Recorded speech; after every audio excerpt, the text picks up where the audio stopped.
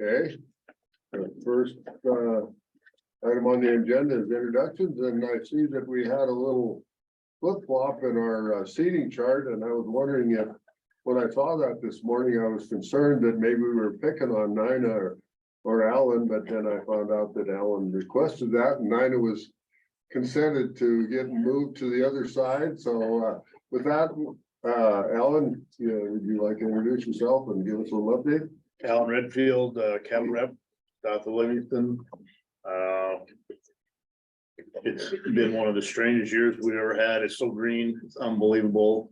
The summer pastures are still green and lasted longer. I hope we can graze till December or later, but it's just, we vaccinated calves yesterday and they're looking good, so hopefully they'll weigh like they should. When you say we, The family ranch, yeah. He just took notes. I did. Did you? No. okay, I was doing the paperwork and filling syringes. I could sit at my little table and just do that. And I get yelled at if I do anything else. I did crash yesterday, but I managed to catch myself. I didn't get hurt. very good. I didn't tear anything else up. Yeah, so I was in the brush. just for anyone that's listening, Alan had shoulder surgery, what, About 3 weeks ago. 2 weeks ago? Oh, well, we wish you speedy recovery. Doing pretty good. Okay. Lily? Lily Anderson, I'm the dairy rep from Livingston. Same, it's been a very strange year, but we finally got all the hay done. Pulled the last grain cart in at 9 o'clock last night and it started pouring, so got it in just in time. So that's all I have. Jake Fettis, cattle rep from Manhattan. Same, I mean, grass is green, there's lots of feed, cover crops are growing good. The market's been, the last 2 months, I've been selling calves, basically, and the market's been phenomenal. It's holding up well. Guys are doing some contracts for next year, some LRP stuff, and the prices are just nuts still. I mean, it's incredible. Everybody seems happy. There's a lot of optimism out there. We'll start selling bread stock here in the next, 2 to 4 weeks. I think it's gonna be really interesting to see what those cattle sell for. We've sold a few here and there and they've been astronomically high. So that tells me people are excited about what's coming over the next 2 to 3 years, or they wouldn't be willing to spend that kind of money. Yeah, same as Alan, the calves look good. We're getting ready to start weaning here in a couple weeks and put bulls in the feed lot and things look good. Greg Witchman, sheep representative from Hilders, north of Lewistown. Had a tremendous hay year. We actually built some reserves again, which is great.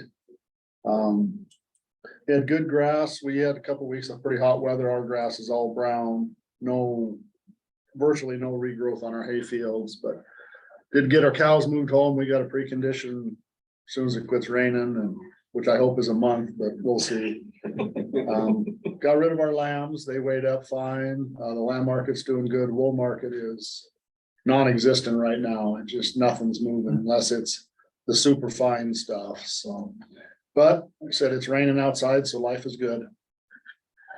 Nina Bacchus, cattle representative. We also raise sheep. North Helena. We've got brown grass. We've got some places that are dirt because we had some grasshoppers. And I mean, there's nothing out there. It's just dirt. Things that we still have sheep at Lincoln. We have not had serious predator problems this year, which is an absolute godsend. We've had little wolf problem, little lion problem. We've not had any grizzly problem, and we're just so grateful. And hope to ship lambs here in the next couple of weeks, maybe. We'll see. We'll hold the sheep at Lincoln until we have to bring them home. We want them home before it snows and you have to bring them down the highway that's plowed, because that's never a really good thing. Haven't done any cow work yet. That won't happen till after we get the sheep work done. But yeah, really excited about the grain. all of our hay got rained on at least once. So it's not the best of hay, but you know, God gave us rain and I'm not complaining. I keep telling everybody they ask how the hay is and stuff, and I said, well, last year I had beautiful hay and no grass. And this year I have lots of grass and all the hay's been rained on. And I'll take the rain on hay if we've got grass. Amen, amen, yeah. It's so nice to have it, It is. Yeah, so nice to have a lot of times when you have that nice green hay, there's just not very much of it. it.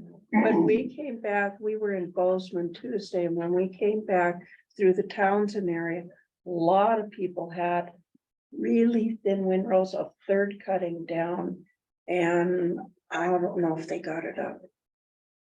I don't know if they did. As Wes had a lot of overspay. Was it? Oh, wow. Okay, they'll be all right then. Yeah. Hey, Gene Curry, Cal Rep from Valier, and driving anywhere from Valier, south or east is kind of not very much fun, because you just see green and lots of grass. And we haven't seen green since June, and we don't have lots of grass anywhere. We've got grasshoppers, and we did get a good hay crop, and our grass grew good. We just haven't had anything to keep it fresh at all. I haven't been up to see the mountain cattle for a while. Still got decent grass up there, and as far as I know, we haven't gathered yet, but we haven't had anywhere near the grizzly problems up there this year that we had last year, so I don't know why. We just haven't seen the grizzlies. One of the things, the guy that kind of the caretaker up there last year was hurt and wasn't up there a lot, and this year he's been there. He's got a wolf one day up there, and so we haven't had the wolf problems that we had last year either, I don't think. I guess we'll know here in about 2 weeks when we start gathering, we'll know for sure, but we just haven't seen the bears from up there riding. It's been, well, that's good. We're still harvesting. I wish I'd have been able to pull the combine in, but we still have, I don't know, about 300 acres there, needed ground left to cut. It's too green. So, the market, everybody's happy with the markets, and I hope that Jake's right with the red market, because we're gonna have a few red heifers for sale on the site, and so that would be a godsend to the bottom line of the operation. So with that, we have a new employee, and would you like to introduce yourself? Hello, everyone. My name is Rick Corder, and I'm the new CIO for both ag and livestock. I come from public sector. I just retired last year from Ford Motor Company, so been there. I was there for 29 years, and I'm excited to be here in Montana. I grew up in Oregon, so I love the West and the mountains, and excited to work with you guys and the state here. If anybody has any questions, I'd be more than happy to answer them.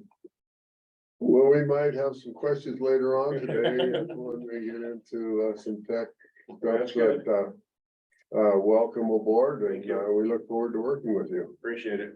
Thanks for Thank coming up. you. And we have a young lady in the back. Would you like to introduce yourself? Yeah, so my name is Ellie Brighton. I just moved here from Oregon, and I'm the new government affairs representative for Montana Stock Growers Association.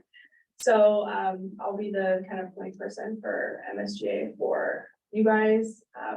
So I can give you guys my card if you need it, or you can get the information from Mr. Huntington or Rayleigh or whoever. So that's a little bit about me.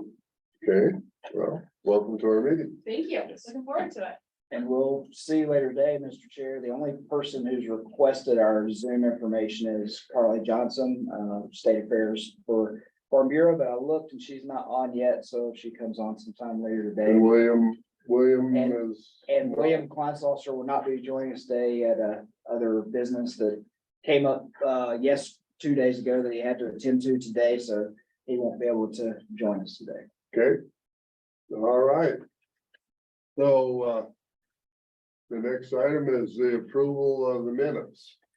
Mr. Chair, I move they be approved as Okay, corrected. okay, we have a second. Second. All right. We have a motion by Nina, a second by Greg. Any discussion? All in favor, say aye. Aye. Aye, pose same sign. Motion carried. Okay, Okay, in regards to the minutes. The first copy you got at the end, there was this very garbled sentence that was attributed to me. And I was with Donna and listened to the tape several times. And I really asked, well, and that we be real careful about talking into the microphone. Because when she listens to it, well, actually, she has a program that's a little bit like your voice message on your phone, and you know how often your voice message says what somebody actually said. And it does the same thing. And so there were a couple of spots in the minutes that were so garbled, it was really hard to figure out. And while I'm at it, if Dale's listening, the other day when we were doing interviews, the mic was set here and I was set in that chair, and if I didn't turn and absolutely direct my mouth at the mic, the people on Zoom could not hear. So I don't know if that's something that needs to be adjusted or not. I think the big thing is we just need to make sure we're projecting Projecting. towards the middle of the Yeah. table. So that's Yeah. the big thing. okay, all right, noted. Yeah.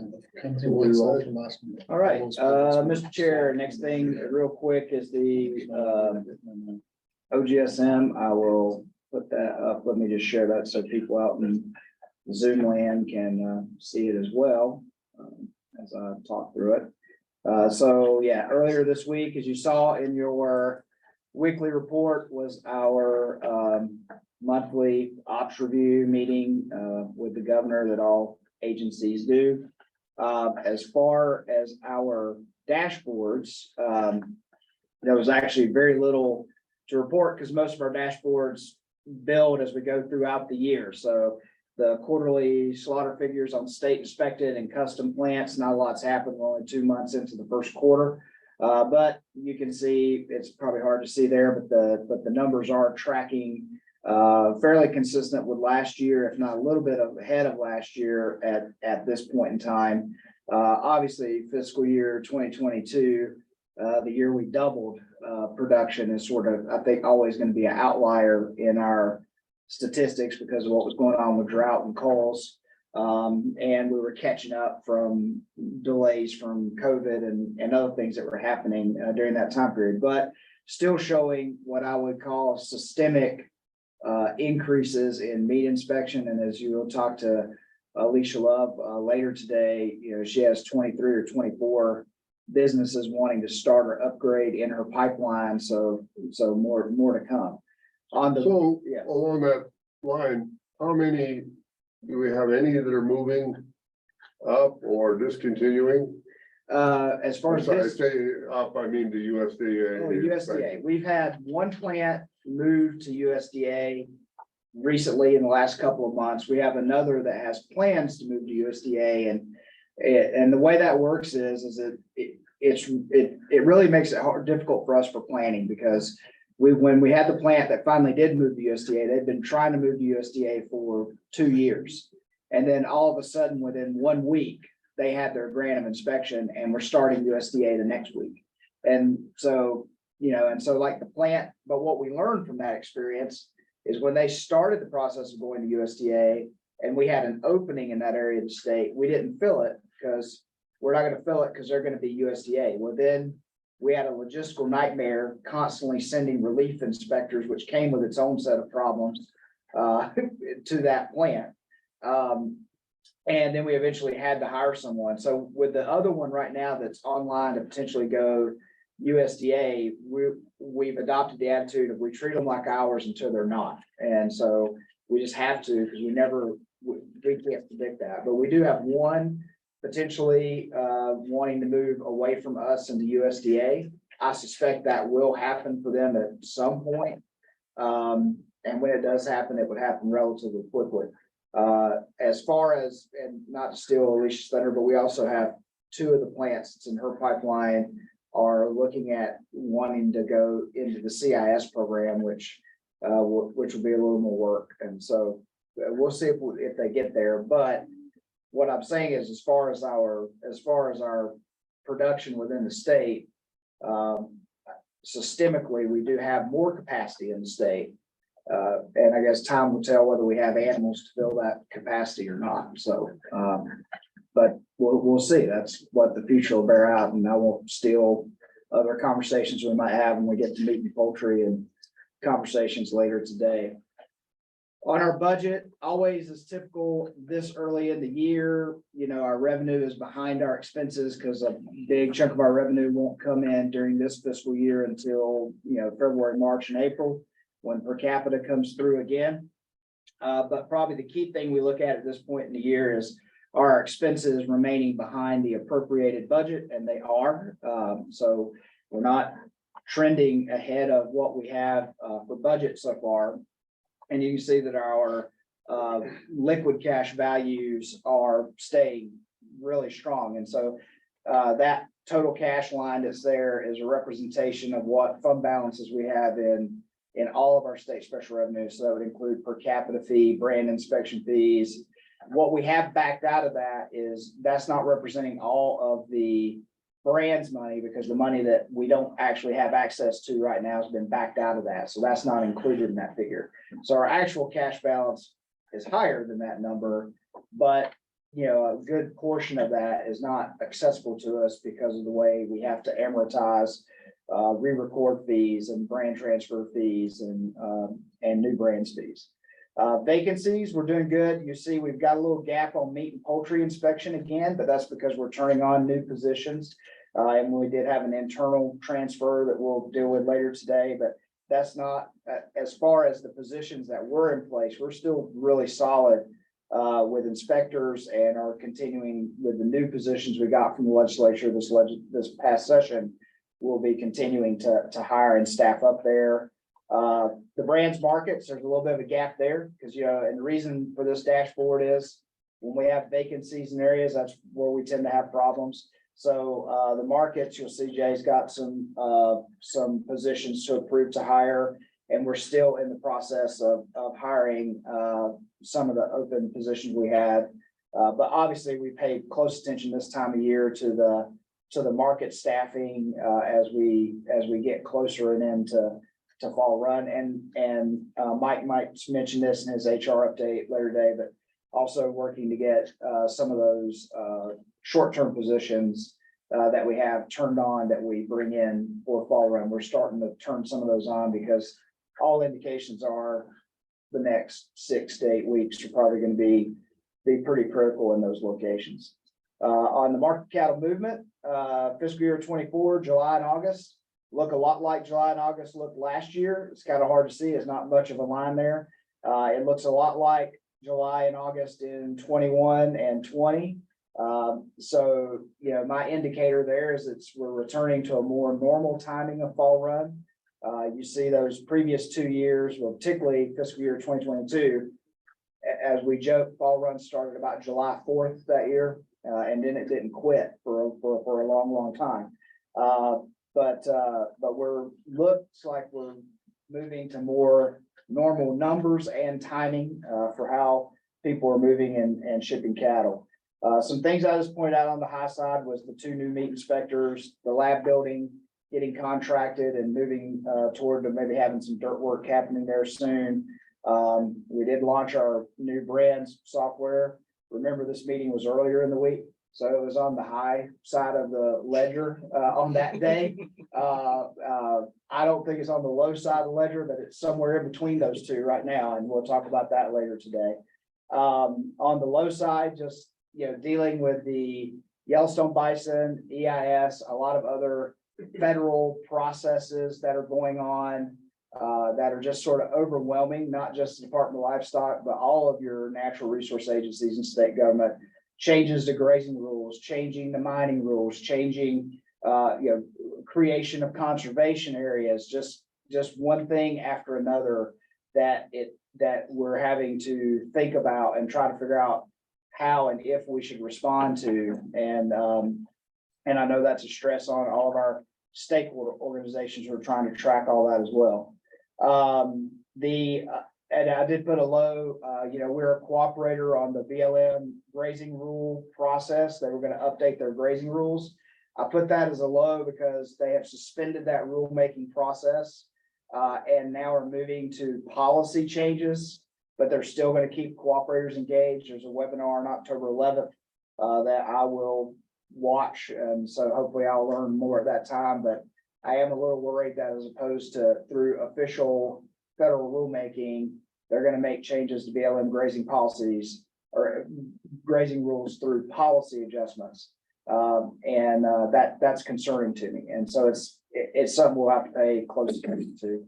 We'll talk about later today. I think it's on the animal health agenda. We did have a brucellosis FP, surveillance test suspect that was outside the DSA and needed further investigation. And so that's always concerning until we get to the bottom of it. And then we did have, as you've seen in your weekly reports, just a lot of regulatory activity during the past month in meat and poultry inspection. And the only reason I put that as a low is just because it's a lot of process. It's a lot of stuff to work through. And so it eats up a lot of days and it eats up a lot of time when you're working through those and having review committees and doing that. As far as our OGSM page, everything that we had put for our December horizon is in the green and moving, with the exception of one thing got moved to yellow. We had talked about doing some GIS routing, trying to figure out how to be more efficient with time and vehicles with our particularly with our meat inspectors, making sure they weren't passing each other on the road. And we've got some personnel issues that cause us to still have to do that, even though it's not the most efficient thing. But we thought maybe we could help them with how we better get to custom exempts as they're going to establishments that they have to be at a daily basis. There's some technology out there, but we put that on hold right now. One, with the higher level of staffing and not as much need to be trying to figure out what relief inspector from what location is going to go somewhere else to help cover when we have a vacancy. Some of that need has actually waned, and we're finding that it's not as big a deal. But at one time the reason that was even on the list was we were dealing with issues of, or at least from my level, looking down, and you'd have a relief inspector that lives in Big Timber that would be doing, or an inspector from Big Timber doing relief inspecting in Columbia Falls. And yet there was an inspector right down the road in Superior or somewhere like that. And we just wanted to make sure we were using staff most efficiently for their time and also for vehicle use and the cost that comes with that. I think on the goal status page, I've talked a lot about those things already. They're mainly in my highs. Jay will talk a little bit more today. We're having really good audits with our markets. Everything's going good there. So, so that was something that was good, made more progress there. Animal health has been getting through some of their things very successfully, but just really focusing forward is, we've got a software project that we got approved through the legislature that we will have to start at some point. And so we know that that's down the road. We're trying to get more uptake on our animal health and biosecurity training programs. So things like the secure beef supply. We will be doing a stock growers college at stock growers convention in December. We're trying to find ways to interact with other stakeholder organizations during their annual meetings to get trainings on the agenda to talk about those things and how producers can take some steps to protect themselves should we find ourselves in a major foreign animal disease outbreak.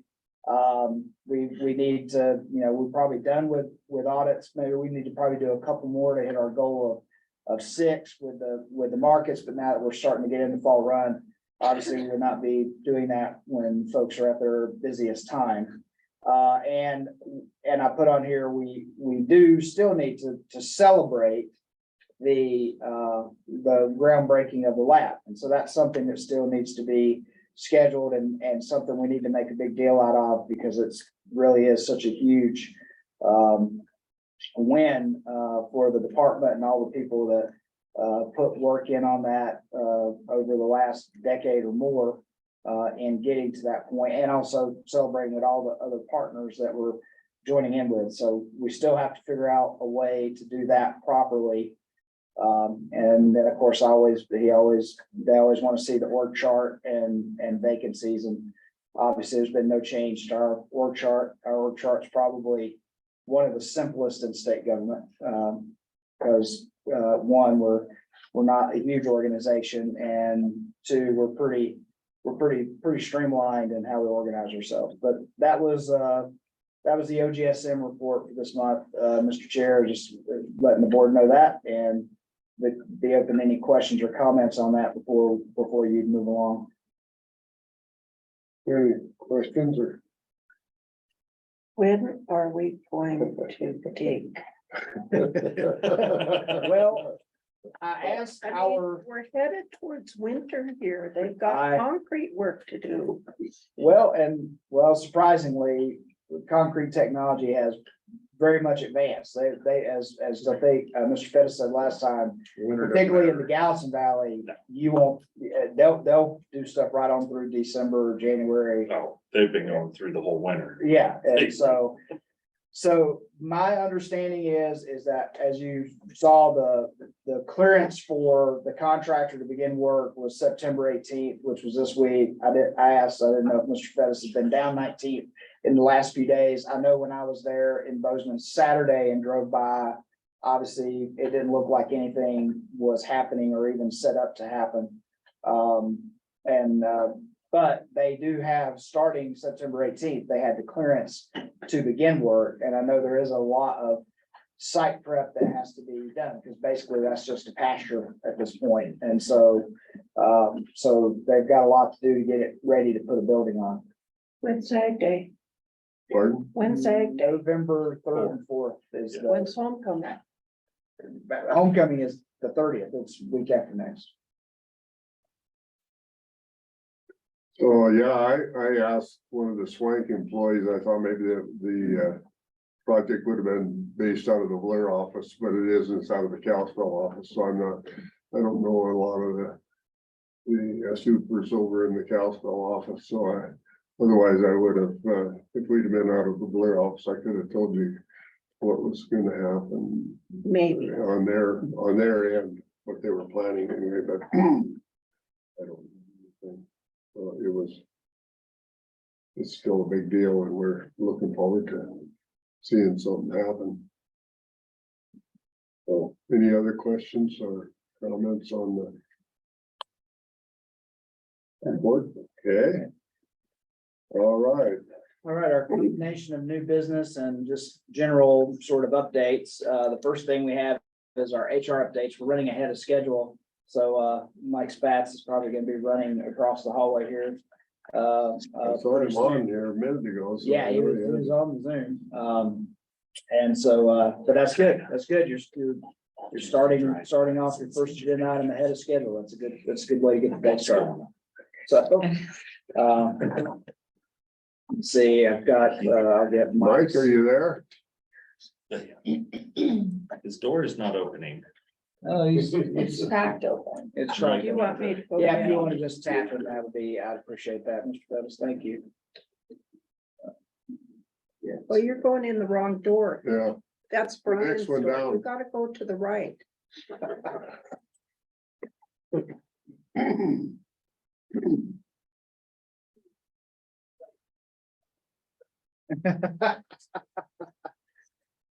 He wasn't counting on you being ahead of schedule. Dory. Good morning. People in my office already. We were watching you here a little while. Yeah, ago. that's a good thing. You had a Kept my live. fingers out of my nose and stuff. Good morning. Morning. Yeah, Introduce yourself, please. yep. For the record, I'm Michael Spatz. I'm the Human Resource Officer for the Department of Livestock. I appreciate your time this morning and I switched it up a little bit. Usually I bring a whole bunch of paperwork, but I've learned that all those materials are actually in the pamphlet. So, and when we have a little bit more than usual to talk about this time, so there's Tab 1. And I read it. oh, great. And I have a question. I have no surprise on that, man. Yeah. Thank you, Jake. Hey, anytime. Starting off, looking at staff openings and recruitment. Currently actively recruiting for 3 positions. One of those is the assistant state vet that we're making some progress on, so that'll hopefully be off our list in the near future. We've interviewed since our last board meeting, interviewed for 4 positions. 3 of those have accepted offers in the Brands and Animal Health Division, so we're moving along there. We've had a new hire in animal health since our last board meeting. We've had 3 newly vacated positions. One of them's in central office and animal health and brands. And I imagine throughout today, you'll probably get some requests for hire, but we are prepping to fill a bunch of positions and most of those will be in the brands area coming up. So. Any questions on the recruitment?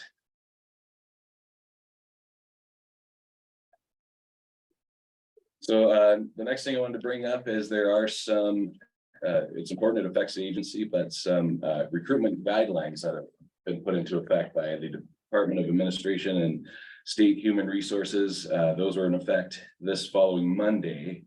The goal of that new process is to expedite recruitment processes, making them quicker, talking to more applicants. Some of the key changes when you're looking at that is they don't want us to require any supplemental questions or have any testing in the first round of screening anymore.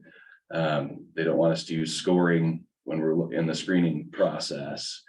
So, Mike, I read that and I just, so I'm really confused as to why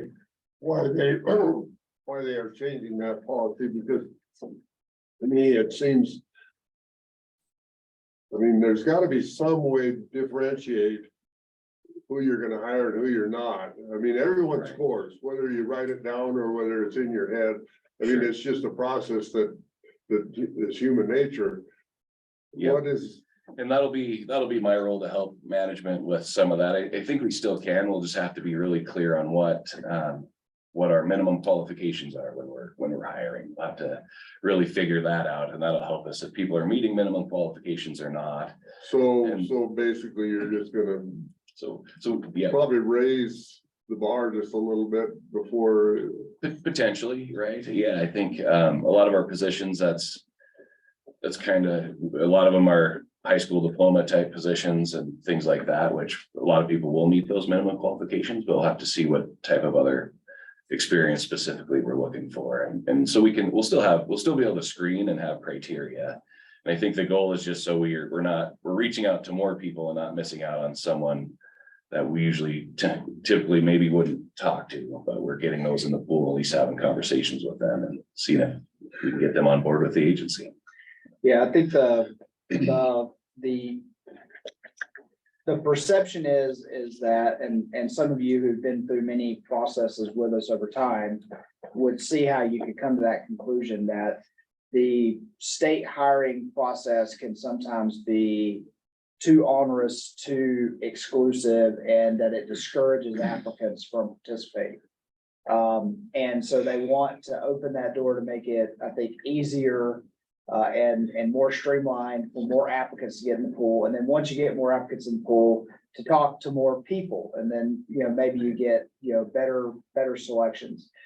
Some things I've talked through with Mike about how we implement this on our side that I think, I think we've got clear answers on, is that it doesn't preclude us from doing things we would typically do once we've selected the candidates that we're going to talk to. So for example, when we're hiring folks at the markets, we do a yard test, right? Because we want to make sure that they physically can do the job. We want to see, Can they read a brand? You know, do they have some of the basic skills we need? So this doesn't stop us from doing those types of things once we have the group of people we're gonna interview. So once people get to that stage, we can still do a yard test with them.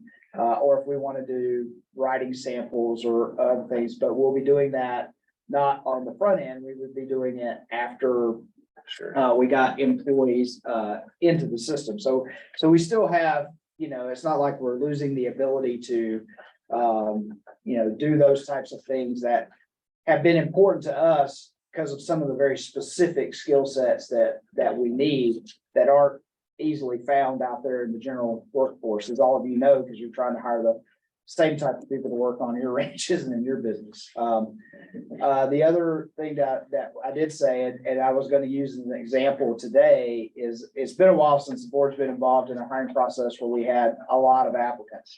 But the most recent one I can remember is the brands job, where we had, you know, probably 20 to 30 applicants and probably had 10 to 12 applicants that met our minimum qualifications, which is good. We don't normally have that much selection.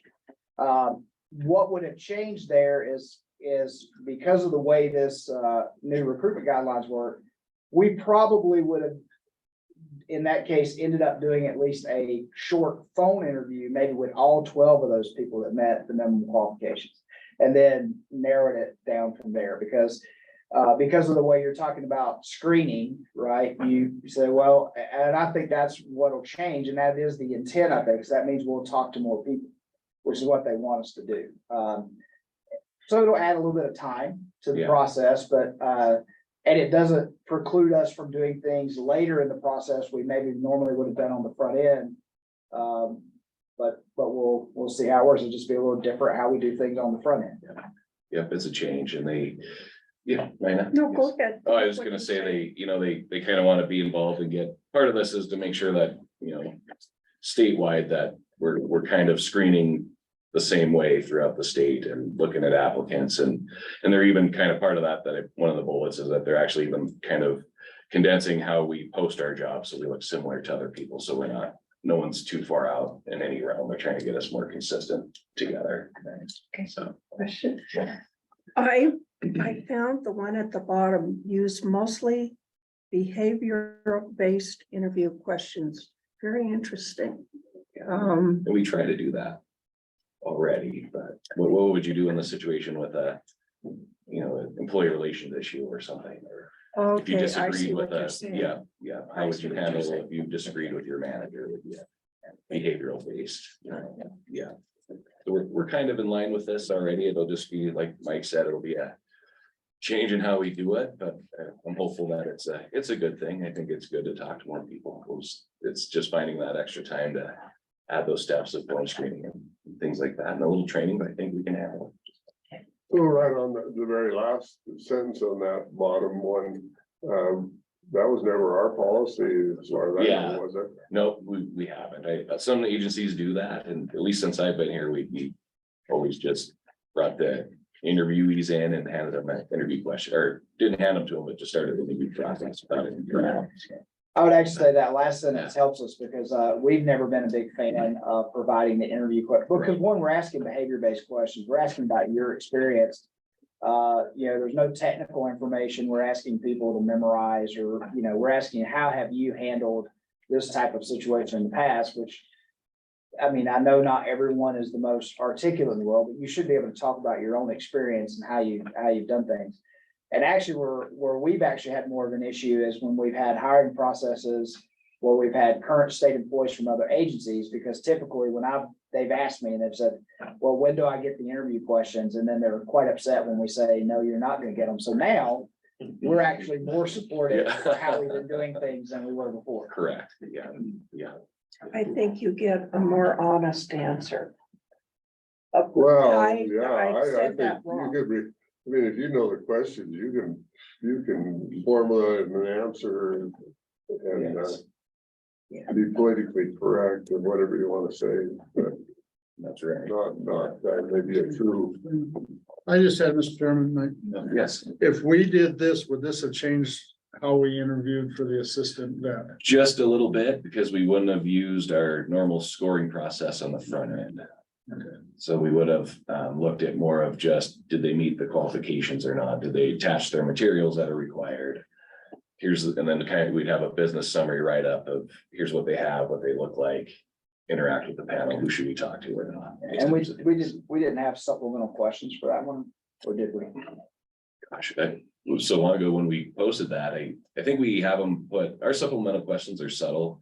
We haven't put it in the cover letter, like, tell us your experience. So, you know, in being a vet and what's your experience with livestock and those types of things.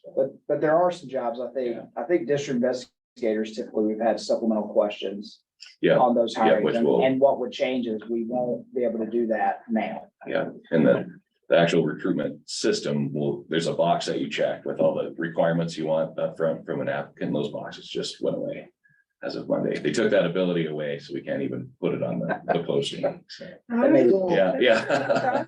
If that's a good thing or not. Yeah.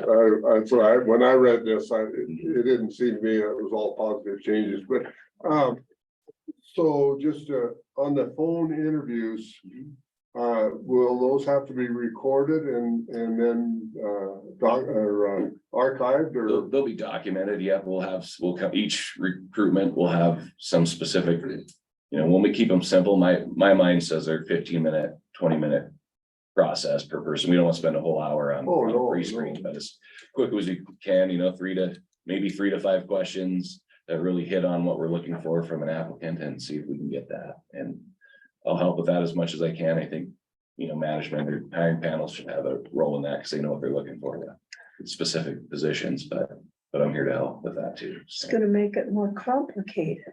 more time consuming. Yeah, a little bit. Yeah. Yeah.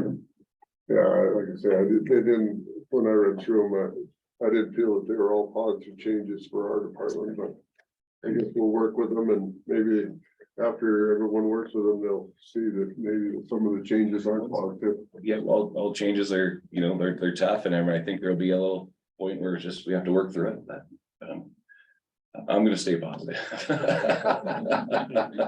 That's all we can. Yeah. The next big change kind of with us is it's a proposed, so this isn't finalized, I have to state that, but it's the new statewide pay plan policy. That policy is actually attached in your booklets at the end of the presentation materials. You'll see that out there, the entire policy. If you want a good read, that our individual pay plan policies will expire on October 1st. And then after that, I haven't been given a firm date yet, but after that, this new pay plan, statewide pay plan policy will be in effect sometime in October, hopefully the 2nd of October. So we're not sitting without a pay plan policy. So when you say pay plan policy, is that specific to job description, pay It's specific. range, or what is? actually Yeah, in it's that specific per how we give pay increases of any kind, how we're setting pay for jobs within the state of Montana. So there's certain occupational jobs out there that we can pick from within the state, and then we have to ensure that we're working within the markets for this. Okay, so if the hire for our assistant state vet would happen to come on October 2nd. Okay. And there's no policy in place, what do we use? My advice would be to start following these guidelines, just to be prepared. I think we're within the ranges anyways. We've already done a good job of that. So we're gonna be okay. And the markets haven't changed. It's just how we work the pay within those markets is what they're cracking down on in this. Right. Okay, the first one, all individual agency pay policies expire. Okay, that's fine. Mike's pay policy for the department is different than everybody else because he's hired by the board. He is not hired by the state. Hmm. So how is that addressed? Well, because I'm a personal services employee, I was never part of the broadband pay policy. I Yeah, so, didn't think so. you set that pay according to whatever equity within the department, equity to other agencies. Typically, in the past, what the department has done is tried to anchor it to what are similarly type people in state government making, right? So people who are leading agencies or divisions of agencies. So those are the things that when the boards looked at in the past, those are the things that, because I've never pushed it, I think you know, but those are the things that board members have asked me to provide them to try and make that decision. And I don't think any of that changes, because personal services employees are not set within a market rate to begin with. They're, because you have directors, you're paid whatever the governor decides to pay them. Other appointees, there are some appointed positions in other agencies, they're paid whatever their directors decide to pay them, or if they're over at the Department of Justice, the Attorney General or whoever he's designated makes that decision of what that appointed person makes. So none of that changes. This really affects all the classified employees who are in one of the broadband pay job descriptions that they have set markets for, which they don't do for personal services employees. But as far as increases and vacation pay and all that for Mike's, it follows this. The vacation is different, but that's a different policy. That's an annual leave policy. Okay, but, Yeah, it's not separate from this policy. increases, the 50-cent increases or whatever they are. Yeah. and That stuff for Mike's Mike. role is Yeah. out of that scope. Right, Yeah. so as a personal services employee, you don't automatically get legislative increases. And you're also not eligible for longevity, which would be another part of the pay plan. So there is for employees that stay with the department, there's a small percentage that kicks up every so many years above and beyond of salary for longevity pay. But personal services employees are not eligible for longevity and they're not eligible for the legislative pay increases. But we can do that. But that's at the discretion of the board. Well, and That's the way I'd I say it. need to check with the governor. I talked to the governor about that and he asked me to hold off Yeah. until he had adjusted the pay to the other directors, you know, with their new pay policy, and that is just, when did that take effect? Sometime fiscal year, July 1st. July 1st. So yes, we need to address. And as far as I know so far, just so you know, as far as I know so far, director pay was not adjusted for the 4%. 4% was just for, so far, was just for all classified state employees. I haven't seen that. I mean, they did, the governor did give directors 55 cents last year, but the new one that went into effect in July, I don't think they pushed out to director level positions that are appointed by the governor. What is considered longevity? Years of service. I know that, but at what point does it kick in? I think it kicks in. It's every 5 years. Yeah, every 5 years, yeah.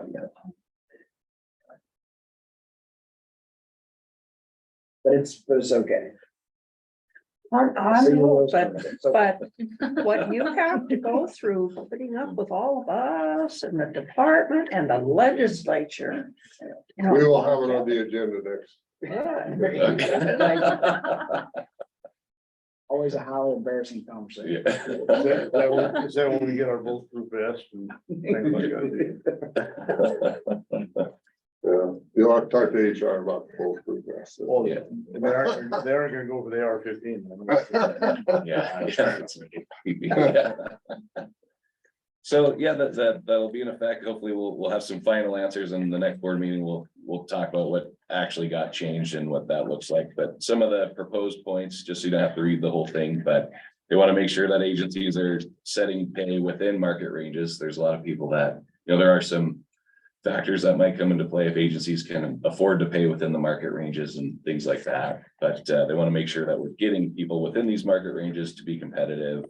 And when we talk about market ranges, they are talking about the most current market that's out there. So this would be the 2022 markets that they're talking about at this point. If you're gonna pay someone below a minimum or maximum of a pay range, you have to get state human resources, D of A approval for those things. There's a process for that. It limits lead worker and supervisor pay to 5% and 10% respectively. Retention increases if we're gonna lose someone to another agency, or actually, I'm misspeaking. If we're gonna lose someone outside of state government, we can only increase pay to 10%. That's in the current draft. Okay, another Yes. question, does that include losing them to federal government? Yes, outside of state government, yeah. And that would be our meat inspectors. The wording in the policy, and maybe this will change, but it states if we're losing someone to another state agency, then there is no retention increase. I don't know what we do there at that point, so that'll be interesting, but we'll see what happens with that.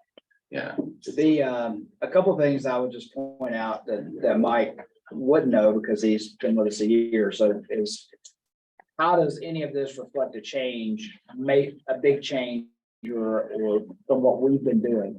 And there's not much of a change there. We always were working within the market ranges, but I'd say the change for us is we usually have been one market behind.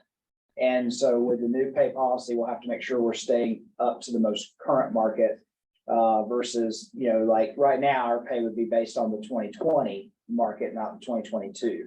So when this goes in effect, there is some work that Mike and I will have to do to see where we are. And then, of course, we'll have to consider what we may bring to you in the future as a result of that. And of course, work with Brian to see if the budget's there to do what we may want to do. But the other piece is, the maximum of pay range, that's not a change. We always have had to have approval from state HR. In fact, actually, I think we also have to have approval from the budget office in the Capitol before we would move an employee's pay above the maximum of the range. But as you've seen these ranges, the maximum's usually way up here and the minimum's way down here. There's usually a huge gap between the two. So the thought that we might be paying people below minimums, that's the new thing. But we have been trying to stay somewhere in the middle of our market ranges, and the board has made changes over the years to do that. So I don't think we'll find ourselves too far out of congruence with that. Our policy already sort of had lead worker pay and supervisor pay at these levels which I think was pretty consistent across most state government agencies. So that's not really a big change for us. The retention piece is a bit of a change. And if I was going to say from a managerial standpoint, and to be honest about it, the only concern I have is not being able to counter offer when we're losing someone to another state agency. Correct. There are some state agencies that are much more well-heeled than others. I hate to rat them out, but the Department of Transportation has lots of money, because lots of federal money. So there are agencies that have the ability to pay budgetarily a lot better than some of the agencies that are mostly relying upon state special revenue for their operation. So I have concern about that if MDT wanted to steal Mike, I might want to counter offer and keep him, but I might not be able to. And so that's probably, if I was going to say, is there anything that I worry about how it plays out in the new pay policy as a manager for this department? That's the only one I'm really worried about, but not being able to keep other state agencies maybe from poaching our good people. yeah, I agree. But we don't make the rules, we just have to play. Yeah. We'll make sure we're within them, and we'll do the best we can with it, so. And like I said, I'll follow up when this is finalized and see where they ended up, but we'll talk about this some more in the future. And then, One thing before we leave that, and this is why, if you notice, I put the board requested items on the agenda to make sure we don't forget to address questions that came up between board member meetings. So this was a question from Ms. Bacchus about how we're handling relocation, number one, and how are we dealing with the rising cost of housing across Montana in our hiring, and what, and I'm assuming you want to know what options we have available to try and address those situations when we're hiring. We've never, I guess, this is something that's come on Montana in the last couple of years. And I know in our interview stuff that we've been working on here this past year, we've had candidates that got up there pretty good and then said, I've looked at the housing market in Helena and I can't afford it. And so someone who we thought was a darn good candidate pulled their name because of the housing market here. And Bozeman's the same thing. And getting good people in that lab depends on them being able to get housing. And so that's why the question. And I'll add to your statement, say it's not just Bozeman and it's not No, just those employees. When we were hiring, one example would be when we were hiring for the district investigator up in Jeans Country in Shelby. The initial candidate we were looking at was coming from out of state and was unable to find suitable housing in Shelby. Now luckily, Jeff Jurgens was right there in Shelby and willing to take the job, so we didn't go very much longer without a vacancy. But the initial candidate turned out, accepted the offer, and then had to recant because when they started looking at Shelby, and it wasn't a matter of, it was just a matter of there was no inventory. There was nowhere to buy a house. Well, it's not just Shelby, I mean, they had to be in the district and. Right. And, Yeah, they just could not, they couldn't find, I mean, they just couldn't find anything that was available at that point in time, and they decided to stay where they were. well, Helena and Bozeman, it's dollar signs.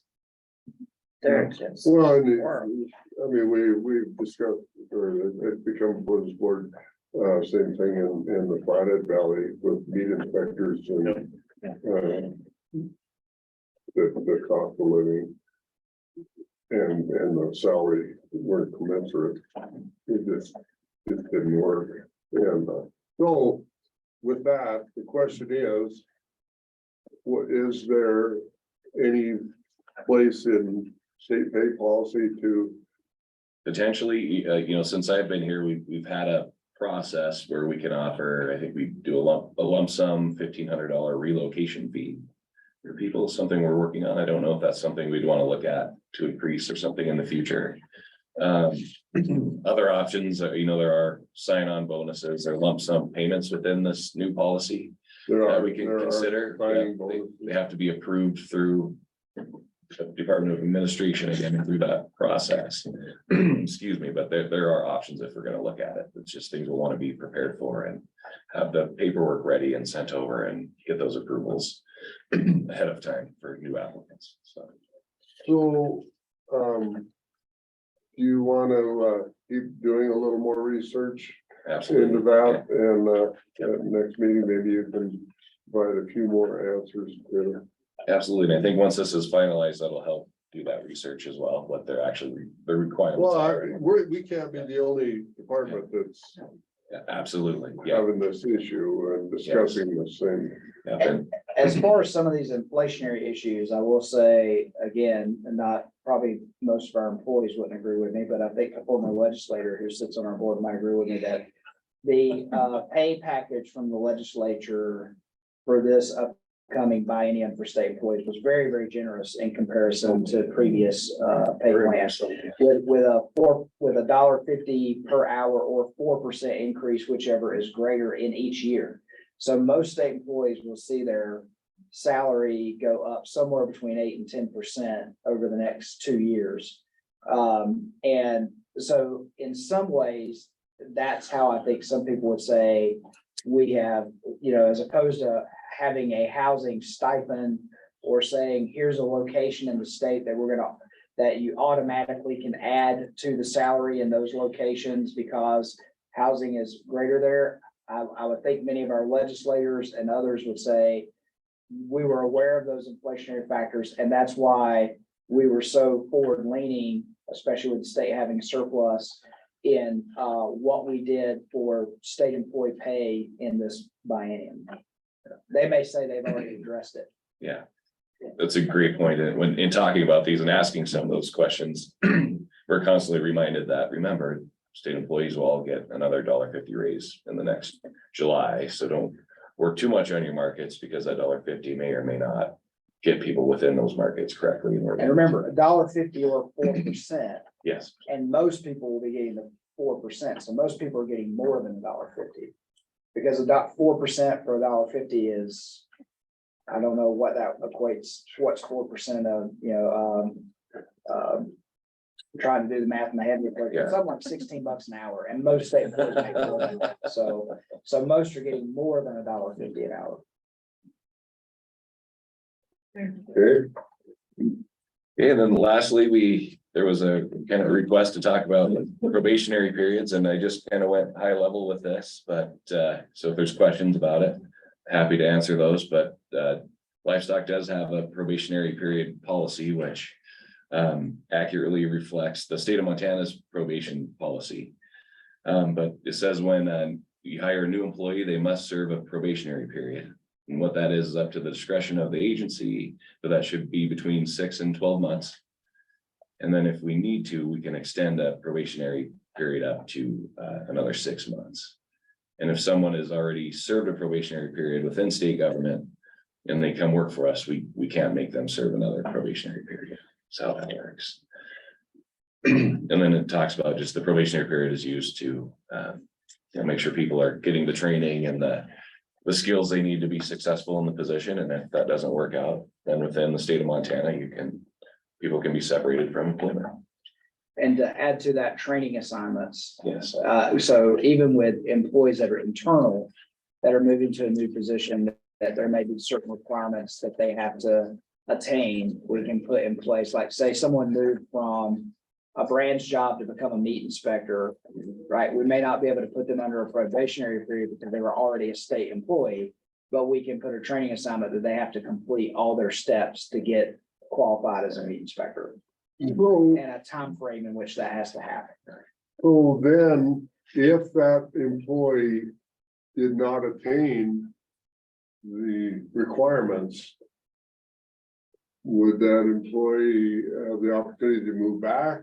Or would it be terminated or? It depends, right? It becomes at that point, if they're off probation, we'd have to focus on that performance piece, but I would assume we would have that discussion. That's how we word offer letters. If there's a position still open that they can go back to, maybe we would consider that. Otherwise, we have a performance issue if people aren't able to hit the goals in these training assignments, and then we have to look at that path and see what additional training and things we need to give them to be successful. So a current example would be like the attorney position. Mike and I were talking about the other day that we would have some applicants for that position that are relatively fresh, right? New attorneys that have applied and haven't had a chance to take the bar yet. So actually what we were talking about is like, well, let's say we hired one of those people. When is the next time the bar exam is going to be offered? If we had to, I'm not saying we would, I'm saying, but we were just having that conversation about, well, you would have to have some sort of agreement upon hire that the next time that's available, you're gonna take it. and pass You don't it. pass the bar, you're out. And we've done that with hiring like some lab positions where we needed a board certified microbiologist, where we hired someone who was just out of the vet school program for that. And we put the training assignment in place that within this time period, you will take your exam, you will get certified. If you don't, then we have the ability to move on from that person because for accreditation, we got to have someone that has that certification. But Right. Greg has. Just clarification. I'm pretty sure I got it, but if somebody hires on the road crew, spends their probationary period and they come work in a totally different field with totally different everything, you can't say, we just have to put a work assignment that says you have to get proficient in these skills to move forward. Yeah, That's correct. and we would have to use the performance management process, which is a little trickier. Wow. And what I would say, the big difference there is what the deal with probationary periods that makes them different than a normal performance management system is that is the one time where we can say, this isn't working out for us and this isn't working out for you. And we need to move forward, right? Without any further process, that's all we have to say. But once they get past that probationary period, now, if there's performance issues, then they have to be dealt with through the normal performance management disciplinary process. which depending upon what is happening, can be short, can be lengthy, but sometimes when the issues are performance-based, obviously, as you work with an employee through that process, you have to demonstrate that you, in good faith, did everything you could to offer them the training, offer them the opportunity to learn and grow the skills that were necessary before you terminate them. But it doesn't mean that at some point down the line, you But say- it's just a whole lot more onerous to you get. just have to have a lot more documentation. Correct. Okay. Okay. Very different than ours. Very simple, but. Get out. Yeah. You're down. We ain't doing it. And that's all I have for you today. Is there any more questions on any of this stuff? I know I gave you a little more on the HR side today, but So there's a little bit more to talk about. yeah.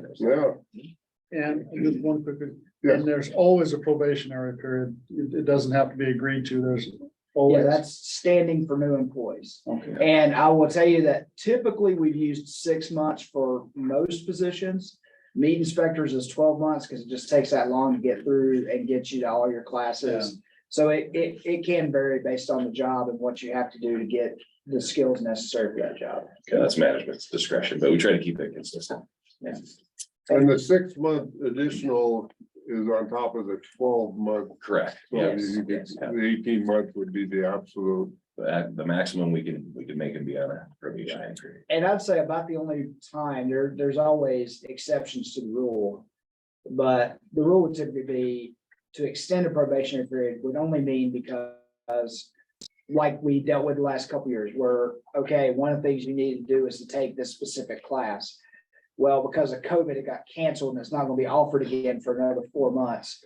You might cut somebody a break and extend the probationary period because they really honestly didn't have an opportunity. But I will say from my standpoint, probationary periods, it's because you do have to think about if you don't do what you should do during that probationary period, as we said, the bar gets higher down the road. And as a manager, you have to be willing that you're going to manage that and see that through.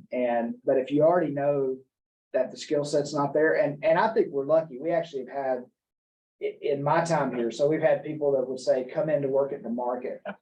And, obviously you're hearing from managers are saying this person really doesn't have the skill set. I'm kind of scared about them around cattle.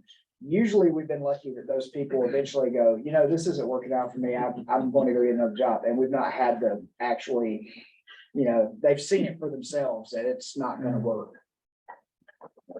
And we're lucky in that respect. So. Any other questions for Mrs. Kraft? Thank you. All right, thank you all for your time. Apologize for the delay this morning. That's all right. We were- Thank you, sir. We'll So- just Dr. Day a Next- little bit. The next few items are all from me with help from other staff. I'm glad to see that Dr. Kamansky has walked in. And some of these will be fairly quick.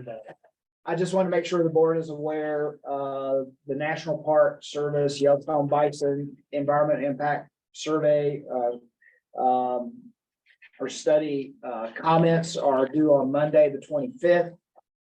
So if you're wanting to make personal comments, you've got to the 25th. If you want your organization that you belong to outside of your membership on the board to make comments, you need to comment by the 25th, by the close of business that day. I believe close of business is maybe midnight, but I wouldn't chance it. As far as the department goes, we have been in consultation with our IBMP partner, FWP, and with the governor's office legal counsel.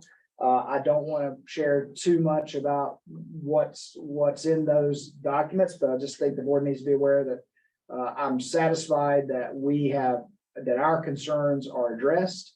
And I do believe we'll probably be making a joint comment as all three of us together saying, these are our comments, we all stand behind the same statements. And as I said, I'm satisfied in reading the draft of that document, or that our concerns are very well answered in that. Just to recap on the EIS, 3 alternatives. The first alternative being a population range of 3,500 to 6,000 with little bit of a predisposition towards ship to slaughter as the technique, but also tribal hunting and if available, bison conservation transfer programs, that's the quarantine bison, moving to tribes. And then alternative 2 is 3,500 to 6,000 bison. And Dr. Szymanski may help me here, but there's a reduction in emphasis on ship to slaughter and more of an emphasis in that alternative on tribal hunting and the transfer program being the primary methods for removal of bison from the population. And then alternative 3, 3,500 to 7,000 bison with pretty much tribal hunting in Montana and bison conservation transfer program being the primary methods, but they would look at ship to slaughter if it's needed. And so I think some things I can say about that aren't going to put us in any peril is that, concerns with that, there's concerns with all those alternatives from our perspective. Alternative 1 has a lower population range, but the priority being on, I don't understand why you wouldn't still keep all methods as a priority. Why do you prioritize ship to slaughter at a lower number? Seems to be the incentives are the wrong direction. And if you look on the high end, in our opinion, from our experience managing this problem, that at higher populations is where you're going to tend to need to use your most aggressive management techniques, ship to slaughter. But that's going to be third on the list at that higher population. So that's of concern. I think there's also a concern from the department. I'll just speak from the department's perspective, as having been engaged with this process for some time, that we also would have liked to have seen, analyzed some mitigation of brucellosis within the bison, some management of the disease itself. I won't get into the specific tactics there, but we have asked for years, going back 20 years, this department has asked for, collaboration with our partners on actually trying to mitigate and manage and reduce the disease. And we didn't see any of those tactics put forward in an alternative to be analyzed. So that was disappointing. So that I can register that a little bit. Those are some of the disappointments we've seen with the EIS. And as I said, I can tell you that all of our major concerns will be addressed in our comments without, because I don't think the document itself is ready. It's finalized and ready for prime time. Probably won't be until Monday when we submit comments before the deadline. So didn't I see somewhere that they're expanding the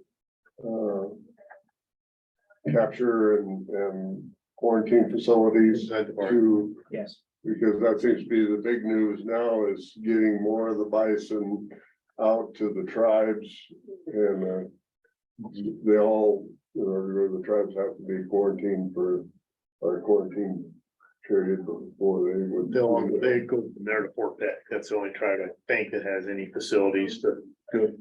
Yeah, to do. But that, yeah, right now, but that, the push nationwide, it sounds to me like is to get more of the Yellowstone bison to tribal,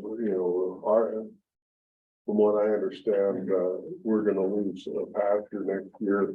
And, but our neighbor's gonna use some pasture on the Blackfeet tribe. They're expanding with their bison program more. They're gonna, it's just rumor. We haven't seen it in writing, but usually the rumors like that are quite true.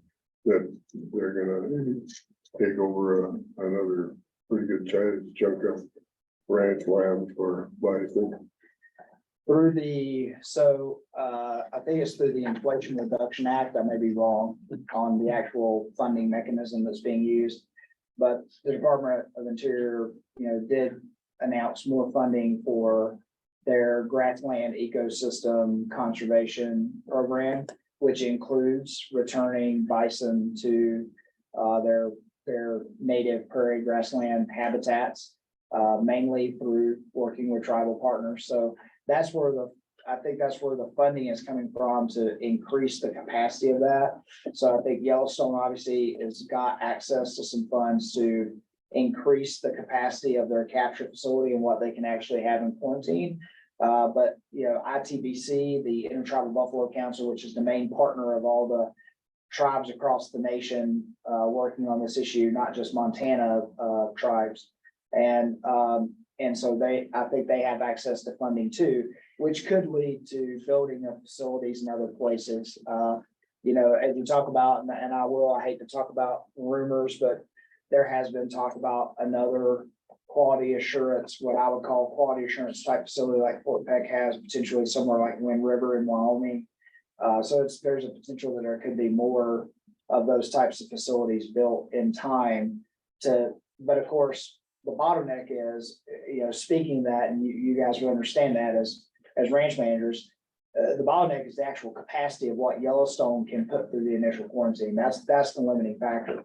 So I think we will see funding go towards, and with the Secretary of Interior's secretarial designation wanting to return bison to native populations in their tribes, that we will see funding go towards trying to figure out how to expand that facility and expand that throughput that they have the ability to get bison out the other end. As we know, when you're sending bison into quarantine at 50 to 60% seroprevalence for brucellosis, and you know, all of those that test positive on that first test then go to slaughter, it takes a lot of bison going into the facility to get anything out. So this year their intent was to have about 250 eligible bison for the quarantine program. I think, you know, the numbers I've seen, and we'll talk about it, IBMP, which is the next bullet point here in several weeks, but they put somewhere in the neighborhood of 500 to 600 bison into the facility to get 250 that would be negative and eligible to continue on in the quarantine process. Just, can I ask a question? Thank you. We used to send bison down to Fort Collins for brucellosis tests. Mhm. And then we were told we couldn't do it because they didn't want them going across Wyoming. Is that correct? And if they're taking them down to a facility in Wyoming, does that negate that argument? And can they continue to take them down if Fort Collins still does it? The issue with Fort Collins was they were doing outdoor research with live bison, which is one of the complications of brucella being a select agent on the Homeland Security's select agent list as a potential bioweapon. Because the feds were breaking their own rules. So you're not supposed to be doing outdoor research with live animals with an infectious agent that has been deemed by Homeland Security as a risk to national security. So really the only place we can do research on brucellosis is in laboratories, in confined settings, which is why we don't get very much good research on brucellosis. I do point out that Senator Daines worked out with, I can't remember if it may have been both of them, if it was Secretary Perdue and Secretary Bernhardt in the last administration, to carve out basically our DSA as a place where those types of projects could occur, but there's no facilities there to do those types of projects. Now, every time I've talked to Montana State or others, I've always tried to create some interest among those types of partners that there's a great opportunity there for them, because they, right in their backyard, they have the only place where we could be doing live, landscape scale research on brucellosis. And there would have to be some dollars and partners maybe that would want to be a part of that. But that opportunity has not been capitalized on as yet. But that's what the real issue there was the feds were breaking their own rules. And by doing research that was prohibited by Homeland Security that no one else could do, but they were doing it in their facilities in Fort Collins and had those brucellosis and were shipping those brucellosis positive bison and having them out on a landscape was the real problem there. So that's where they shut that down. They were pathetic looking animals. And I think it also didn't help the program that Dr. Jack Ryan, who was sort of a champion of that, retired also. And there's been no one else really on the federal level that has picked up at USDA that has picked up that desire to want to do a lot of bison and brucellosis research. I mean, at that scale. Agreed. And one additional comment, Mr. Chair, members of the board, Connie Szymanski. There is some recent movement at the national level that is carrying a fair bit of optimism with it, that we will see brucellosis delisted here in the next maybe 6 to 8 months, which would be a substantial gain for us because it would open up additional opportunities for how research on brucellosis could occur. So you say delisted, taken off the, Taken off of the select agent list, yeah. But I think secondarily, removal from the select agent list, you then begin to run into the secondary concern that you raised, which is what state that is brucellosis free and has no reservoir of brucellosis wants brucellosis positive bison being shipped into their jurisdiction. No, that would be very few, if any, but I definitely can tell you it'd be very few. That would be the next concern is, okay, maybe you could open up that research at Fort Collins again, but Colorado could very easily shut that down by saying, no, you're not going to, bring these bison into our state if they're brucellosis positive. but there's the argument for the research happening in the localized area where there is the pool. I mean, you don't even have to, you talk about a natural environment to do research in where there's nothing artificial about it. We have it. It would, but by doing this also would open up that they could do better research on the vaccines that we currently have, maybe come. Exactly. Better, which would be Yeah, and nice. maybe figure out some way to,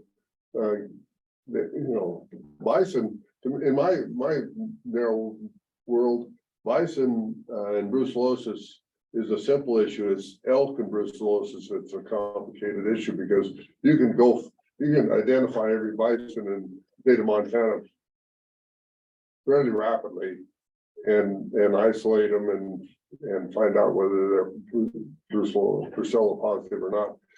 Elk, Yeah, not so. the big area of research that would be very helpful to us would be better mitigations in elk. Because one of the things I understand about our current vaccines, and I'm gonna play a lay veterinarian for a second, and Dr. Szymanski will probably have to slap me down. But, I do know our current vaccinations for preventing abortions are fairly effective. I'll use fairly, I probably could use a strong term. I'll say fairly effective in cattle and fairly effective in bison. But they're much less effective when they've been tested in elk in preventing abortions. So we still need a better tactic for how could we mitigate and prevent abortions, and by preventing abortions, thereby preventing transmissions, and it maybe slow down the spread of brucellosis within elk populations. But again, it takes landscape scale research to get to those types of answers, which we've not been able to do.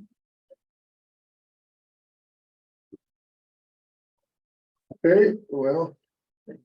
Kind of dovetails in. New subject that we just discussed at this meeting, first time ever. Well, we're gonna continue just to let the board know that the Interagency Bison Management Group be meeting on October 31st. I don't know why we chose to meet on Halloween, but we're gonna meet on Halloween in Chico Hot Springs. So all those that are local, please just come on down and spend a day with us. Mr. Redfield's been to those meetings and sat in the back of the room as a member of the public. He can tell you what that's like.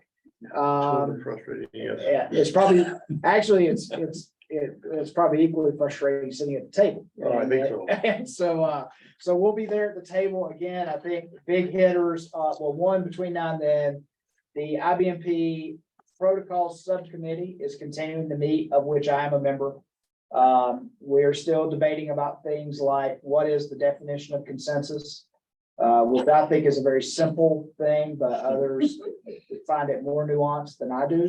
Consensus to me means if I say no, it doesn't matter if everybody says yes, I said no. And so, and I think that's the way the framers of the IBMP meant it to be, so that it was truly a shared collaborative effort of all the things that the partners could agree to together. but not being exclusive of every partner has its own legal obligations and rights to things that it needs to do.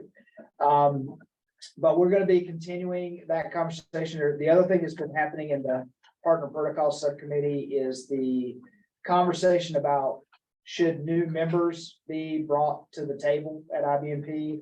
This actually came about probably about a year ago when Blackfeet Nation approached the IBMP about wanting to be a member. They've never been a voting member at the table.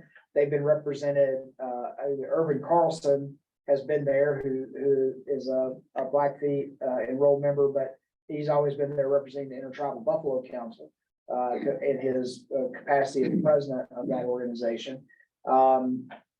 And so we're still talking about, should we allow new people to the table? If we allow new people to the table, what is the criteria?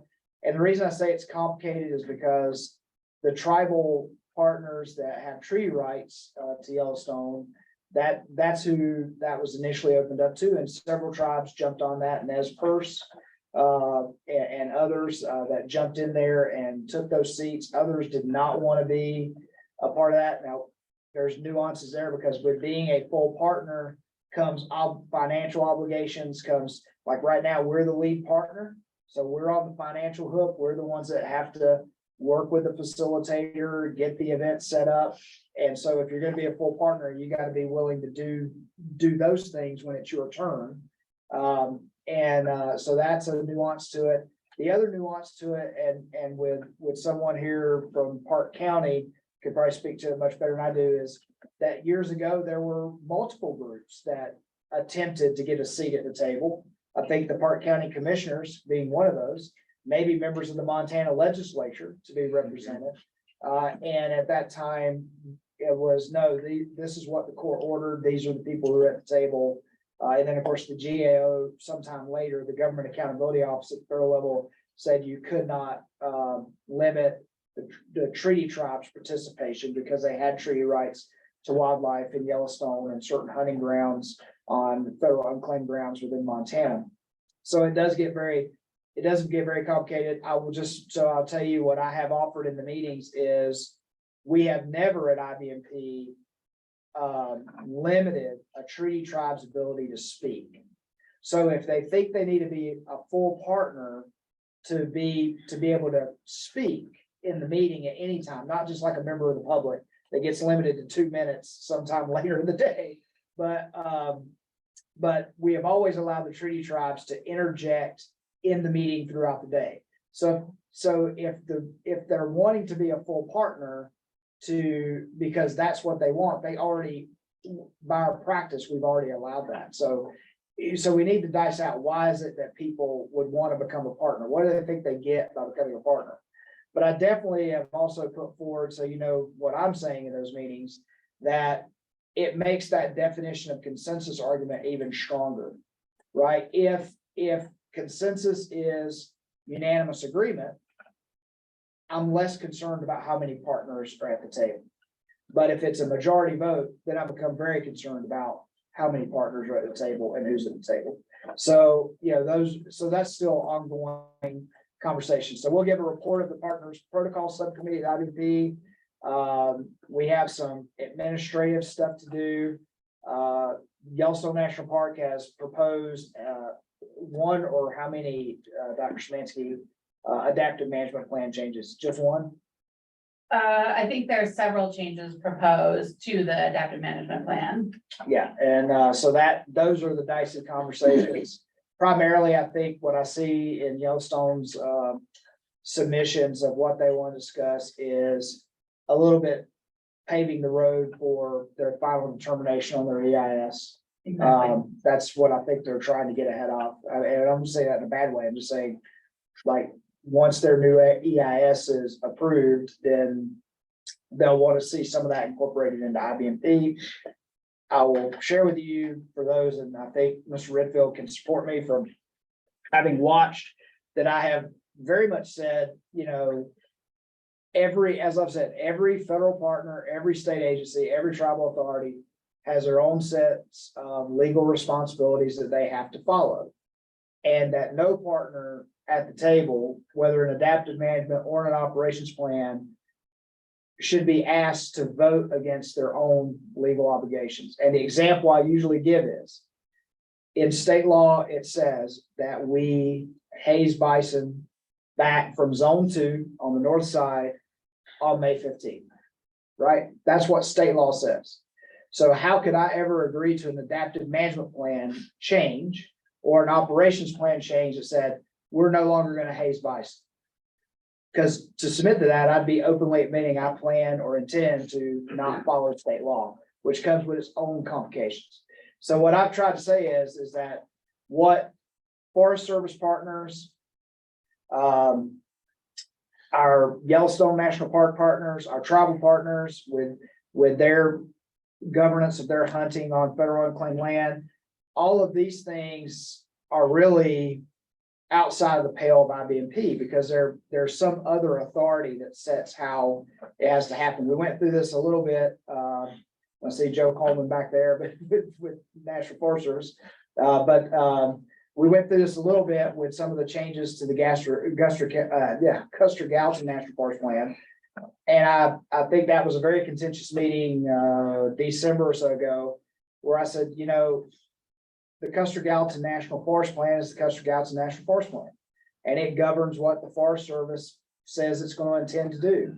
But if you want to put it into the adaptive management plan, you're making me endorse it. So if I don't endorse it, you're setting up an immovable situation from the start, which just as folks have seen, that's where our meetings break down, because then everybody is trying to lobby the one person to change your mind. And I do have to admit, I'm usually the one person that everybody is trying to lobby. And I'm usually pretty good at just saying, I told you what I told you. We can sit here and the meeting can go to midnight tonight, but it's not going to change. That's, you know, that's an issue. So we'll have some adaptive management plan changes, talk about IBMP. Dr. Szymanski, is there anything else I'm forgetting that's gonna be big hitter on that October agenda? The winter ops plan. Oh, yes, the winter ops plan. And again, one of the things I've been trying to enforce with the winter ops plan with my seat at the table is that it's an operations plan. It's just a detail of what we intend to do and when we intend to do it. And so I do think, and that's why I'm glad Yellowstone is bringing some of these changes as adaptive management plan changes, because in the past, and I'll go back to the Custer Gallatin National Forest situation, they were actually bringing that to the operations plan. And I was like, no, that's an adaptive management plan change. That's a big change on how we govern, how we do. Operations is just so we all know who's going to be where, when. So when are tribes going to be hunting? What dates are they going to be hunting? Where are they going to hunt? Where are they not going to hunt? Yellowstone, when are you going to open the trap? How many bison are you bringing into the trap? What are we going to do like this year? If we have a big out migration and we get pressure on the zone 2 boundary, Department of Livestock, what are you going to do when that happens? What's your tactics going to be? It should just be a operations plan, period. So, is there any other state agencies that have a seat up Fish, Wildlife and Parks. right now? Okay. Randy, Okay. Multiple questions, I guess. Last year, I think this year, there was a very good harvest because of weather conditions. That included going into the trap. If you don't have those weather conditions, so you don't have the bison coming out, you don't have things going into the trap, the population within the park increases tremendously. Mhm. How do they deal with that population to bring it back to the numbers that they have set? And is this ever discussed in those meetings? Well, from the last several years, I think the evidence supports that there's no in-park management if they don't migrate out, the only removals that you'll probably see will be those that are captured for quarantine for the Bison Conservation Transfer Program. Because hunting, this year the removals were 1,500 to 1,700. 1,000 of those were tribal hunting. So if you had not had the outmigration and the opportunity to hunt, then those 1,000 would probably, nothing would have been done with them. I think that's how we got to a space where we had, close to 6,000 bison by the population estimate this year, is because we had several years where conditions within the park did not yield an outmigration, or very limited outmigration. And so what happens is then your population grows during those years. And so that is what makes it hard. And one thing that I will say, I definitely agree with Yellowstone on, is that's what's hard about setting hard targets, right? Of saying, we're gonna remove 700 bison. Well, you can't remove 700 bison if 700 bison don't walk to the boundary under current management, right? And I don't speak in this meeting for Yellowstone and what they have the ability to do or don't have the ability to do inside of a national park. But if you don't get that outmigration, you don't get that opportunity. And so then you get a population growth. And then a year comes and you need, like this year, you need to remove 1,500, right? And so you just have to be flexible to take those opportunities when they come. But we do recognize, I think in my tenure here, that, it's very condition dependent. And in years where we don't get an outmigration, we know we're gonna have a larger population the next year. It's just, that's the way it works. And And of course, the park operates under natural management, right? So it's not that they're, other than their hunt trap coordination right at the boundary, it's not like they're going into the Lamar Valley and doing removals, because their master plan is for natural regulation of all things within the park. And I understand that. My question is, though, they have set the parameters. And if the population hits that upper parameter, since they've set the parameters, there should also be in the plan a plan for bringing the population down to the parameter. And I don't hear you talking about that. I'm not sure there is such a thing. But if you've set parameters, then that's a part of the plan. Then if you're going over the parameter, you should also have a plan how to bring it back to the parameter. And Ms. Bacchus, I think you're taking a step back to the EIS. I think you very well articulated some of our concerns, is because with the higher population level, right? So if you say the higher population level of saying that we can handle 7,000 bison, if the year you have 7,000 bison, you don't have an outmigration, next year you have 8,000 bison. And if you don't have an outmigration, next year you have 9,200 bison. And so that is the concern. So the question is, what do you do when? What do you do when you reach that cap? And I would say that there's not really, right now with an IBMP and others, we don't, when we're not getting out migrations, our tools are very limited. Then what is their incentive to do anything about the population? None. They don't plan it. They're not worried about it. I mean, if you talk to the one bison manager, he thinks if the park looks like your lawn mowed, that's cool. Because, it regenerates and comes back fast, and, I'm totally ignoring normal range management practices, and I cornered him on that, and he looked at me dumbfounded, and I said, well, if the grass is only this tall, the roots are only that deep, and it gets dry, there's nothing. And I don't think he likes to be confronted like that. But they guaranteed that they're gonna have some come to the trap this year. They guaranteed that last year.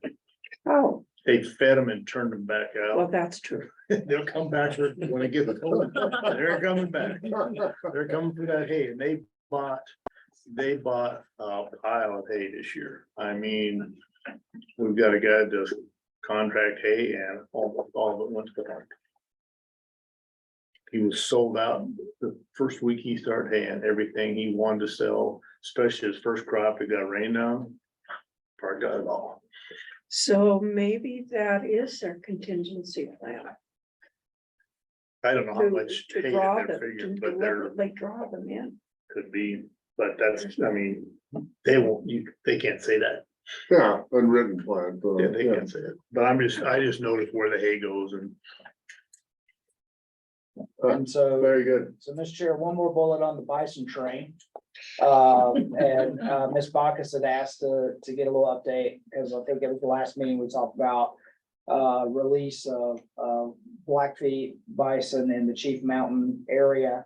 And honestly, I have really no update there. I've not received any reports or anything about, you know, what's happening with those bison, other than what we talked about last time, that you know, some of the bison that they had released at Chief Mountain with the intent to be wild free roaming within the reservation. I did ask earlier today, or maybe when we talked yesterday, I asked Mr. Curry, since he's local to the area, if he had any updates, and I don't know or I've heard anything, but. Well, I haven't, but I told Mike that in the next month or two, I will have the opportunity to talk with a lot of the ranchers, because of the trucking business. I'll be up picking up cattle in the neighborhood. So and then, you know, right now they're happy. They've got feed, they've got water. Life's good for the bison up there on Chief Mountain. In the next 2 or 3 months, life isn't gonna be quite as good up there for them, and that's gonna be the test as to what they do when it turns winter. Because that's high elevation, high snow country, and I don't know how they figure they're gonna keep them there. We have some pastures that the bison go through, and when they decide to move, they move. They have their migration places, and unless you have a 6-foot, very good fence, they just go through it. And 25 animals. What did they turn loose? I don't even know for sure what the number is. I thought it was more than that, but I don't know. That's a big pasture. You know, they used to run 600 or 800 cows, summer cows up there, and now there's no cattle up there. In that particular pasture, and now, like I say, they're wanting, I'm pretty sure they're gonna take some more tribal land out of the market for cattle pasture. The bison, so it'd be interesting down where the pasture that I'm talking about, that they're looking at taking away down east of Browning and south. So it's out on the plains, and they have gone through and extended the fences, put in taller posts and more wire, and then they're able to contain them fairly well there most of the time. But up there at Chief Mountain, I just don't see how it's gonna work, but time will tell. And I guess we'll just have to, we'll update you as I find out. And last but not least, on those updates, you know, we haven't pulled anything together on milk inspection revenues. Since your last meeting, we did have some board members appointed to help do a sub effort there.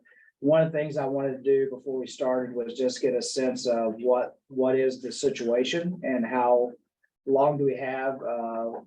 In my hot hands this morning, Mr. Simonson, and he's conveniently not here now. There he is. Oh, he's not today.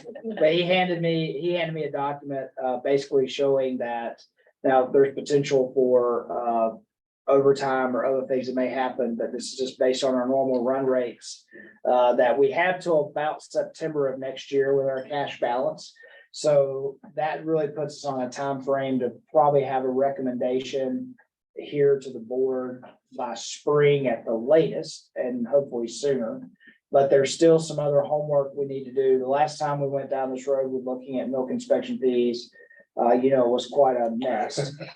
So one, we want to make sure we really engage the industry, which our main industry partner for milk I know that individual has been very busy with other things here, working on water issues and other stuff through the summer, so I doubt they really had time to engage with us, but hopefully some of that is calming down and they'll have time to engage with us here through the winter. We also need to make sure we find representation from non-pool dairies, because that was one of where the major complaints came from last time. Particularly if we're gonna start talking about minimums, because the minimums is where a lot of those folks are most affected.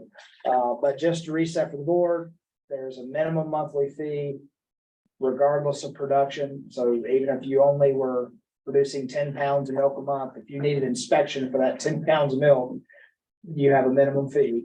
There's a maximum fee. The rate is 14.5 cents a hundredweight in between those two numbers of what you're doing on a monthly basis. And I think we have a higher cap on processors than producers. So the processors, Medigold and Darigold, pay quite a big chunk of the fee currently because they have a higher cap on them. So when we do this, we need to have all the math tools. And the last time we did it, I do remember a meeting that took place on the first floor of this building in the old auditorium that used to exist in the Department of Justice, where we had to sit with a spreadsheet up on the big screen and ask people what they wanted to do and put the numbers in and saying, okay, that gets us where we need to be, or it doesn't get us where we need to be. So we need to build those tools. So when we have the conversation, someone throws out, what would happen if you raised the monthly maximum by $50? What would that do? You plug it in and see whether it fills the hole or doesn't fill the hole. What if we left the maximums mins the same, but raised it from 14.5 cents a hundredweight to 15.5 cents a hundredweight? Bottom line, something's gonna have to be done on one of those things, or we won't be able to continue to staff the milk inspection area at the level we currently staff it. And I think we've learned through experience that anything less than what we have now is not really manageable. And so there is something that will need to be done, but I just wanted to give an update on that of the homework we're doing, that we want to make sure we get all that homework done before we pull a group of people together and then have a bunch of questions we can't answer. And then, of course, when people leave the meeting, they all leave the meeting with a different idea of what happened. So we just want to make sure we're as prepared as we possibly can before we wade into that. So I'll stop and see if there's questions.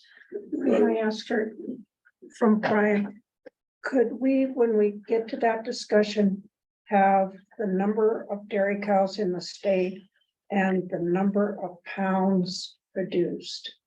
Yeah, You need to- Michelle and I talked on the subject, or milk control, has that data. Okay. So we'll have that, we'll be bringing that with us, because when you gotta break out what are the, demographics of the producers and what's the demographics of the processors. Yeah. And have that information. Anything else? Did Herd size would be included in that, yeah. I think herd size would be included. you asked, it's not just cows, correct? I couldn't hear your whole question. I would like, I think we should look at how many cows there are in the state, how many dairy cows, and how much milk is produced. Just so we have the information. Well, We'll okay, have- so my comment is that we have more dairies than just cows, right? Are we inspecting some sheep and goats? Sheep and yeah. So that was just my clarification, I guess, that it isn't just cows that are being milked and that we have inspection responsibilities, right? Mr. Chair, I would just add, and I totally defer to the milk inspection people to correct me, but we'll need to know, kind of what the demographics are of the small producer and the large producer and that, because those min and maxes do come into play. So we won't be naming names, but we'll have detail. Yeah, we basically, like last time, the things you would run into, I'll speak to you real quick, is like with the minimums. It's like, oh, well, we'll just double the minimum. Well, if you doubled it, and I think the minimum now, I'm thinking of term, maybe if it's 150, but let's say it's 150 a month and you double the minimum to 300 a month. Well, you double someone's inspection cost from 1,500 to 3,000. And if they're a sideline sheep dairy, for example, that may have been what the profit of that business was for a year, and you just took it away. And so you just, you have to be careful about that. On the top end, I do think, and I think Lily or Alicia, you were one to try to speak this, is that, I mean, the real area where we've seen concern is that our volume of production doesn't go down, but the number of dairies that reach the cap have greatly increased. And so we have it, so we're losing pounds of milk that we can charge a rate on because people are hitting the cap sooner. And that's part of what's declining our revenue. And one of the things that's interesting, and I think that's kind of what Ms. Bach is talking about, is the demographics there of, we have roughly half the dairies that we had when I started in this job, but our milk production is relatively unchanged. I want to say I saw a statistic the other day, I can't remember if it was in the tens of thousands or maybe hundreds of thousands of dairies we've lost in the last 4 or 5 years nationally. So but milk production, surprisingly, stays about the same, because those cows and that production does go somewhere to another producer. So those are all dynamics we have to look at. The other thing is we try to stay away. I mean, we want to be commensurate with costs. We always talk about that with fees, but that's always one of the struggles we have too, is because, and why you do have to think about minimums is because if you're going to be a grade A dairy, the number of times your dairy gets visited is the same as a dairy that's milking 6,000 head a day. It doesn't change. So there's no like economy of scale where a smaller dairy costs the department less. They all cost the department roughly the same, regardless of what their size is. And therein lies the problem and the heated discussions that can ensue. Mr. Chairman, members of the board, I didn't have a whole lot to add as far as data and numbers. I guess wanted to reemphasize that we did have our FDA audit for milk this summer. And the deficiencies that were identified were largely to a lack of staffing. We were not meeting deadlines. We were not getting sampling done. And that was directly tied to not having another employee in the position. So I guess this is just my gentle reminder that I do need this third position for us to uphold the standards that we're legally obligated to, and to make sure that we provide the level of service that this industry wants from my bureau. So that's all I have. So with that third position, we're talking about a September break even or Right. tipping point on our cash balance. Is that with that third employee or Yeah. without? That's all cooked in. Yes. It's all cooked in, okay. Yeah, one of the things we did is when we saw what was happening financially and we had some retirements, we tried to scale the staff back to what the revenue would support, but then that didn't support the program. And so we had to bring that person back on. I think there's probably an argument that you could probably still use another person. Which will all be conversations that we need to have in building some sort of solution. And you also have to realize you don't want to be, as you know, with all of our programs, just like right now where we're at with per capita fee and some other things, where you don't want to be running at break even, because then when you hit a downturn, you don't have any options left. So you also want to construct the program in a way where it is still providing some sort of fund balance that, in the case of some sort of emergency, you're not immediately furloughing or laying off anybody because you were break even, you had no cash flow. So there's a lot of things to consider in there. I think the big thing that I'm glad Brian got this to me today was just like trying to get a sense to be able to share with the board, what is the time frame in which action has to happen? And at a minimum, that's probably spring, and we probably should be getting on it through here the winter, and probably really shoot for seeing if we can get a recommendation that industry will support that we can bring back here by January. The key thing there is trying to find something that industry will support, but we're hoping we got lots of help on it. Yeah. I guess the one thing I'm just thinking, it's fortunate that we're on the off cycle for legislative session so that the focus can be with the industry right on this particular issue rather than all the other issues that end up in the legislative cycle. So, right. Mr. Chairman, didn't we just have discussion here in the last while about using one of the unfilled positions in milk and moving it someplace else? That was in milk control, That was milk control. and that's where our attorney position came from. We really have no staffing issue. Actually, we have the opposite problem in milk control. In milk control, we don't have the staffing issue or capacity issue. We're getting the work done Okay. with less people than we used to get it through. And the milk control board, for I don't know how many years in a row, has kept lowering their fees because they always end up with too much money. But it's, and so they keep lowering their assessment fee for the work they do.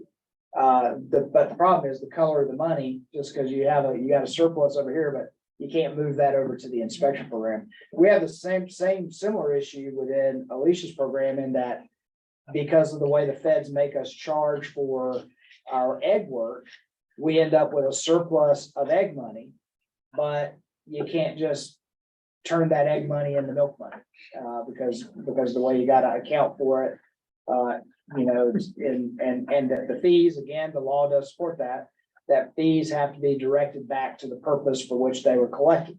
And so if you're taking an egg producer's fee, even though in many cases they might be the same facility, I'm not saying they're not the same people, but they might be the same facility in many cases, because of colonies, but you can't just take the egg people's fee and we're gonna pay for milk work with their fee. You have to be careful about that. My last thing to add, we have our Meadow Gold meeting next Thursday in Great Falls with all Meadow Gold producers, so ease into some industry outreach there, but we'll see how Perfect, yeah. happy everybody is. Well, he's gonna stand up and just give. Well, no, everybody. I am. I'm just gonna everybody make an looking announcement in the forward to paying front. more fees, that's the nature of the human. Come to the table. Yeah. But if you stand up before them and say, this is the amount of money we need to run the program, Mhm. including another person to help for inspection, that's what you need, is that correct? Ms. Bacchus, Mr. Chairman, I guess I would need to have some further conversations with Mr. Honeycutt about that. I think I've been so worried about just trying to break even. I haven't thought about getting better. Well, let's just throw that in. But Lily, if you stand up in front of them and say, this is what we need, Mhm. you guys figure out how to pull it together. And because they're the ones who need the inspectors to come. Yeah. Yeah, I mean, it is definitely without the, without the inspection program, basically, you lose the ability to market milk across state lines. That's what you lose.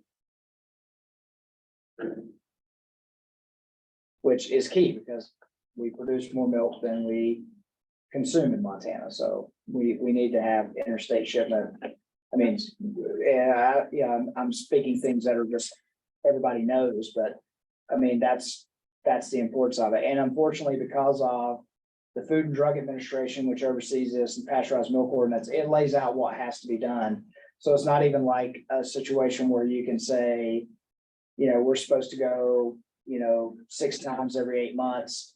Well, we'll only do 4. Well, that's because it's prescribed how it has to happen. Okay, any other questions or comments? All right, we're That's your pretty recess. much on schedule, amazingly, and it's time for recess, so we will recess until 15 after. Okay, There you go. all right, we'll call this meeting back to order, and brand enforcement, Jay, and then introduce yourself. Yeah, good morning, Mr. Chairman, members of the board, Jay Bodnar, Brands Division Administrator. I'll just jump right into things. All right, I have, start with 2 requests for hire. one market inspector in Western Livestock, so that's the Great Falls Market. We had a resignation there, so. If we get that approved, then we'll look to get that position filled as quickly as possible, just with timing of when fall run, and we're kind of there, so we're at the start of things. The second one is the market inspector at the Montana Livestock Company, so that's in Ramsey. That position became open because our previous market inspector, Don Berryman, took the position as the market supervisor. So we'll look to fill that position also. So that he was just hired there at the end of August. So those are the two requests for hire. An entertain a motion to grant the request for hire. Jay? Second. Alan, I have a motion by Jay, second by Alan to grant the request to hire market inspectors from Great Falls and Ramsey. Any discussion? Hearing none, all in favor say aye. Aye. Opposed, same sign. Motion carried. Okay. Thank you, Chairman. Just one other, not necessarily any action, I don't think required, but we do have at the Glasgow Stockyards, we do have a part-time position that we're looking at hiring. This was actually brought to the board in April of 2022. So a little over a year and a half ago almost. We did advertise that position. We were unsuccessful in filling that, but now that we have a new market supervisor in position, we're ready to re-advertise that again. So I just wanted to provide more or less an update with where we're at on that position. So if you hear of anything, I don't think you would have to approve that again because it's already been in front of the board, but just wanted to give you a quick update of where we're at on some of these other staffing hiring issues. Okay. So what is our status as far as part-time or seasonal? Do we, does that have to come before this board? No, there are parts and pieces of FTEs that we have, and they're not necessarily assigned a location because the throughput at locations can change rapidly. And so we just turn them on when we get to the point that we need them. We just have to be careful with them because once we use the hours, they're gone. And so we have to make sure we use them at the right time. So if, for example, you turn a short-term worker on like in August and there's not a whole lot going on and you burn up those hours and then that market gets hammered in October, that's where you're left in the lurch. So we don't bring those before the board. And typically at most of the markets, and Ty and Jay can tell me if I'm wrong here, but most of the markets, these short-term workers are the same people every year. They just come back when it's time to come back. Occasionally we replace some of them or find a new person, but I want to say we were using Gary Anderson, for example, in a short-term position. He used to be a district investigator out in Miles City, and he just would come back every year and fill that short-term role when we needed him to. And then when his hours were up, he goes on and does what he does the rest of the year. I think Mike Spath said this morning, it's in here someplace. One of the things is if an employee recruits someone for a position like that they get a bonus. Is that part of the new pay plan? I saw it in here. Yeah, there is a provision Are they in the pay aware plan of for a that? recruitment bonus for to incentivize state employees to get other people in. Yeah. So, It's a little new to me also, so. Yeah, that is a very new provision to operate those types of is incentives. that in effect now or October 1st? That would be with the new pay plan.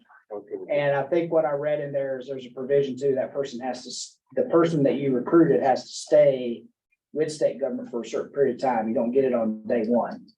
So there you go. But you only get half of it in the end. You bonus. That's true. Taxes. They Oh, take yeah. 50% of taxes. That's true. All right, I'll continue to just move on, Mr. Chairman.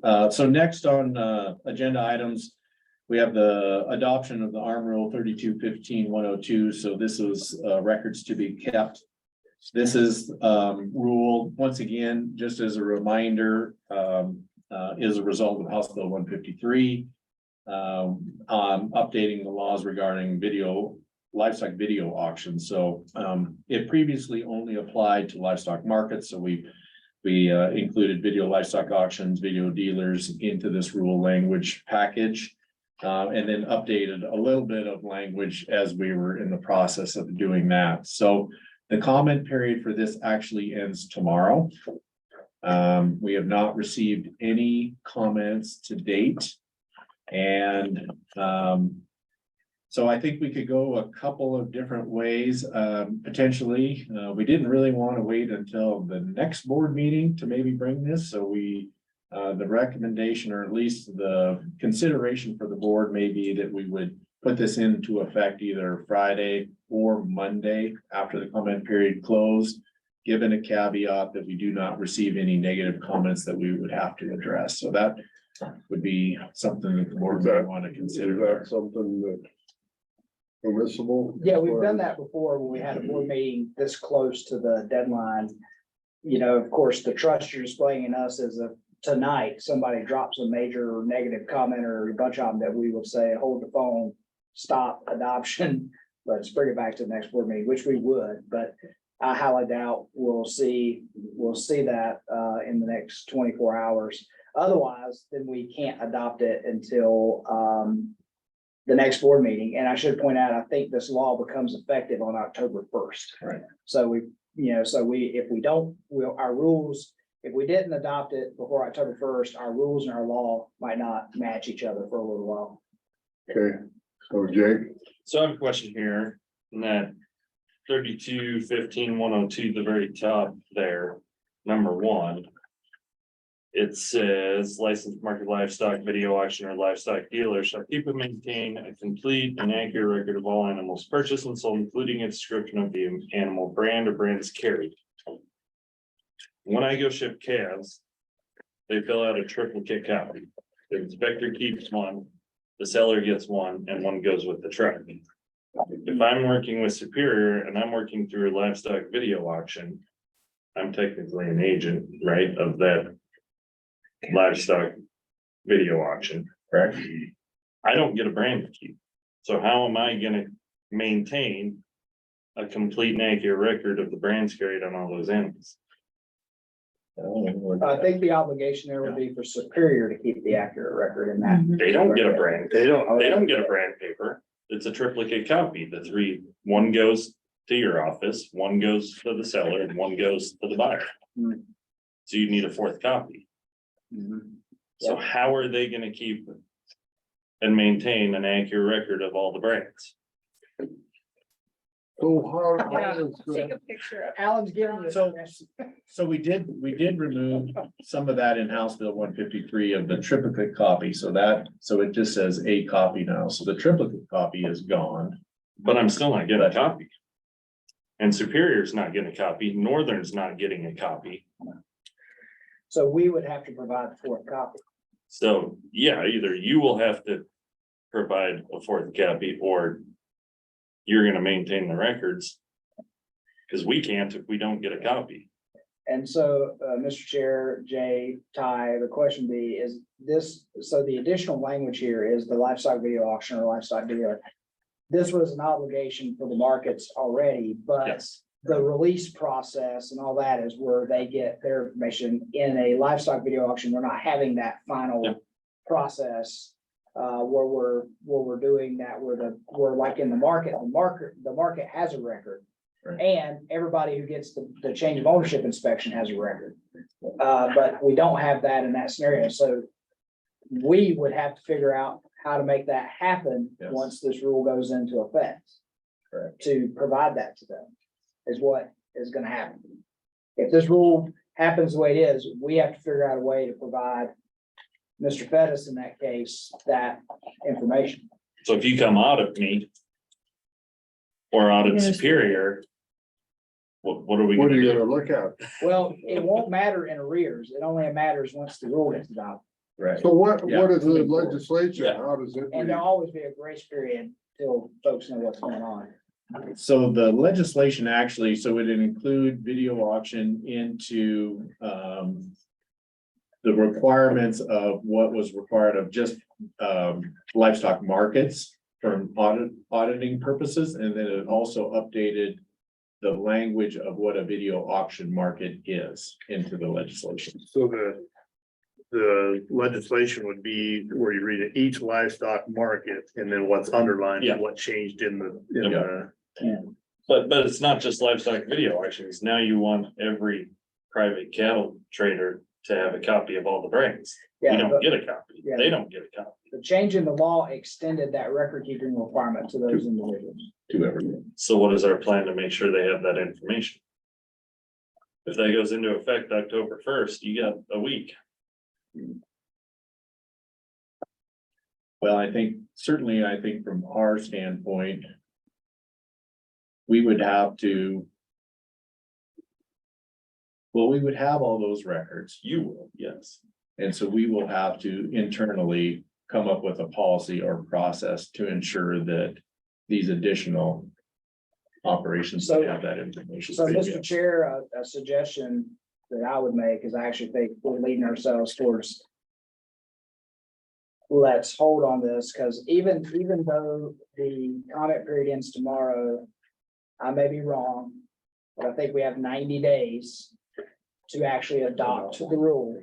So we have 90 days to figure that out before the board officially adopts the rule. And we should probably take a longer lead time. It just caught me when I read that. It's a great catch. Well, and the other thing is how. None of those private dealers and stuff out there are gonna have a clue that this is even happening. No. So you need, all those dealers, you need to send out to them, and this is now required, we will work with you. Well, that's what, yeah. And you were planning- we would- Yes. and You were planning to send the communication after rule adoption, but what you should do is send the communication prior to rule adoption. Yeah, And then that might change whether or not somebody has some comments. Right. So You're gonna get some yeah. comments on that. then. yeah, and. Unless you can explain to them how you're going to make it easy for them, then maybe they won't care. You know, and there are ways around it, I think. You have the records. Right.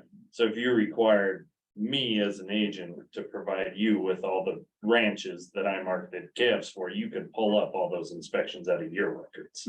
Right. But asking me to maintain them when I don't even get a copy doesn't work.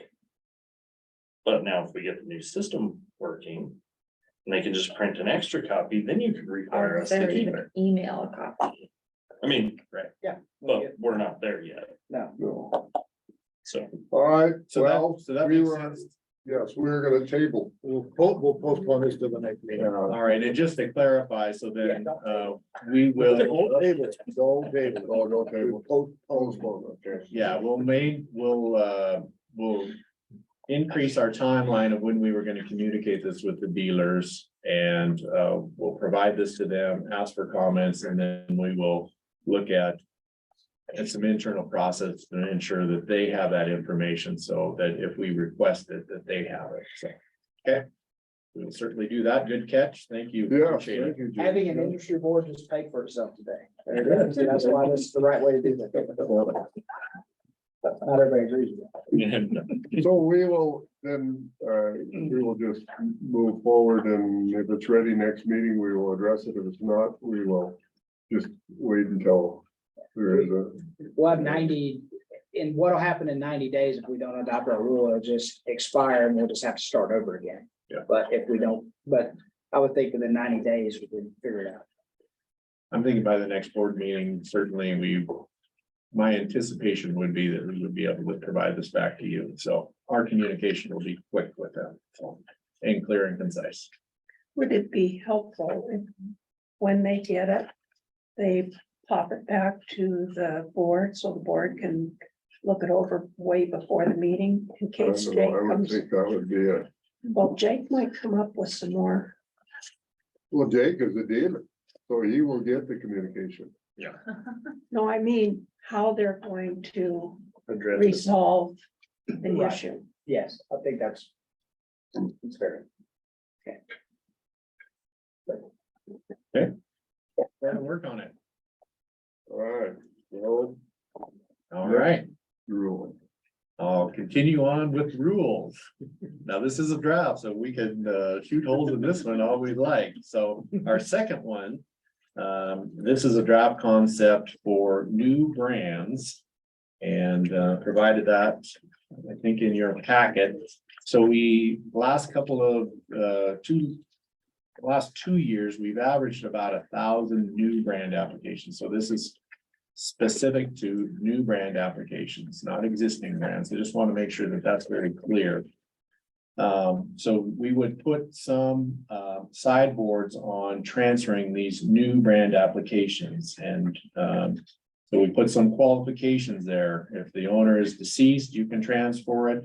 But other than that, there's a couple of qualifications, but the rule is basically you can't transfer this until the next re-record unless one, the original owner is deceased, there's more than one, at least one of the original applicants stays on the brand application, or it's transferred to an immediate family member. We did take this out to the Brands Advisory Committee.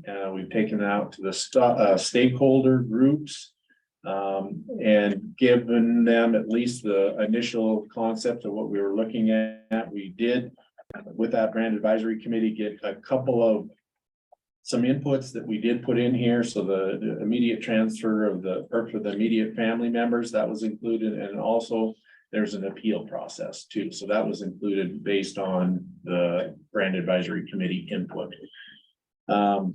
So this is a pretty significant proposal change. We do seem to have pretty strong, at least initially from the board and initially from the stakeholders in the Brand Advisory Committee, do seem to have some pretty strong support for continuing to move down this direction. Our idea or our concept is that the reason behind this is that we think this will provide at least reduce some regional and statewide conflicts, because brands will be used for their intended purposes and not for a side business. So. Mr. Chairman, Jay. Okay, thinking about the population age of a lot of the people who have brands in the state, grandparents whose kids have all gone someplace else, they're working in IT someplace and may never own livestock. Would it be wise to put in here something concerning, what do we call them? Retired. What do we call them? Retired brands. Ornamental. Because I'm thinking of some of the discussions you've had of people that now they have the brand, they've never lived in Montana, it came to them from their grandparents. They're never gonna live in Montana, probably never have a horse or a cow or anything else. But Mr. Chairman, those are probably existing brands. Those are not new brands.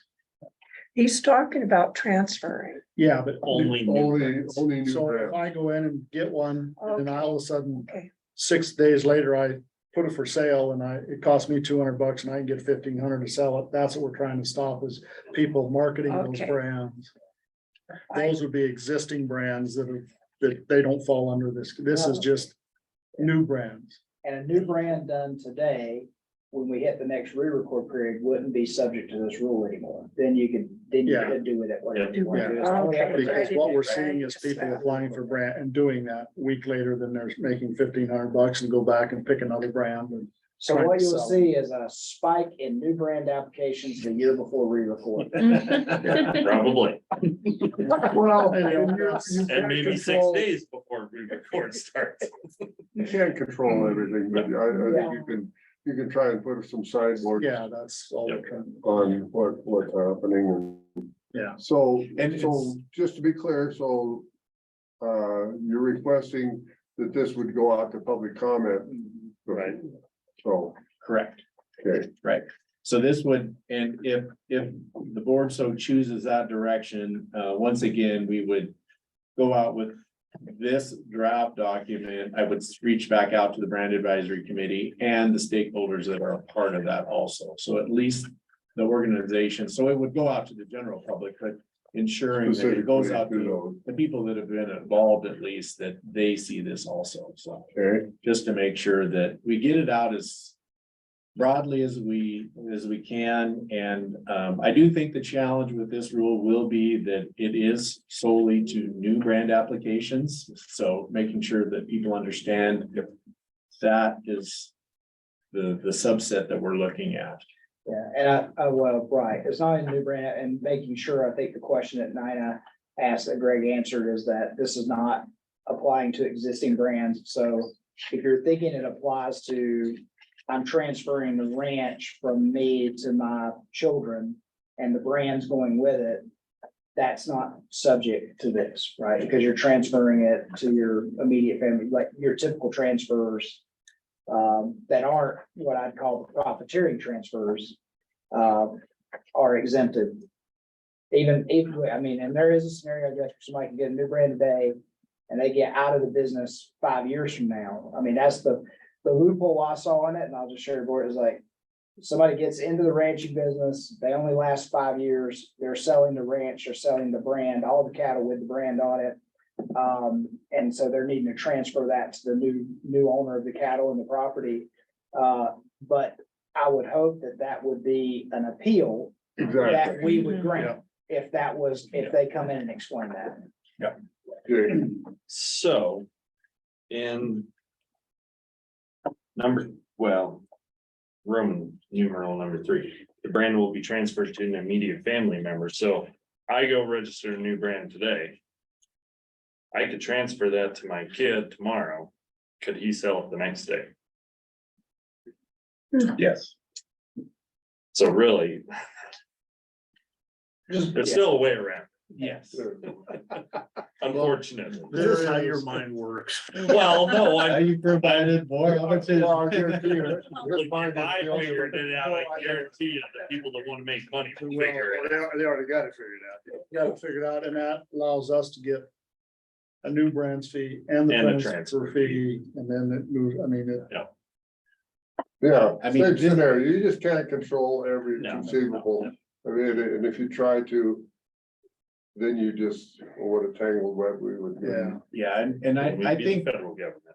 we don't want to necessarily impede upon private property. No. I mean, this is a right, a brand, and so we do want to put some sideboards on gearing it toward its intended purpose of identifying livestock ownership.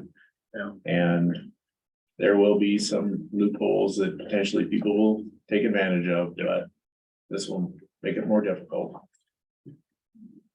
Well, and as Greg pointed out, the scenario that Jake's talking about, the department would collect, a new brand fee, a transfer fee, and then the next transfer fee. Yeah. Before the transaction of finally to the final owner. Okay, so, I entertain a motion to, advertise this. Rule. Second. Okay. Give her the motion. A motion by Lily and a second by Greg to, advertise the, proposed rule change. Or is this a rule change or a new rule? A rule change. Rule change. Okay, correct. Any more comments? Hearing none, all in favor, say aye. Aye. All the same sign. Motion carried. Very good, Jay. Thank you, Mr. Chairman. The next one is a result of some existing rules that we have in place, and so I thought I might just provide that to the board. Just so you have it once, and then once you get it, we'll walk through it quickly and. Thank you.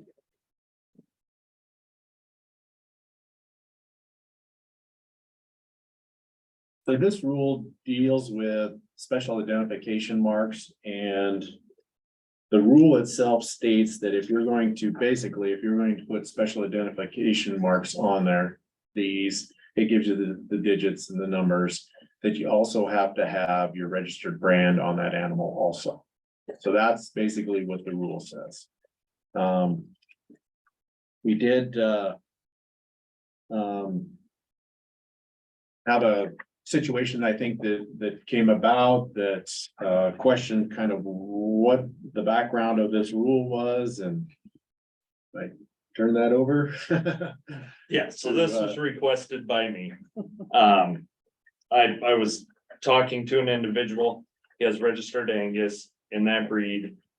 In all registered cattle, you have to have a permanent identification on that animal, so like we tattoo the ear. Black Angus has gone to where you can freeze brand an animal, and that's now a permanent identification on that animal. He worked at another place and used to use that owner's brand on his cattle. It was an agreement they had. He left that place, so he didn't have a registered brand, so they were essentially slick. But they had a freeze brand with their tag number as their permanent identification. He went to sell them at the commission company, and the guy working there, the brand guy working there, told him, well, you can't do this again, that's not allowed, they have to have your brand of ownership on them if you have a freeze branded number on them.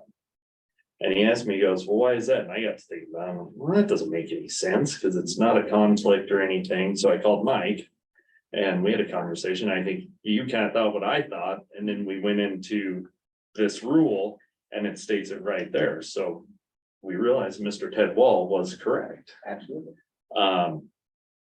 So I just kind of wanted to know the history, but then as we were talking about it, this conversation won't take 30 minutes because it's pretty plain and simple. When we made it that freeze brands could be a brand of ownership, well, somebody has a 5 on the left hip and that's their brand of ownership, and they freeze brand it, and you've got a cow with 1506 on her side, well, there's a 5 on the left hip. So technically, that would go back to the guy that has the 5 registered on the left hip, and he would own that animal if it wasn't branded with his brand of ownership. So Mike and I were just kind of wondering the history, but once we dug into it, it kind of explained itself and it all makes sense. Yes, Mr. Chairman, I did lean on Mr. Ty Thomas for our history lesson and did a very good job. And a good explanation that, and so I asked him to be a part of this if we had any more questions, but he's our expert, so. Yeah, and you'll see one of the things I should have noticed with the history on the rule we were initially talking was that this was a new rule in 2017. Ms. Bacchus was on the board at the time. She may not remember, but yeah, when we went to being able to use freeze brands as holding brands, when that changed, we had to, this new rule was established at that time to ward off any unintended consequences of allowing people to freeze brand as their ownership brand. So I think with that, we're done. Great. Yes, Are the registered Angus freeze brands ownership also registered? no, Oh, no, they're a special identification mark. That's all they are. That's all they are. just like an age brand on. Yep. If you age Same brand thing. your cattle or something. Okay, Most of them will have a hot iron brand registered, but they're just using it, freeze branding it instead of hot iron. So so, I'm sorry, Mr. Chairman.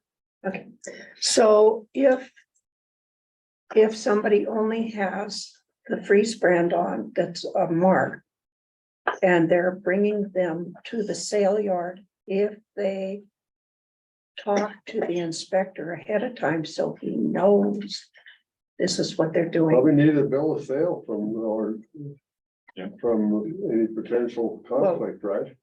But what I'm saying is if the inspector knows ahead of time, they're coming in, they're slick animals, but they do have this freeze brand identification on them. Does that help at all? No, I'm sorry, Mr. Chair, Bacchus, it wouldn't, because technically you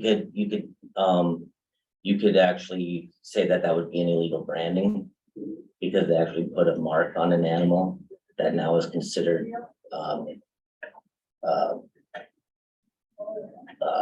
ownership, just like a hot iron, since it changed to the previous brand is now ownership. Essentially, you could almost say that that would be illegal branding, so. No, it doesn't really help. What did they do? So I think what we would do, the same scenario that Mr. Chairman, member of the board, Ms. Bacchus. So what we would do is similar to the situation that happened there at Three Forks is that that situation came in, we provide education before we do, violation. We inform that producer, here's the rule, here's how you must comply, and we would expect compliance after that. Now, if that was to continue, then you start to get, like we've already warned you, and, potentially, you could issue tickets after that. Okay, thank you. But as a rule, we try to address education before violation. And When the the situation, proceeds, there's some officer discretion. So the proceeds would be held. Or could be, that would be the first order, wouldn't it, would be to hold the proceeds. Because you wouldn't have an official proof of ownership. correct. So I don't know how often this happens or if it's come up before. There's more and more people going to freeze branding. So it might be an educational thing that we need to do ahead of time. I don't know. Mr. Chair, members of the board, in my experience with this, if somebody has freeze, because you always catch them, people want age brand their heifers especially, right? And they'll have their own system for it. Generally, if you talk to them, it's not a malicious act. They just did the freeze branding and they might have had one that was born late, so they didn't get it hot iron branded, you know what I mean? So it's usually you can work through it by talking to that producer and it works itself out a lot of time. Very good. All right, we will move on, so now, to the next item. Okay. I want to tell you all, Mr. Chair, that Jay told me when we first put the agenda together last week that he wasn't gonna need an hour and a half, but for some reason I had a particular feeling he might need an hour and a half, All right.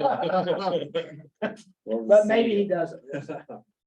Yeah, so I'd like to just provide a general update on everything that's kind of happening within the brand enforcement division. And certainly the biggest one right now is GlideFast, so our new system that's built on ServiceNow. ServiceNow is the platform that we're building it on. Once again, GlideFast was the contractor that built that for us. So I kind of use those terms interchangeably, but so we went live September 14th last week, so that was Thursday. We actually didn't really conduct any sales that day. We did input some cattle into the system for our sale at Glendive that occurred on Friday. So that was the first sale last Friday. All in all, the process is a little slower. We have a fairly steep learning curve. Even though that we've had this in test, we've had some pretty significant changes right up to the day where we were going live. And we currently do have changes that are occurring, or at least fixing some defects that are occurring today, right as we speak. All in all, the input of the cattle is relatively smooth.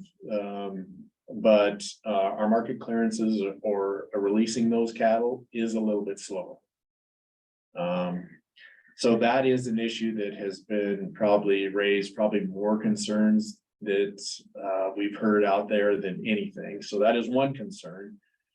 So that was last week. So we get into this week, which we knew this week would be relatively busy just because all the sale barns were going to be conducting sales on the new system.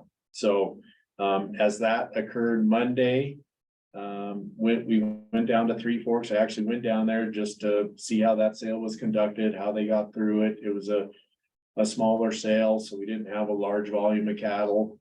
About the same thing, got through the sale. Releasing cattle was a little slower, but kind of got through the sale. But then as we got into a higher volume of more cattle, more markets. We did find a defect, Tuesday afternoon, that was fairly significant. And so it basically looked like we were putting cattle in and losing them in the system as we were trying to release them. So we put, and that kind of happened Tuesday afternoon, but it really kind of elevated to a higher concern Wednesday early. And so as we met with the contractor Wednesday, we basically said, don't release any cattle on this system. We're gonna do that by hand. So we did that by hand just to kind of get through. When we were having those discussions, because we didn't really know what the fix was at that point, it sounded pretty significant. So I said, okay, we got to make a business decision today, right now, after that meeting that we ended with the contractor, is that, okay, because the sales on Thursday, today, because they were already going to be inputting cattle into it Wednesday, we didn't know if it was going to be fixed or not. So I said, just go back to the old system, Ford Supply. So those sales that are conducted today are on Ford Supply, but they were putting cattle into the system. They needed to put cattle into the system Wednesday. So that later Wednesday, they actually did go through the code, and it looked like it broke a lot of things, but it was actually a relatively minor fix. It was one line of code. I actually talked to the contractor last night, and she was kind of giving me the rundown of where they actually found that. So it was a relatively easy fix. So if we would have known that, we probably would have tried to do more on the system today, but we just really didn't know. And I didn't want to be forcing that position where we were slowing down commerce or handwriting releases, because, I prefer not to do that. It looks more professional if we do it the way we've done it. So we are going back to the sale on Glendive now on Friday, so they will be put back into the system on Friday. So they're basically kind of our test case again to make sure that they can get through that. I think all in all, we've had certainly, it's a high level of, I don't know about, well, there's certain level of frustration because it's a fairly significant change. There's no doubt. And I don't downplay that one bit. The systems has way more capabilities, but it's way more complex. It'll be able to store, retrieve data, I think, much better once we get our legs under us. But it's slower, and we know that. So we want to work through that process. And part of the issue with releasing cattle that I think we will address is the system is set up to release cattle a couple of different ways. So you can kind of do it as the sale's going, and but most people have learned just at the end of the sale, I can release cattle this way. So they're doing it that way because I know how to do it. I don't get lost in the system. I won't mess anything up. So they kind of wait till the end of the sale to do that. So once we become more familiar with the system, then you'll be able to use any of those ways that it's designed to release cattle. So I think that will get better. But there are a few screens that bring up to release cattle. So once again, as time, some of that will get quicker. So I think that's a big one. I think the other thing that we're also facing is that, so the commission company, so the paperwork that we hand to them to pay looks different. The information is all the same. We wanted to make sure the information was the same. It looks different. That PDF, a consistent complaint has been the font's too small, and I would agree, yes, it's not ideal. It was a little bigger font in the last one. But we won't really necessarily be able to change that right away. I think that's going to be something that we'll be able to look at down the line. These changes to these PDFs, basically that's what it is. A PDF is fairly involved to make any kind of changes to that. And so we won't be able to do that right away. Probably one of the things that I would have liked to do that we really didn't get the opportunity is with the commission companies to be able to say, hey, this is what this is going to look like prior to us actually going live. here's the information, it's a little different formatting. But we really didn't get an opportunity to do that because that basically got completed just, right as we were going live. So we didn't really get a chance to share what that document looks like prior to going live. So it was just kind of one of those things that was a bit unfortunate. I think we will be able to kind of work through that process with the commissioning companies on that.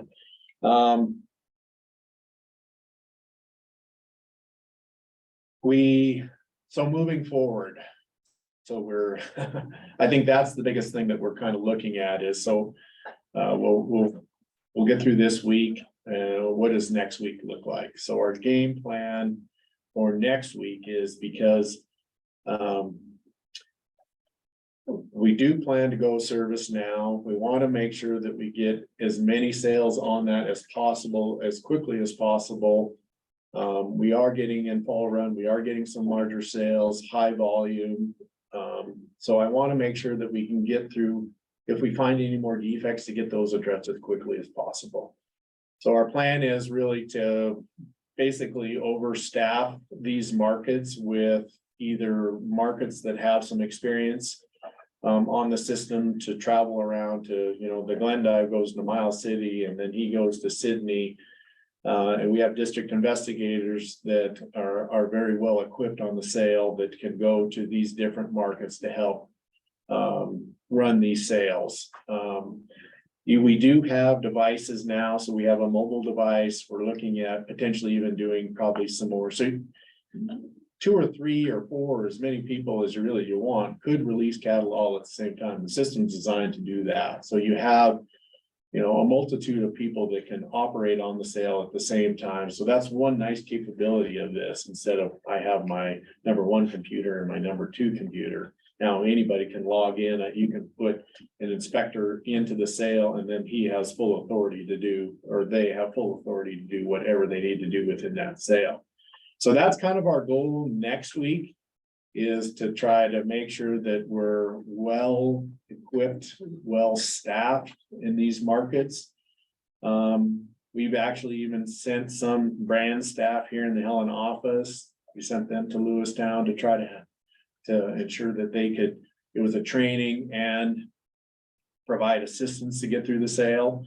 So that's, I guess, what our goal is right now, to navigate this.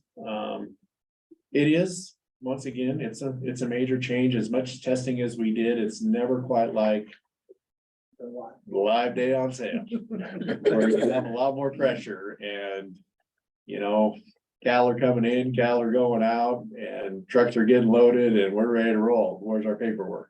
And so as much training as you do and testing as you do, it's not quite like that. And we did have to fix some bugs. So, we're also, so once again, just as, we focused a lot on the markets, but this does impact us on our issuing a new brand. So Axiom, our current system, we've shut that off.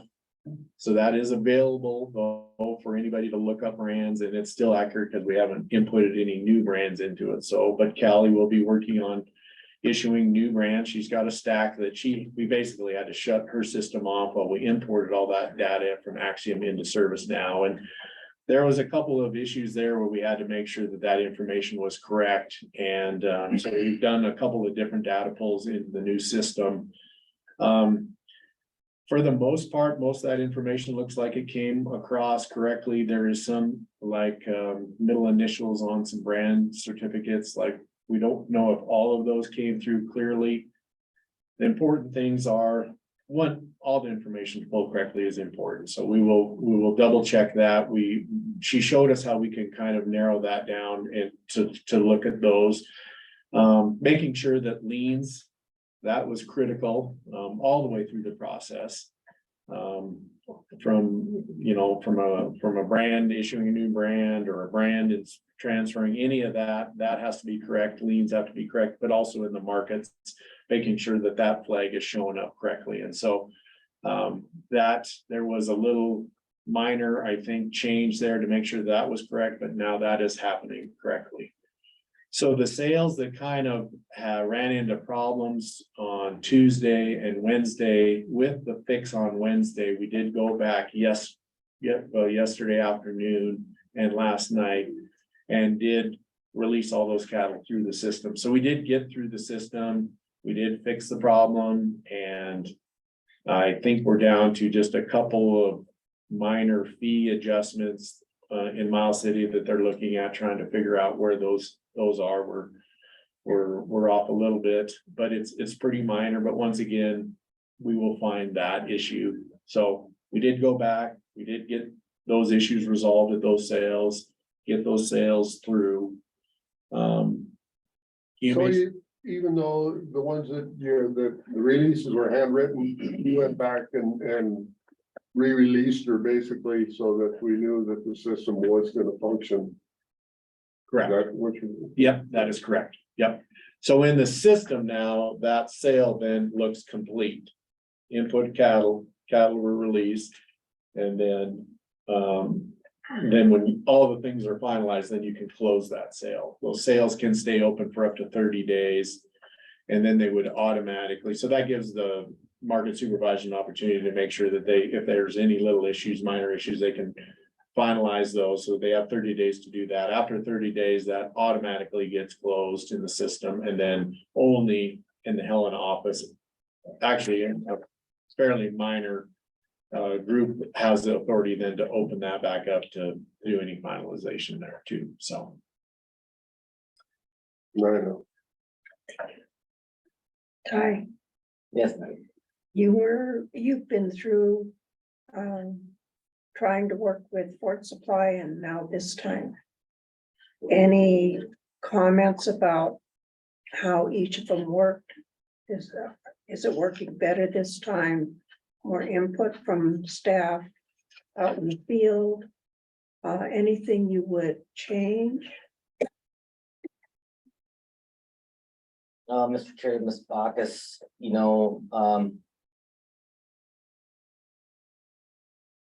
implementation is one of them tough things, to try to get right.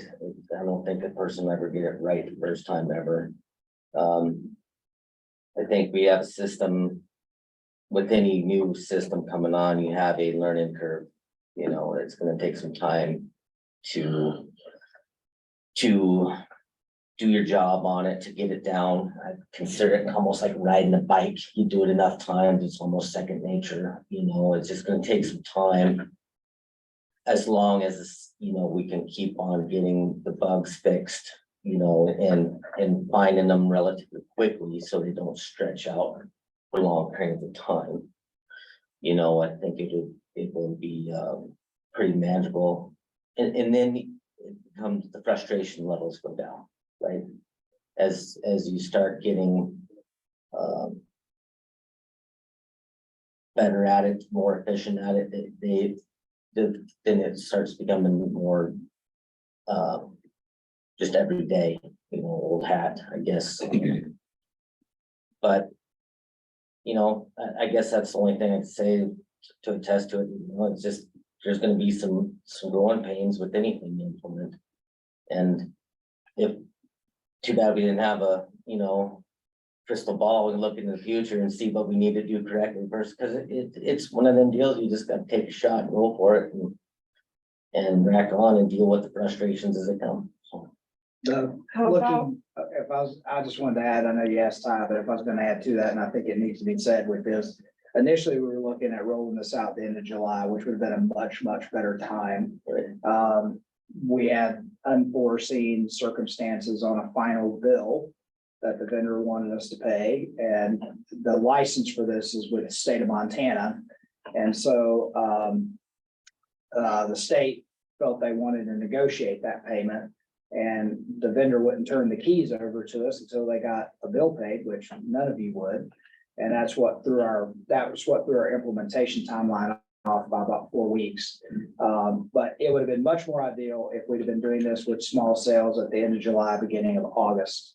And which is why, though, the contingency plan I would support, that I've supported, that Jay's been in place, is soften the launch, right? Because it's it's busy time and so you have to adjust fire for that scenario. And I think they are adjusting fire for that scenario to, because obviously we will get over that curve at some point. And then when people are working with much smaller sales, that's when they're going to really learn the system a lot better, just doing it week after week after week.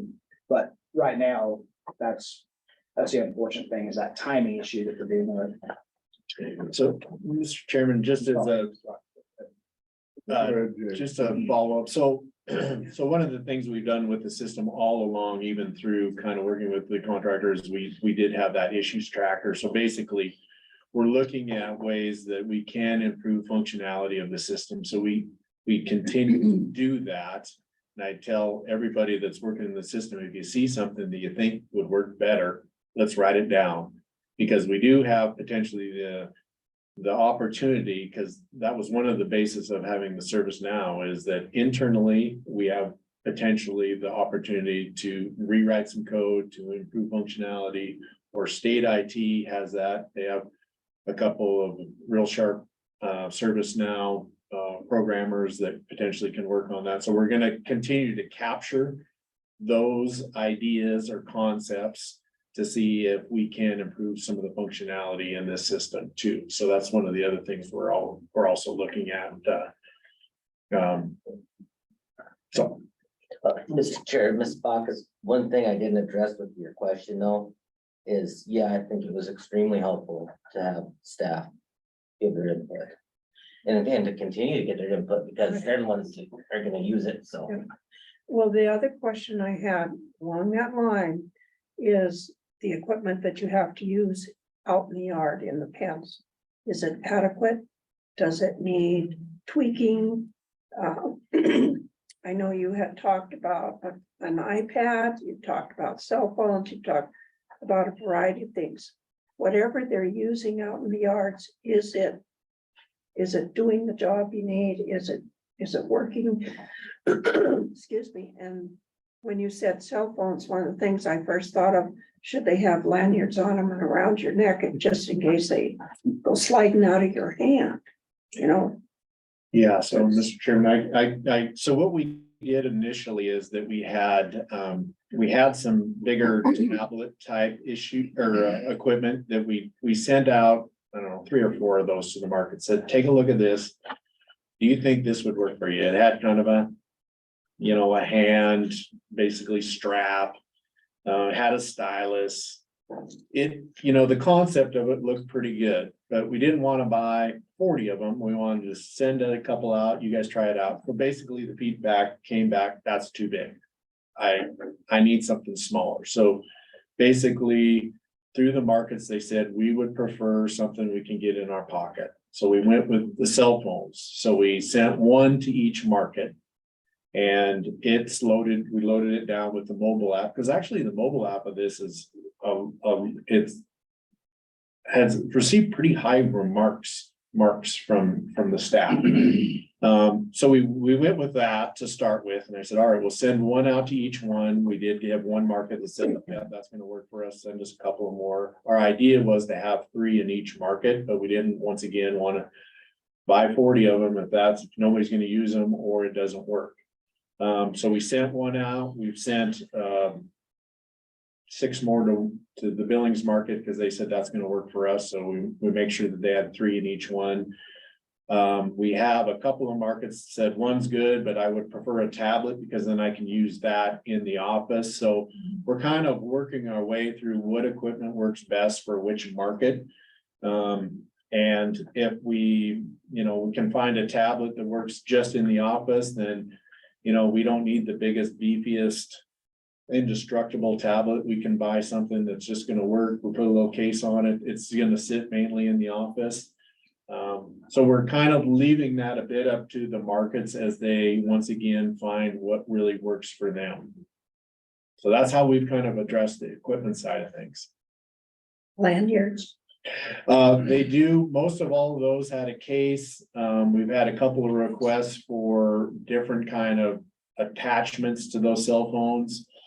And we're kind of leaving that once again up to the markets. They all do have a pretty, you know, Indestructible. I wouldn't say indestructible, but Nothing is destroyed. they're certainly something that is gonna take a little bit of abuse. And a cow stepping on one, I don't know that they make that yet, but. But the biggest issue really with markets was that that basically the tablet was just too big. They need something that they could be, you get in a pinch and you need to move quick.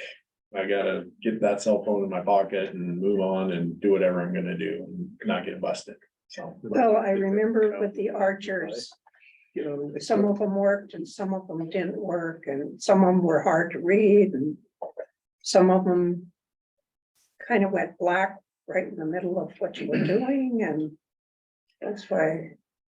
So the issue with these cell phones is, so if you compare that to the Archer, actually the screen is larger on the cell phone.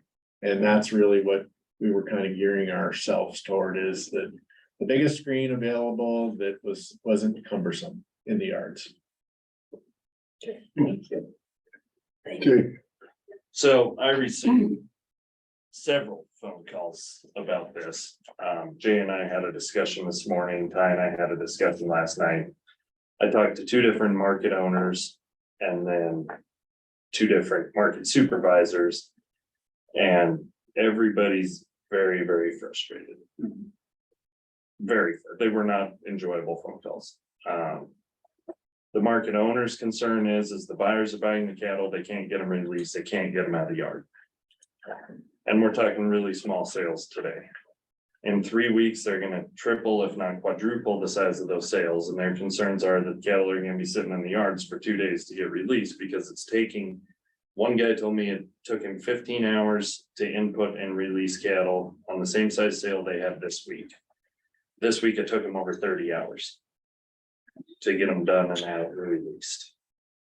And that was 300 heads. So if we get into a 7,000 head sale, is it gonna take us 5 days to get them released, and cattle are gonna be sitting at the yards for 5 days to get them released and get them out there? I would hope not, because at that point, we're gonna hand write them. Yes. You know, there are other ways around it. And kind of the conversation Jay and I had is, what is our backup plan? If there are more issues, can we tell those commission companies or those market supervisors to go back to Fort Supply and get through the fall run? You know, and everybody admitted, you know, there's going to be a learning curve. It's gonna be slower, but they said, this is what's happening. How long it's taking is going beyond the learning curve. It's just slower. And one of them even admitted, he goes, I'm sitting there clicking on the glide fast system and my brain's still working on the Fort Supply system. He said, but he's an older guy. He admitted that, you know, and it just doesn't come naturally to change systems. But I think the biggest concern that they had is, you know, well, my biggest concern is it's the 20th of September. Now is not the time to be doing this. And we had plans to do it earlier. But sometimes plans change. Like they did, and they were out of our control. But what are we gonna do now to fix that problem?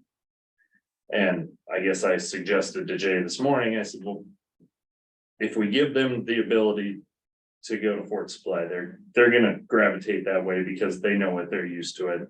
We're never gonna get a launch date because they're all gonna wanna go back to what worked.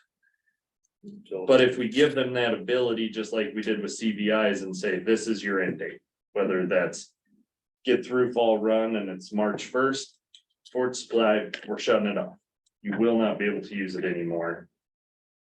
Do we put it into some markets where we have the ability to send people to help them get through it and work through more kinks, more bugs? And I don't think that right now is the time to tell these guys they have to switch over. Yeah, and I would speak to that. I think that's what we were talking about earlier with softening the launch. Yes. That we might, if we have the opportunity to do small sales in locations where people that have had more success using the system, that we continue to do that, and hopefully if there are, because the problem is, as I think all of you know, when any new piece of equipment, new piece of software, this is gonna happen, and then you find the things and you fix it. Fort Supply was the same way, although I hope it's not like Fort Supply that took 3 years to fix the bugs. You know, because it did, for Fort Supply, it took 3 years. Yeah, I hope we're, you know, but folks don't remember what that was like. Yeah, I was here and some others, and now, you know, as you said, you have people who say, can we go back to Fort Supply? And they're the very same people that very loudly said, you need to ditch this today. It was launched 7.5 years ago. Absolutely. So, well, we want to go back to paper. So we got to get through this process of Yeah. finding these things, debugging it, and for the future, it'll be better. But I think we're on the same path as what you're talking about, which is if we were facing a 7,000 head sale and we were still concerned and you know, what, if you're doing it in some sales and all of a sudden you're singing along, you might, okay, now we feel comfortable expand that out. But yes, we're leaving that option of like, okay, if we're facing a big sale and no different what Jay did yesterday, where there's a bug that he doesn't know if it's gonna be fixed in time, due tomorrow by Fort Supply. The only problem with that solution that I would say that we all need to be aware of, and even our employees need to be aware of, is we've already done a data migration, right? So we're not gonna pay for a second data migration. So a 7,000 head sale goes in Fort Supply, somebody's gonna have to take that and put it into this system again at some other point in time, so that we have the data collected. But we can do that. That's why we haven't turned Fort Supply off. But I know some might question why the change, and I think we've talked about that a lot, but I think for today's conversation, it's worth noting that, you know, Fort Supply at some point is gonna become a dead stick. It's like that tractor that nobody makes parts for, and the only guy that knows how to work on it is gone to Arizona or the graveyard. And Fort Supply was not our future. Something else had to be our future. Absolutely. And Fort Supply was never going to expand the capabilities, maybe to be able to do offline sales, offline inspections. This system will have that capabilities. We built it out to take us to match what we're seeing in other states. And so, you know, but there is this, and you're right, the timing is horrible. If you were learning this on a week when only 7,000 head total went through all 13 markets, and you were finding these errors, it would be a lot less pressure. And I also know the looming pressure of what's coming in a few weeks. So I think I've already green lighted to Jay that I support that tactic of let's look for opportunities to advance, but let's also not put our head in the sand either and set up a situation that we can't recover from. So I think if today, like even tomorrow, even if Jay said this release thing was fixed and we had a 7,000 head sale coming tomorrow, my advice to Jay would be, tell him to do it on Fort Supply. We'll catch the next one maybe. No, and I think that's just some reassurance to the market supervisors and, but also the market owners, because the two I talked to were not very happy at all. So are this pays today? There's bill today. Yeah, BLS, or so pays on Wednesdays was Wednesday. yesterday. Yeah. Wednesday, yeah, Yeah, Wednesday. today's Wednesday, Thursday. yes, Yeah. they actually did run on the system. And actually had, once the issue got fixed, they got through that all right. Phased it. Sydney got through it okay in the end. Today is BLS, are they doing it? BLS is on Fort Supply today. So Missoula, there's 4 today, Missoula, BLS, Glasgow. And then I think we decided, Dylan, and then they have a sale this weekend. We were gonna run that on Fort Supply also. I think the other thing there though is that you talk about that, and it's one of the things that you plan for where you think you're gonna have problems. And obviously BLS, because of the volume that goes through there and pays is a choke point that we were concerned about. Sydney, because of the volume they've been seeing, is a choke point we're worried about. And as he said, BLS, not probably perfectly, but got through it all right. Sydney, probably not perfectly, but got through it all right. That was the one we were probably most worried about. But we also had sent someone up there to help them that is Yes. very well versed on the system. BLS and pays is has got 6 people on their staff. So there's some things you can, when you're doing an after action, there's some things you can kind of look at and go, well, yeah, maybe they got through it easier because there's other conditions versus a market where you have one person. Yeah. And No, and that makes it, and they're doing everything, including learning the new system and inputting the new system. So that's where they're, right, those are nuances that kind of become glaring when they happen, but beforehand, you're thinking, where are the large numbers and maybe we over supported there and under supported some areas we thought weren't gonna be as because we didn't think we're gonna have a big sale and didn't have a big sale and we under supported that area. That's very possible. No, and hindsight's always 20/20. Yeah. But I do think moving forward, I mean, I'm not related to our CBI issue. We have to have an end date. And it has to be a hard end date. But probably not till spring.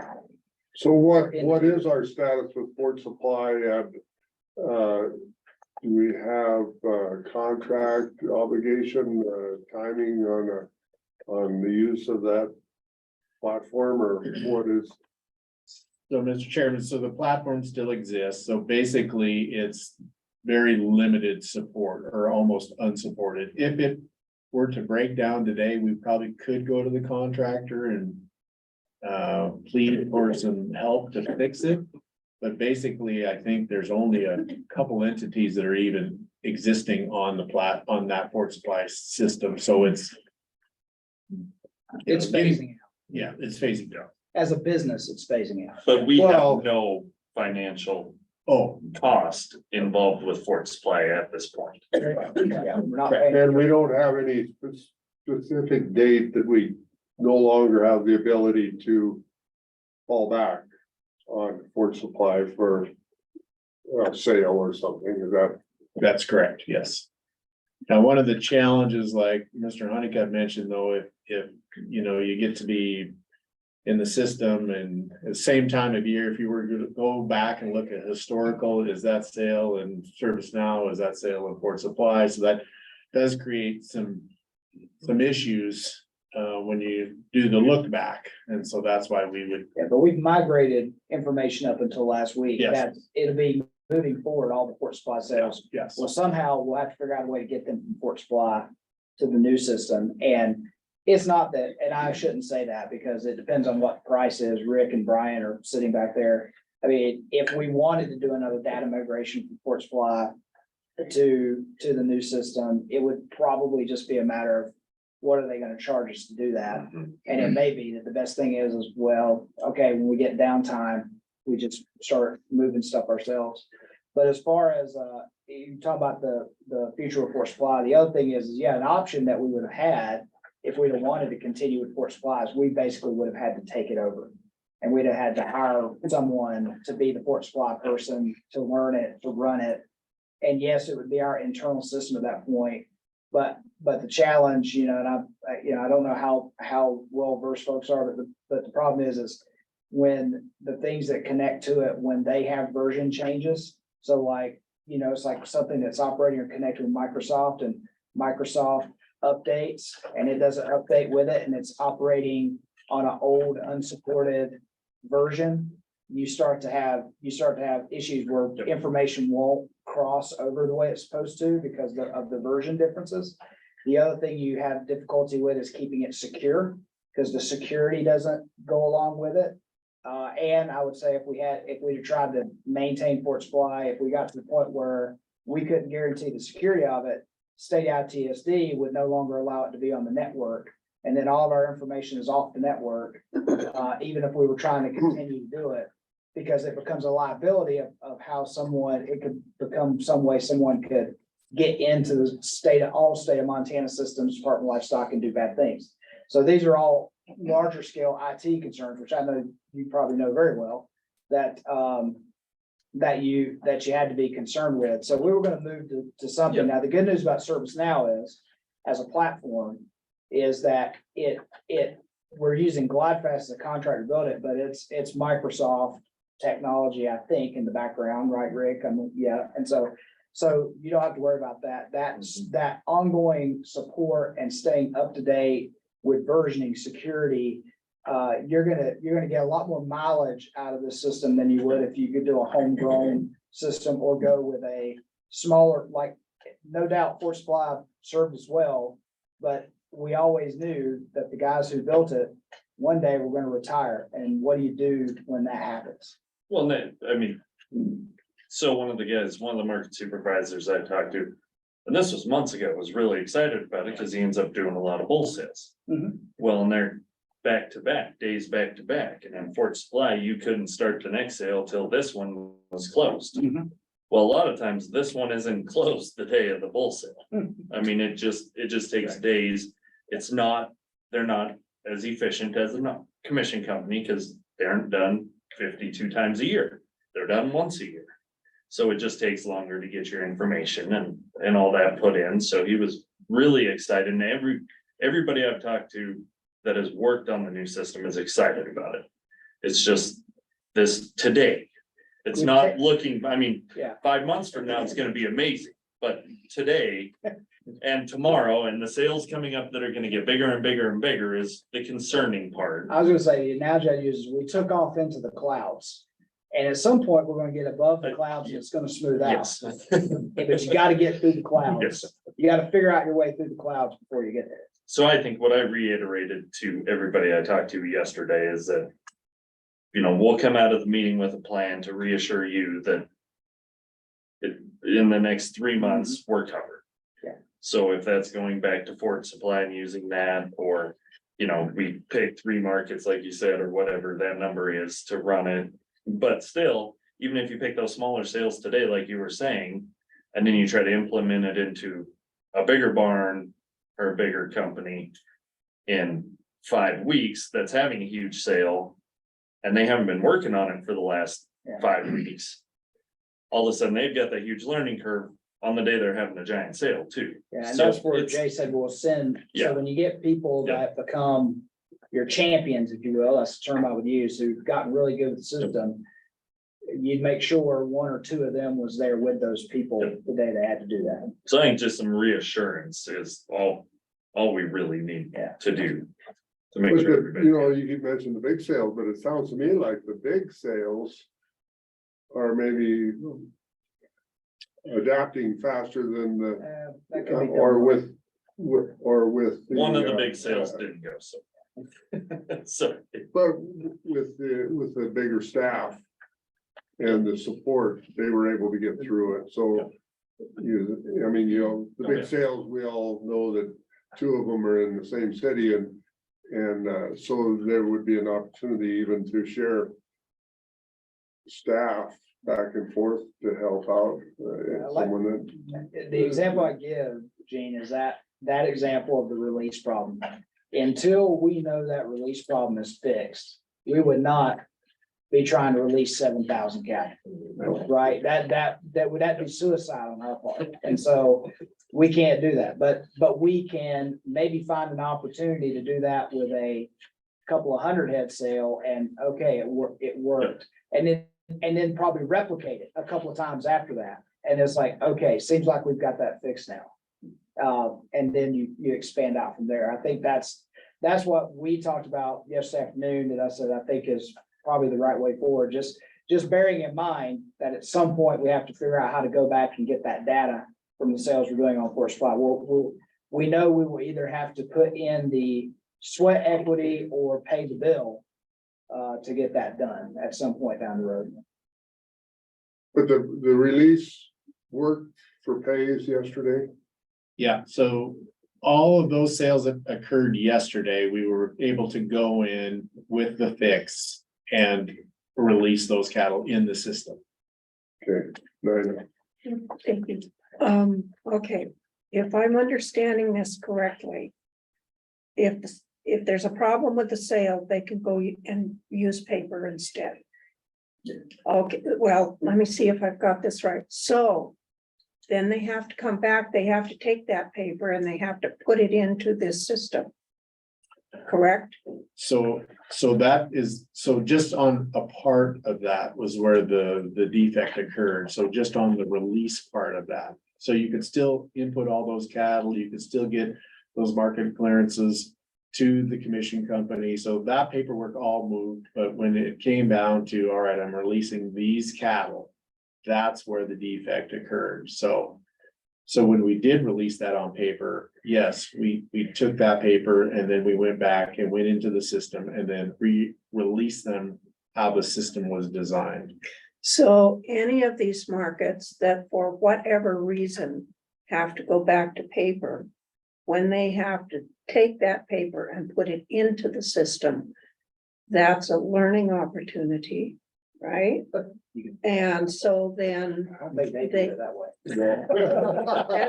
then they get X amount of time to learn. You weren't able to do it today, but between now and the time you're having your next sale next week, you have to learn how to do this. Will that, and is that gonna help them? Well, I Can they think, learn, can they learn and do it that way? yeah, I mean, I certainly can. And the staff has done a really remarkable job. I mean, could say nothing more than that. They've done a remarkable job of learning a very complex system under high stress situations, certainly this week. And yes, there's gonna be frustration and I've told all the staff, you can call me and you can air your frustration with me all day long, and I'm fine with that. Because yes, we're gonna document that, we'll get better. So the system itself, so in putting cattle into the system is really, it's a little more time consuming, but not significantly. And the mobile app to be able to input those cattle really works pretty well. So a lot of the markets really do like that. So that system is relatively works pretty well. It's really just on the release part of the cattle that gets a little cumbersome. As I remember with the archers, they could put the information in out in the lot. And then the archer could download into the program in the computer, is that right? Does this work the same way? So no, as I input cattle on my mobile device out in the yards, it's automatically out there. And you and I could be out there working cattle automatically and it's already in the system. So as we put it in, it's a web-based system, so you know, no Wi-Fi, so it's automatically in the system. So As we're it's working, and you and I can work the same kind of cattle, putting these things in, and it's in. So it's just the release. So the release is more cumbersome, yes, it's slower. Now we have identified, we're starting to identify parts of that release. How do we make that better? How do we make that quicker? How do we reduce that time? So we're already looking at that. Now that's probably gonna take some coding issues to try to do that, but that's what we're looking at right now. So until you get it figured out, you can just paper it. We could. And then put the paper in between sales. But I'm thinking for the most part, as the staff become more, they will get quicker with that even as it exists today. So I don't know that we'll have to do too much paper. It is always an option, but I think we will get quicker with that. The paper option was mainly because this week, because we couldn't release the cattle and we needed to get them moving, so you have to go to your contingency plan. I like what Jay said one day, which is, because that's what the reason the paper is still there, right? Is because you never know when somebody's gonna run into a transformer and you're having to release cattle and you have to go back to your old way of doing things to keep things moving. So that's why that contingency was available. We haven't eradicated the ability to do that by paper and won't, because you never know what might happen. But that's just because it wouldn't release the cow. The timing of the release is a different issue. And what Jay's saying is they're working on trying to shorten that time frame up to improve the system in that way. But that was different than the situation. It just wouldn't let you push through that final step. Yeah, that part was just broke. All right, Yeah, I was just gonna add on Jay's, like Mr. Honeycutt said, that paper, the reason why we did that, just because that was, them cattle needed to leave that day. With the Ford Supply being the backup, that would probably be a more preferred backup than handwriting them in, cause it's, An entire thing. yeah. We want to be professional and how we release cattle and handwriting got us through, but Yeah. So I was reading somewhere in one of the communications that, there's a time frame where we have this technical support 24/7, basically, and that time frame is, I mean, did I read that we're not gonna have quite the same support in the future as what we have today, and when is that? Are we gonna be through all of the crisis, or when we don't have that person that's right there when we need them at 2 o'clock in the afternoon or whatever? One thing is that, I mean, at some point, your support, they're not gonna give you that hyper level of support forever. One of the things that I've asked Rick to do is to elevate to our state director of ITSC, because Gladfast has other contracts with the state, so the state has a bigger lever than we do. And to leverage getting more support from the vendor, at least, I mean, it's not gonna last forever, it's gonna go out at some point, but based on the fact that,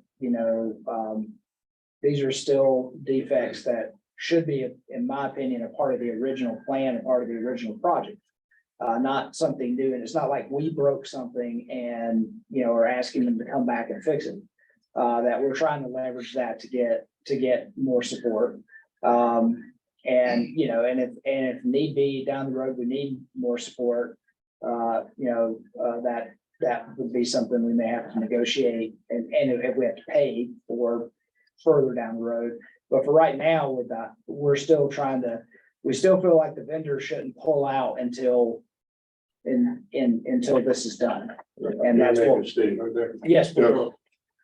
As far as that's concerned. Step up right there, we're tied down to it. My stance on this, and I shared this with Mr. Gilbert. Introduce yourself, please. Sorry, Rick Porter, CIO for Livestock.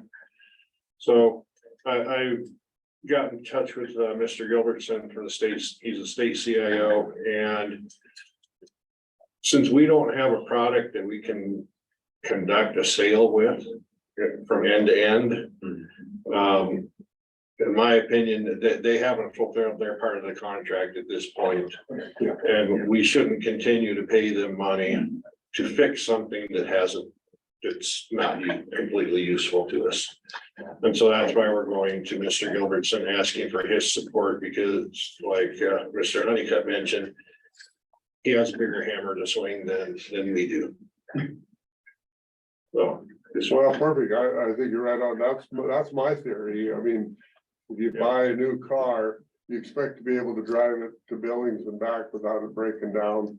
And if it breaks down, it shouldn't be your responsibility to fix it. So. Yeah, so that's where we're trying to go with that, and we'll keep the board updated as things go on. Very good.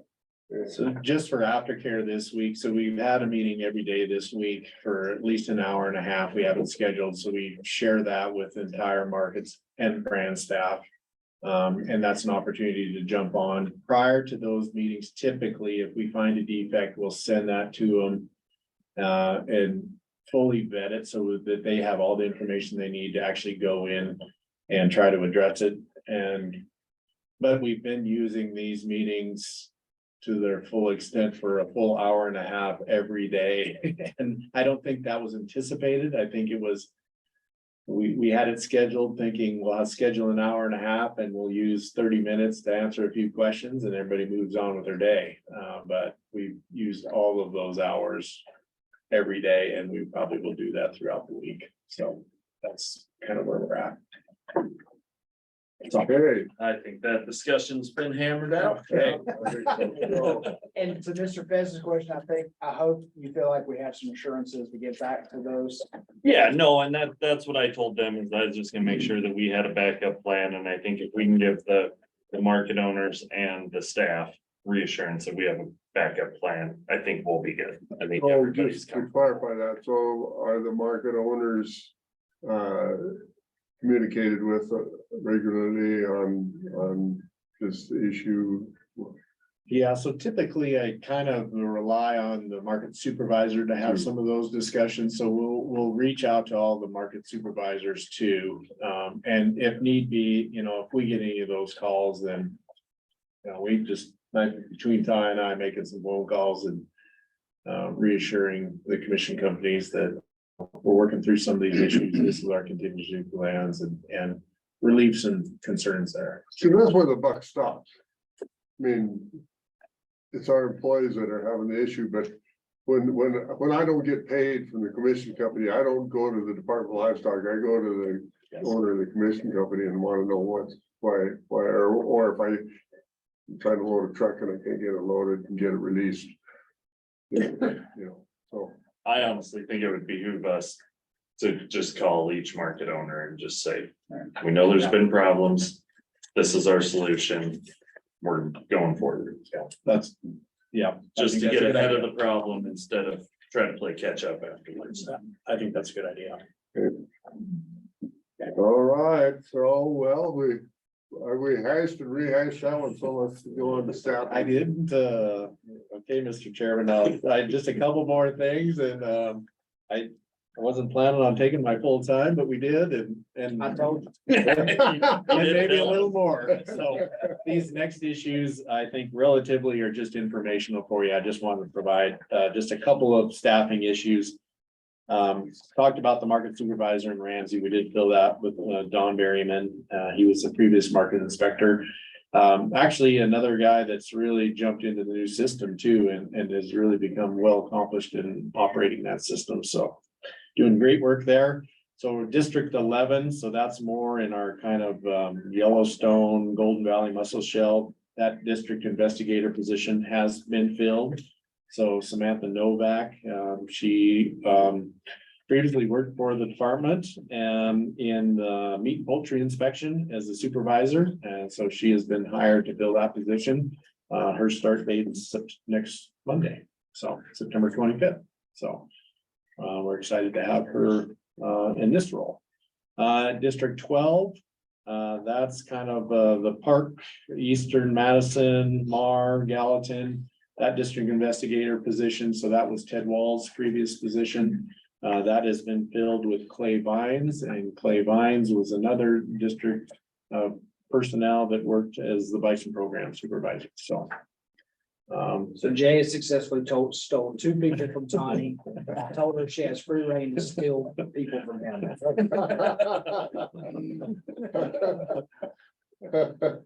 So yes, that is. They're good personnel. We're excited to have them as district investigators.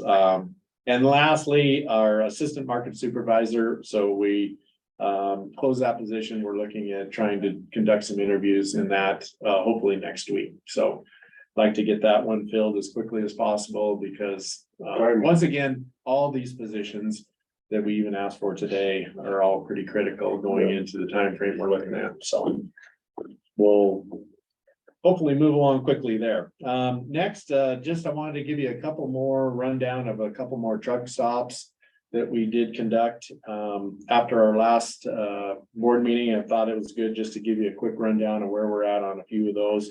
One, I didn't get the report early enough, or I missed the report from our last board meeting. So we did July 8th. This was one that we did conduct with North Dakota Stockmen's Association. So we did it kind of on the border and in conjunction with them.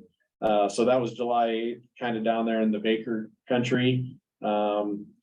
We stopped 3 vehicles, issued 1 warning ticket, and on the North Dakota side, they had 4 vehicles that they stopped and they were all compliant. So that one went well.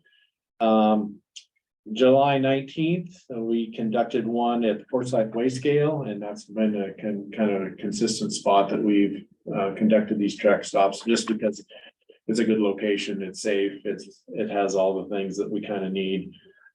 Stopped 6 vehicles, paperwork on 32 horses. Stopped 2 that livestock trailers that were empty, and 1 that was just inside the county that, you know, once again, we didn't know that, so we stopped those.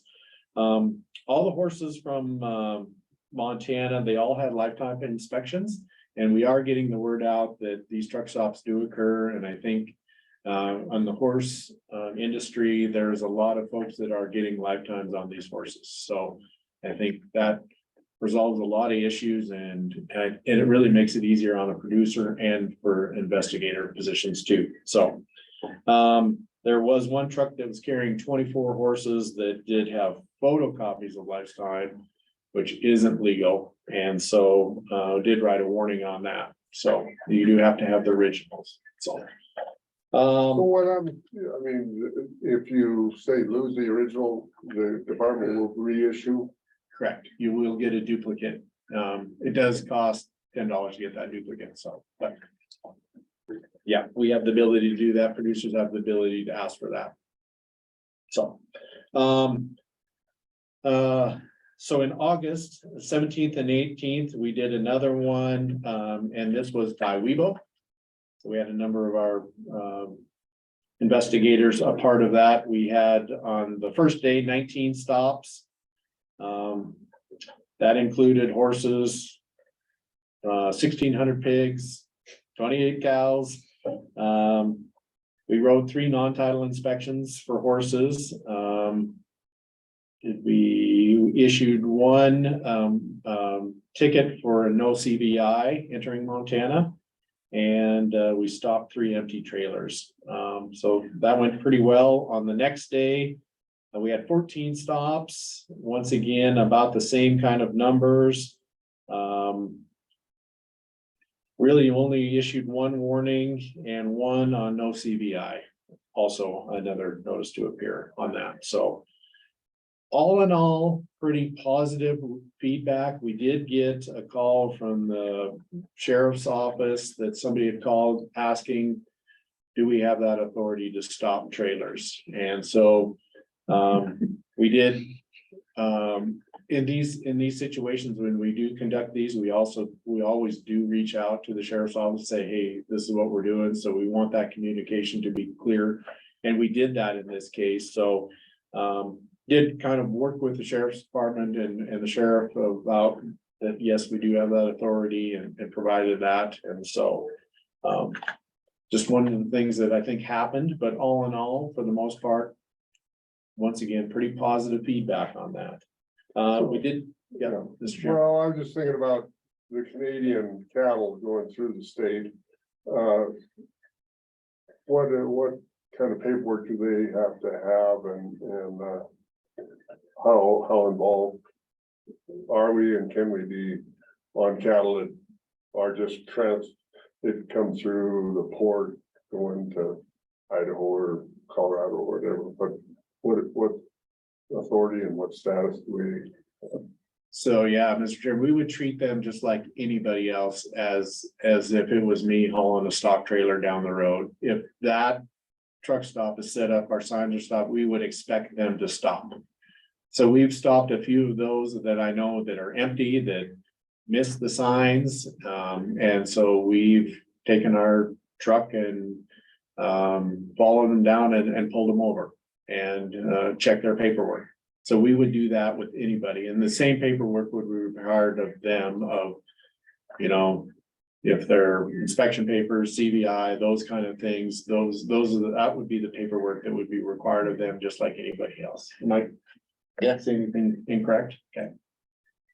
Mr. Chairman, any rodeos, any roping type stuff? I think I touched on those last time. We did,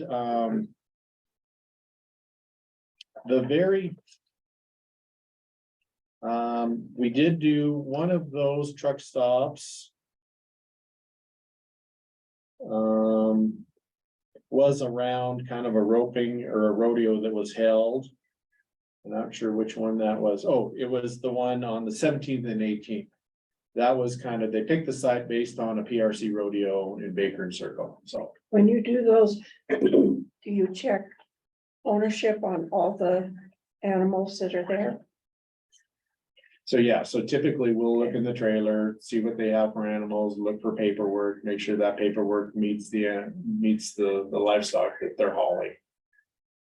I think the grapevine must be working pretty well. So yeah, I think it is.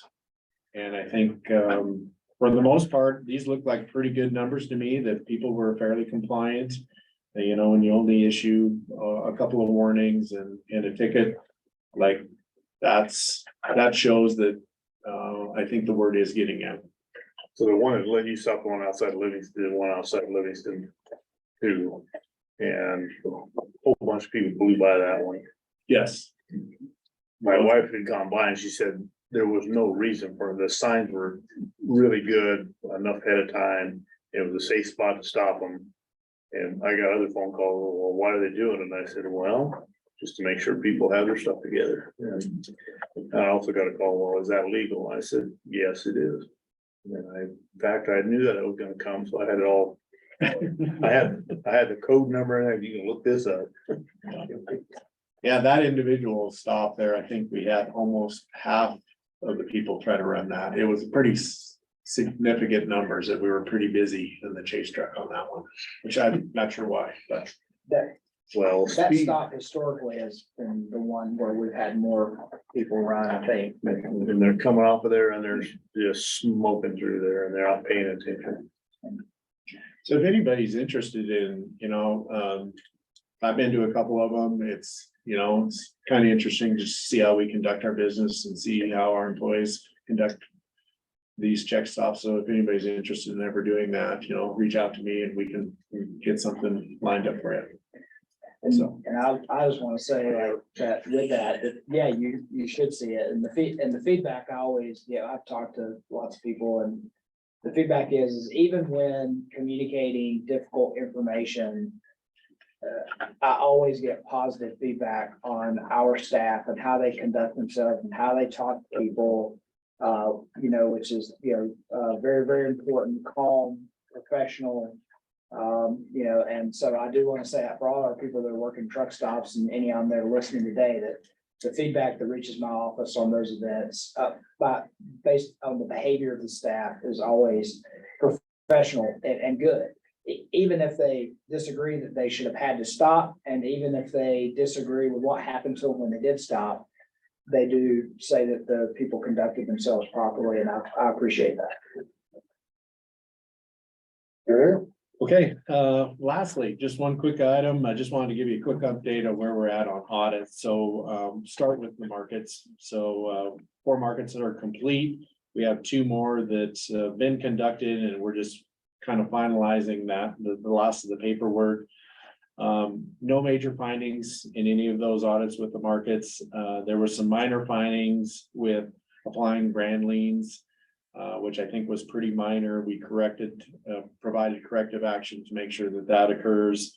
So all in all, the market audits, I think, went relatively well. So that was good news. So we conducted 6 this year, so we'll continue to. There was one that we did, Glasgow, we did not conduct, but that was kind of when they had the fire and things kind of certainly didn't want to impede upon their business anymore, let them recover from that. So on the dealer audits, once again, our goal was to get 10%. So that was roughly about 21 dealers. What we've done is we've kind of refined that and continuing to refine that process. But since August, we've been sending out requests about 4 a month of randomly picking dealers to get that paperwork submitted to us so that we can review. There is some challenges with that. Some of the out-of-state paperwork appears to be a little different than us. Our request for financials sometimes is they're a little uncertain of what that really is. So we've even provided documentation of here's a financial form, you can just fill this out. You know, put your information in. So we try to work with those dealers to help them through the process as much as possible. And so we are continuing to work on that. Our plan is to kind of finalize that in December. And make sure that we kind of get as close to those numbers, that 10%, which we plan on doing that. Sometimes it takes a little bit longer to get that information back from the dealers than we would like, and so we've had to make some phone calls and send some letters, but I'm confident that our staff there is doing a good job of trying to get that job done, so. Also, and just on the audit side of things, so we are conducting also our inspector book audit, so that's, you know, all our state inspectors, all our local inspectors, we're working with them to make sure that all that paperwork is going through all those paperwork, making sure that if there's anything that's missing, we find that. And getting that sent into the Helena office and going through that process. So that due date back to the Helena office is October 1, so that's about 45 days to conduct that audit. That's kind of the time frame that we put on there. So currently in process, and I think that was about it for my report. So I see that you had a couple non-responders and you sent out a second. Have you had any issues where you're having more than having to remind them? This is due. I just see that, I think in one of the communications, you said that you'd had to send out a second request for information. Have you had a response? And so I think, Mr. Chairman, I think that is an issue. I don't know if it's an issue quite yet or not. So typically what we'll do is send a certified letter out. We'll make a phone call. If we get to just simply no response, then we probably would come back to the board and at least inform them, and then we would have to start to probably take, you know, more aggressive action to make sure that we get to compliance. So at this point, yes, we have a few that we have sent 2 letters to. We're still providing them some additional time to get that information back to us. And that's where we're at this point. We haven't simply had people just say, just disregard anything, but I'm not saying that won't happen either. So we don't know yet. so what is recourse for the department in that case? If we have a requirement, does it have teeth? I guess would be my question. Well, I think we would try, you know, certainly more communication versus, you know, simply trying to, you know, I don't want to really take anybody's license away if we don't have to. I mean, I think we're going to take steps to try to make sure that we get compliance. Next steps, I think, I don't know, that will be I think a more difficult discussion to have. Yeah, in this situation, the teeth part is limited because the bar for revocation or suspension of a livestock dealer license is really high. And Ty, I've been through this a lot, maybe more than Jay and I've ever been through it on different scenarios, but to revoke or suspend someone's license, you have to actually give them an opportunity for a public hearing. And in the case of someone who just missed the deadline, you're never going to get there because they'll say, well, I'll just pay you my fee now. And so, so the thing is there's really not a way in our current law to revoke or suspend a livestock dealer license in absentia, essentially, like they failed to respond, because you can't revoke it until after they've had their opportunity for a public hearing. That's the way the law reads. I hate to tell you, I've had to read that law a number of times for different reasons, but that's why I know it by heart. And I'm like, because we'll have packers and stockyards and other organizations contact us, say, we think you need to revoke this person's license, and we'll say, hey, it ain't that easy.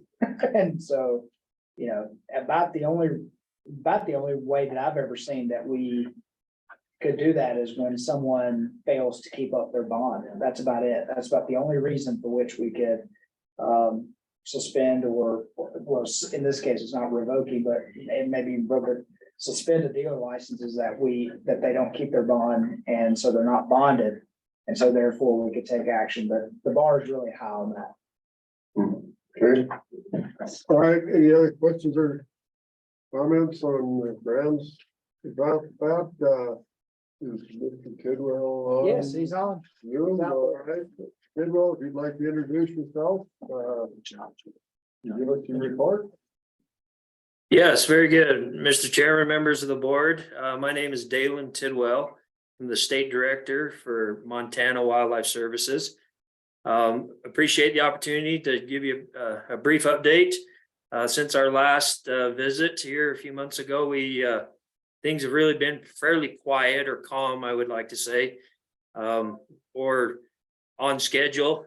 Those sorts of things are all, in play, particularly with our new maintenance contract. We're very pleased. Our new mechanic and the whole shop is just an awesome contract set up. Everything's just right. In fact, we've been able to move right along with, and if you recall, some of the issues we were dealing with the last meeting with 62 Charlie, the OH58, having the new drive shaft and some different items that were identified with the new set of eyes. Basically, this new maintenance contract was able to identify some things that thankfully needed to be done and taken care of. So all that was put in place. And so 60 Charlie's up and running good. And then also 765, the new Jet Ranger, as I mentioned before, I had made arrangements with a spare engine out of Texas, and that is now all come together. We've got that installed now and getting hours. We will have to overhaul the existing C20J engine that comes out of that machine. And it's probably in the tune of about $136,000, but we're gonna fly, we've got quite a few hours yet on this engine, so that'll build up our flat rate expense, be able to handle that expense throughout the next coming year, or maybe even the next year after, as far as being able to pay for that overhaul. Otherwise, things are great. I think quiet on the ground. Grizzly bears across the state is below average. Our investigations are below average. Things are pretty quiet. A lot of questions, that could be the berry crop this year.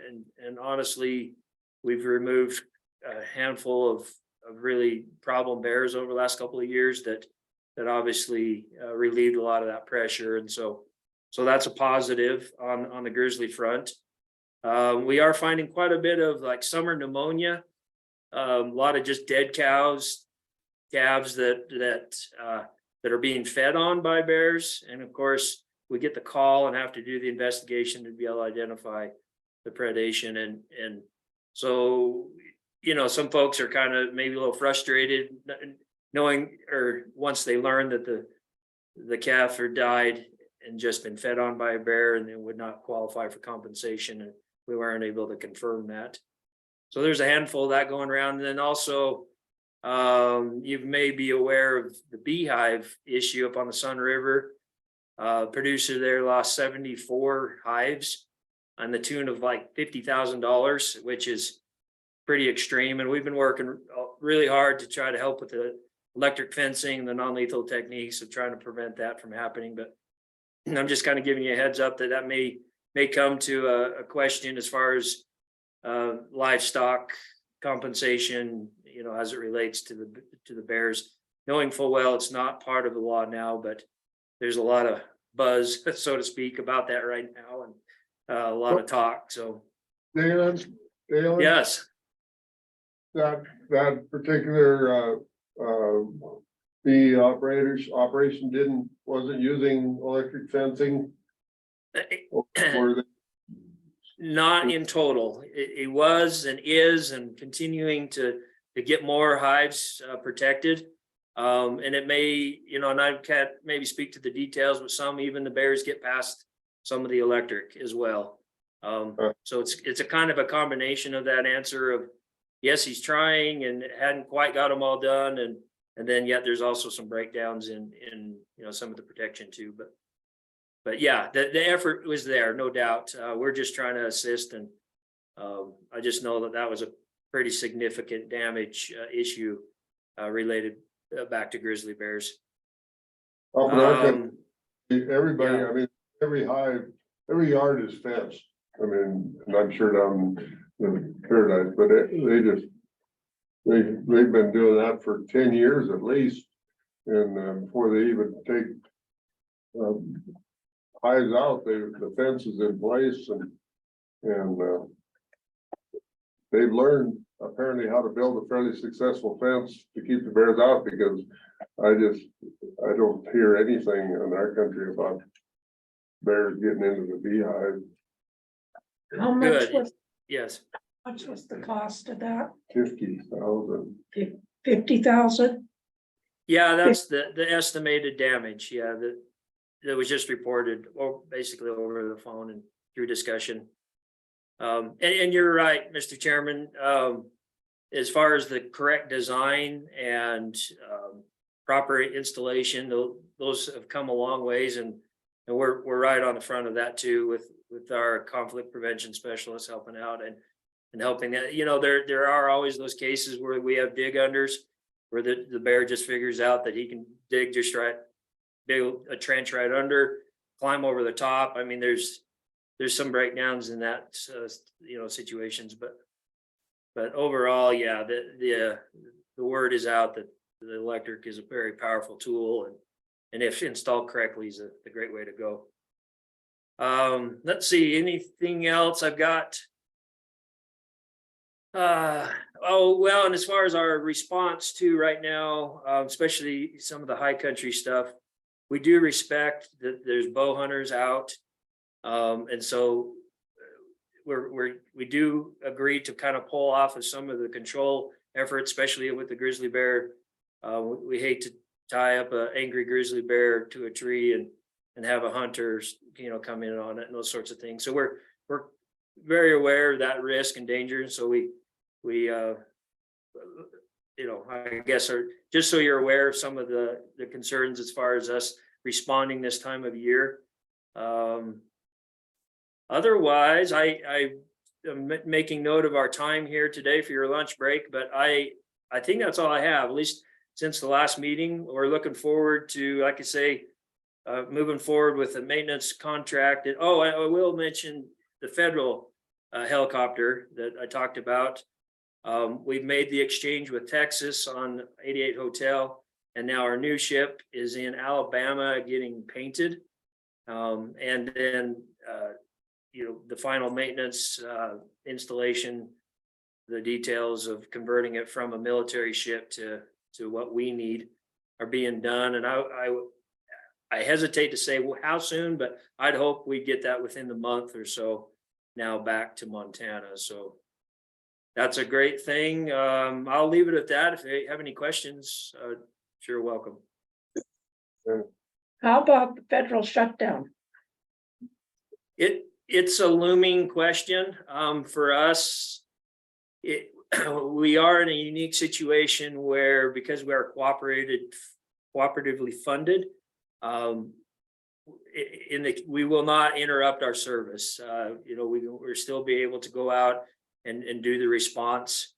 But it's, we're kind of having to juggle the federal funding sources and whatnot. So we won't let it impact our business, but yeah, some of the office staff and some of the 100% federally funded positions will have to stand down for the time being, but hopefully they'll get it all figured out before it gets to that.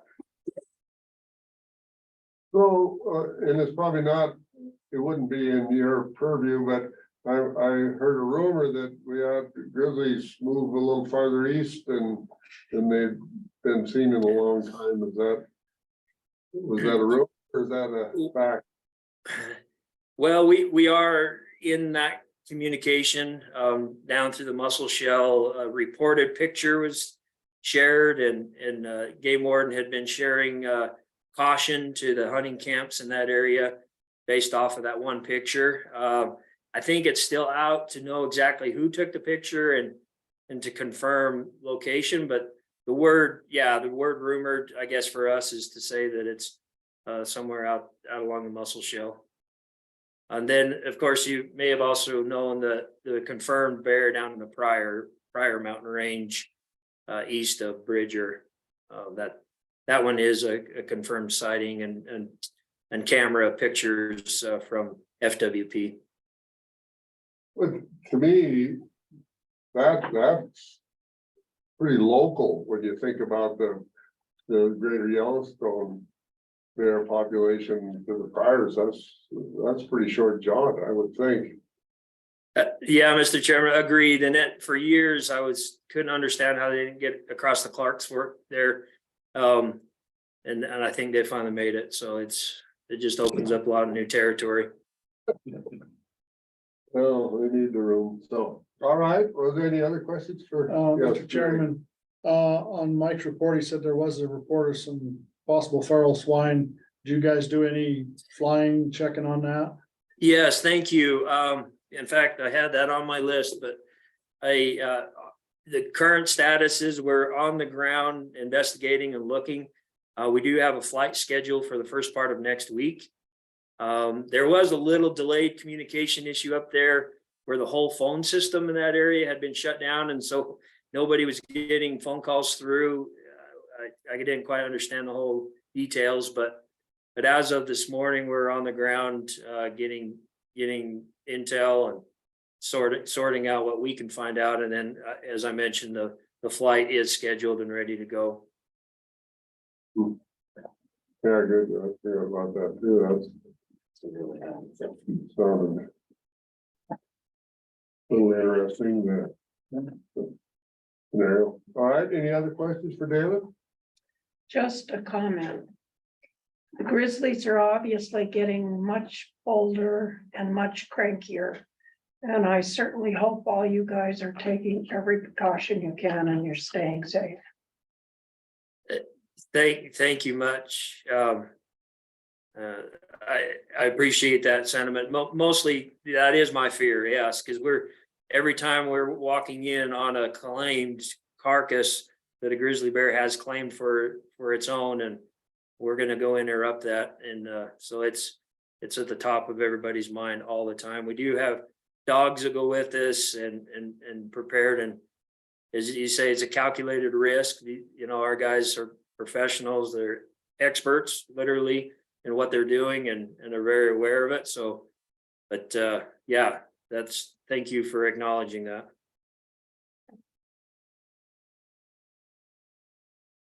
Well, I'm just glad of your report, because in our area, we're not seeing the grizzly for whatever reason. We're just not even seeing as many bears. And they're apparently not moving as much. They're around, you see the tracks one, but and they're still in everybody's yard. I had a neighbor that had 3 of them in his grain bin one morning. He had a game cam up, but that's the only issue that I've heard of in our area. So that's good. All right. Thank you, Dana. Yes, thank you all. Yeah, and the last thing before lunch is to call your attention to Mr. Edwards' report. I'll just speak, just so we have some stuff on the record. I don't know if I don't think George is on. But I would call out, I think, the big things in his report that he's sharing with you that he would want you to take home is that they had their board meeting on August 14th. They gave out 11 grants for livestock loss prevention programs. They still have some money left over, so they're going to open up another grant application period from October 1st to November 15th. And then they're going to hold a meeting on December 2nd at the Wilbur's meeting in Billings to try and disperse the rest of that money. September through December is his busiest time for claims, so just getting into that.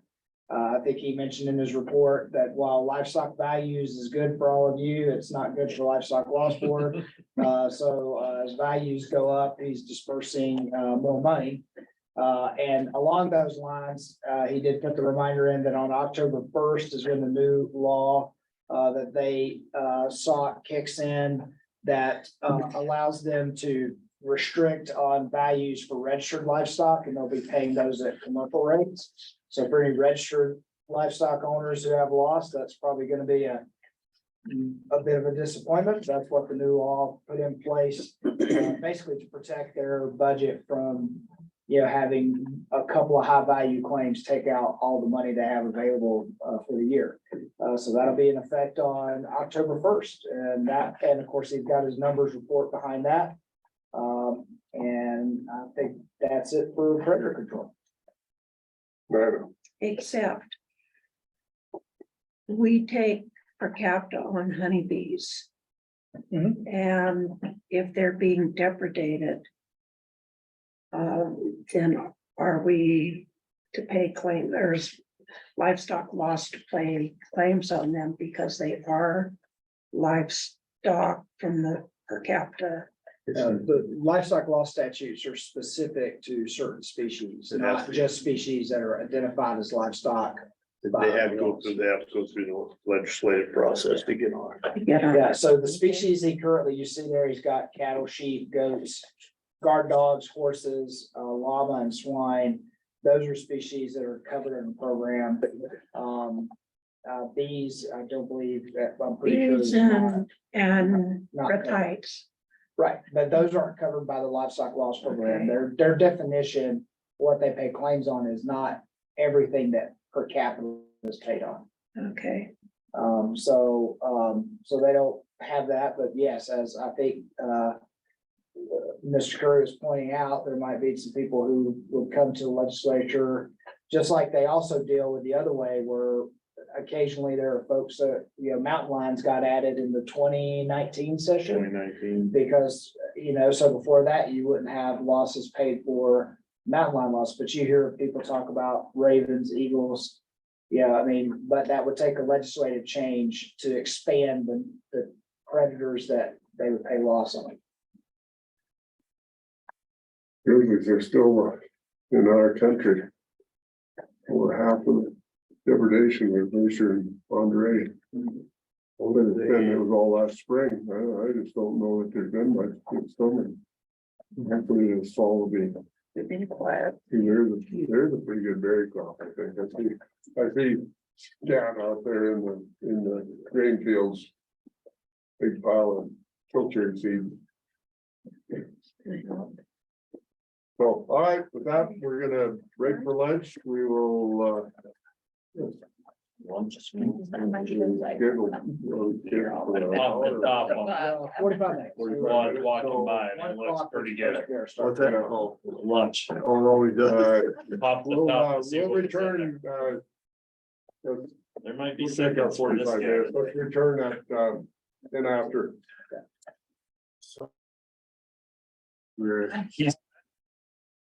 All right. We're live, thank you.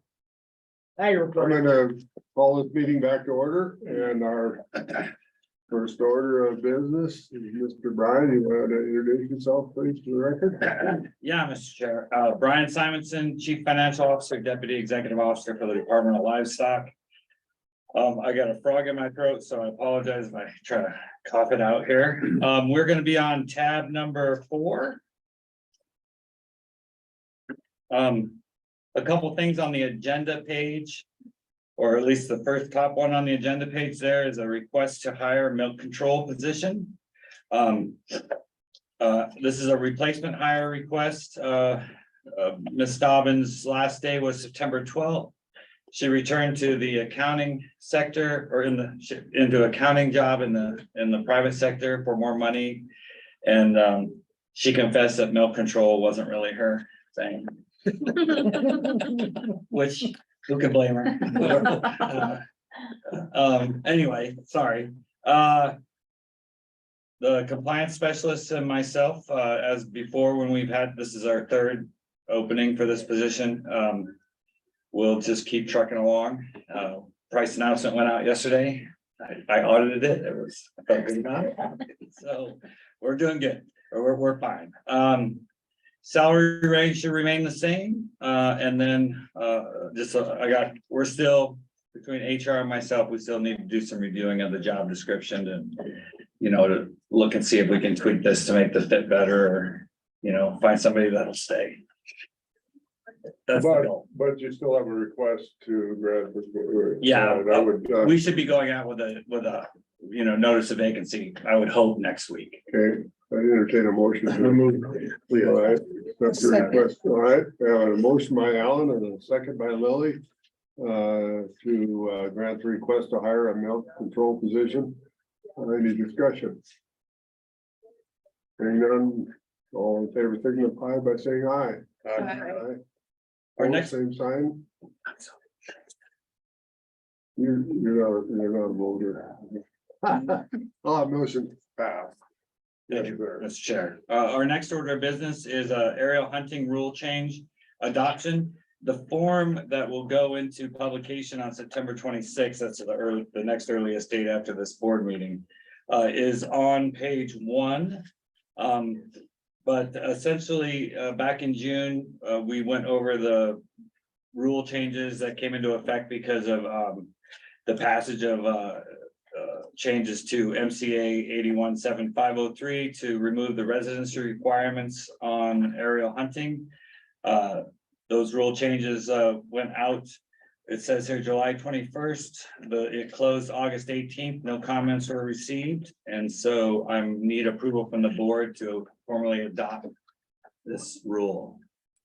Okay, have a motion. So, All right, have a second. Second. All right, have a motion by Nina, second by Greg. Any discussion? Hearing none, all in favor, say aye. aye. All right, opposed, same sign. Motion carried.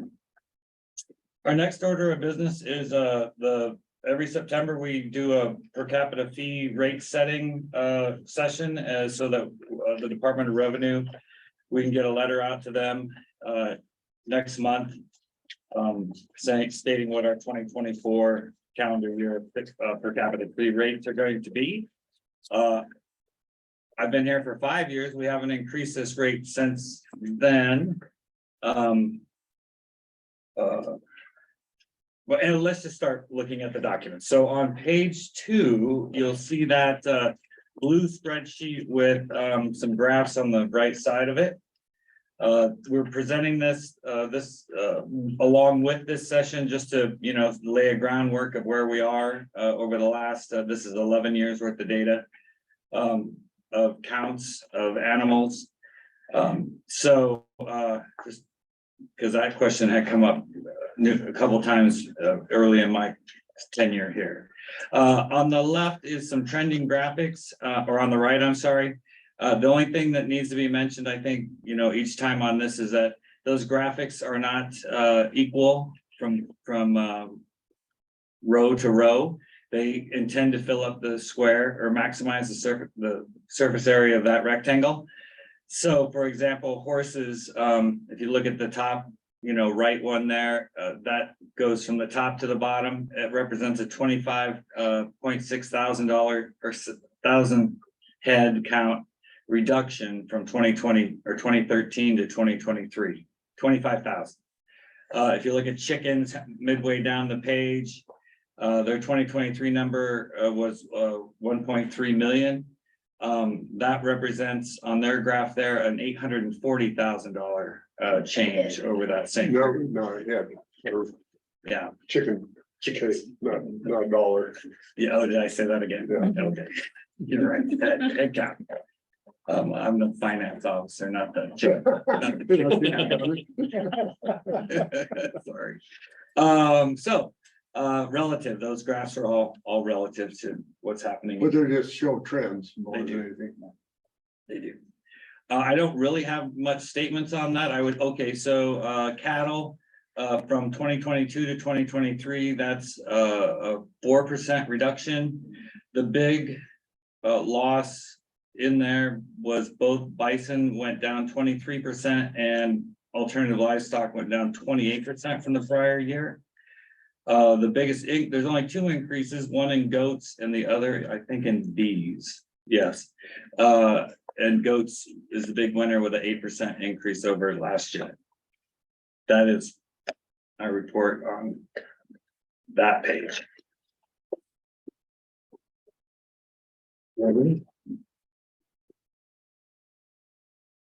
So the crux of the issue is the dollars. And whether or not we need to look ahead and decide now's the time to, because our budget is not gonna balance at this rate for much longer. Is that correct, Mr. Sun? So our starting fund balance in 2024 is 12,543,477. So I did some projections, I made some assumptions of to answer this question, Mr. Chair. I went with, assuming that cattle numbers, because that's predominantly what drives this figure here, will increase 1% over the next, I went out to 2029. That's approximately when I plan to retire. So it's a good number. It's a good year. So revenue is going to increase on my graph 1%. Expenses over the last 5 years have really averaged 7% increase year over year. I think that trend is evident in the 2024 biennium, but I'm going to be optimistic and say that trend is going to go down. We're going to get through all of this spending that we seem to be doing a lot of. So I put in 5% increase from 26 to 29. Anyway, my point is that my ending fund balance out to 2029 is still $6,854,000. But I think the thing that's probably alarming is that my expenses are 26% over my revenue. So at some point in time between now and 2029 or even a few years out in the future of that, because we really want a safety net of about 3.5 million. So if we get down to that number, I think we're good. And that also works for the way our timing of our cash flow through the year goes. But at some point we need to make up that ground so that once we do spend that down, we're growing at the same rate that our revenue is. I think my point, short story long, is with that kind of balance of 12 million in reserve right now is probably not the time to make that decision. And we should take a longer period of time to make that decision, not just one day. But we have time between now and when we get down to 3.5 million, but there will be increases because you can't have expenditure growth at 5%. If it continues that way. What did you say, a 7 now? Yeah, 7. And we'll be in the next two, 24 and 25. And it's covered. Your other assumption is that, obviously, if we get back up to 2 million head of cattle paying per capita at some point, that lengthens that window, because you're sort of looking at the numbers staying where they are, but we don't know. You said 1%, did you? I did. You put 1%. 1%. Okay, and so we don't know what that increase is gonna be, but as Brian said, yes, we are at a point where in this biennium, we will be spending into the reserve. And I'm looking at Brian, looking at about 600,000 in the reserve in 2024, a little under 1 million in 2025, and then it goes down a little bit, but. Because of the House Bill 10. Right, so Stickers are gone. we are starting to spend down the reserve, which is what we built the reserve for. So at some point, a decision has to be made, but for this biennium, there's obviously plenty of cash to cover our commitments, and actually maybe for a little longer than that, but at some point you have to make an adjustment. Probably out to 8 years. The problem is always, if you grow the revenue, well, then you're extending out how far, you know, that cash reserve is gonna stay up, you know, above something that you really is above and beyond your goal. Now, it's good to have that, but I did do the math and it was out to 2040 before, you know, I ever get that number down to something that's reasonable. So it takes a long time, 2040. You know, you mentioned cattle getting to 2 million. Well, the cattle have been to 2 million one time in the last 11. It looks to me like an average number would be 1.8 million, somewhere in that neighborhood. So at 1,768,000, so we're say 100,000 under that. So 100,000 growth in the cattle numbers, I would think would be probably more a maximum, you know, because we have a limited resource. Cattle can't keep growing at 1% a year forever. I mean, it's gonna cap out because we have a limited resource. Unless the feeding industry would happen to pick up or something, you know, there's always anomalies, but you just look at the range capacity in Montana and. Yes, sir. That's kind of why I use the 1% just for this like 10-year period kind of outlooking, because that would get us back to the 2 million, you know, head count, you know, in 10, because it basically went down about 10% over the last couple of years. So, but I agree with you completely. Okay, so, any discussion?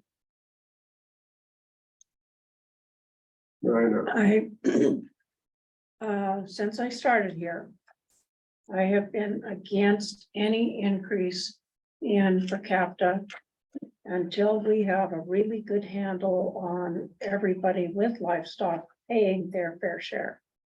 Because there have been times when those who are very loyal to this department have carried the load. And there have been those who have ridden on their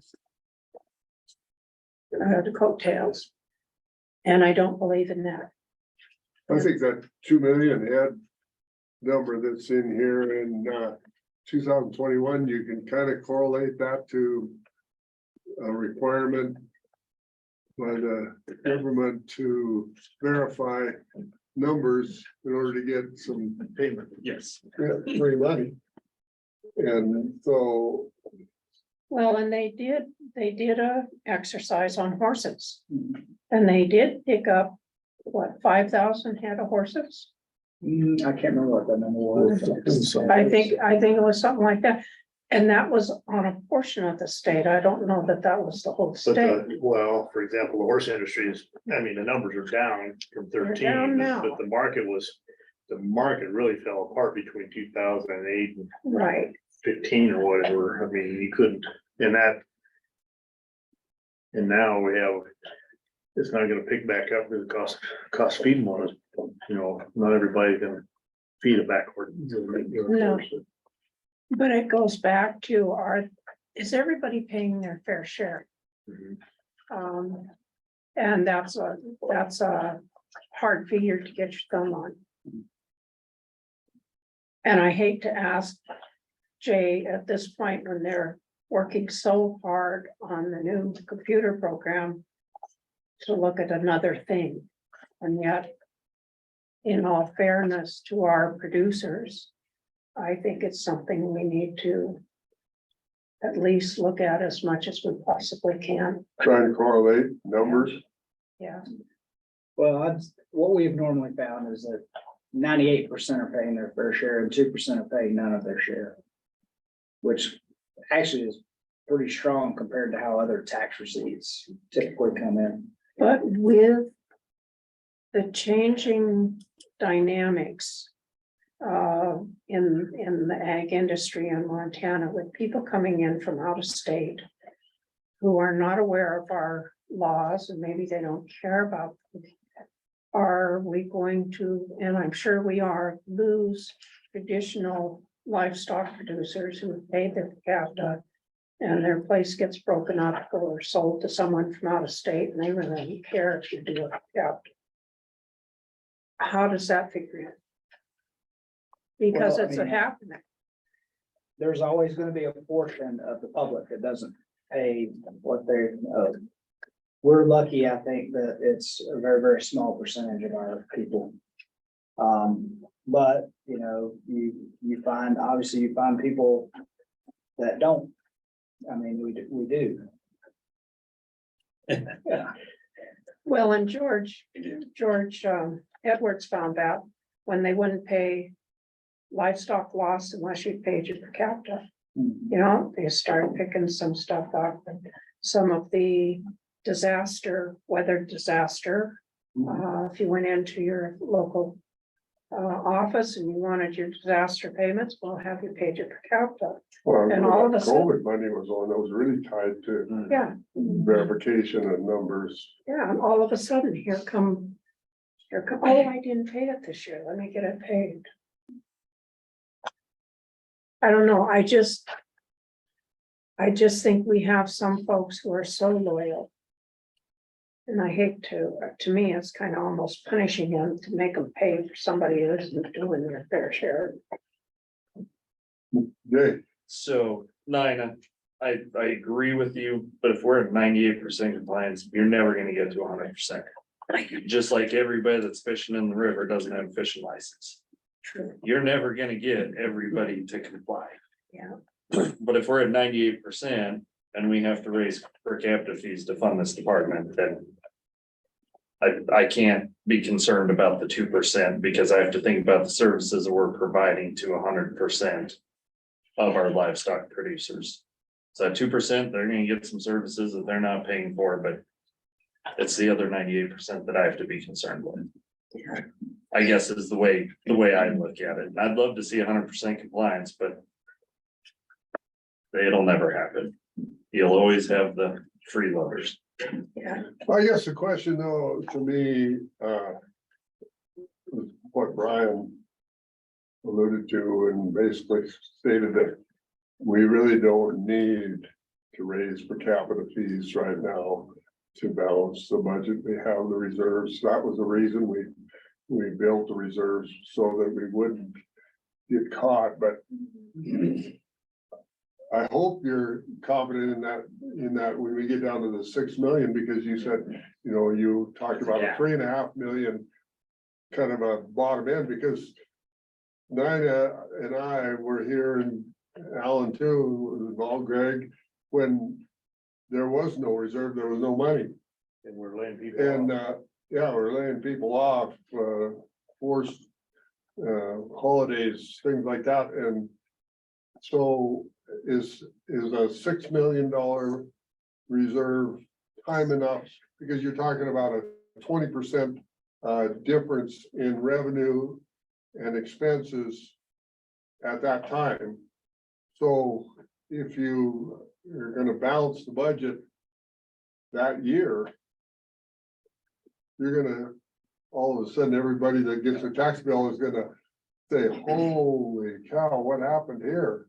You know, so do we start a little slower, sooner, and start ramping up a little bit so that we don't have to make up that difference all in 1 year? I see some, so I guess, Greg, you maybe have a comment. That's what I would like to do, is I'd rather start with a 1% increase over, you know, if you need a 5% increase in 15 years, if you start at 1% and skip a year, another one, just slowly bring it up. It hurts a lot less than if all of a sudden we jump at 5% or 10% and everybody goes, well, what the hell have those guys been doing up there? They're back to where they were doing before, and I don't want to get there. I'd rather slowly bring it up.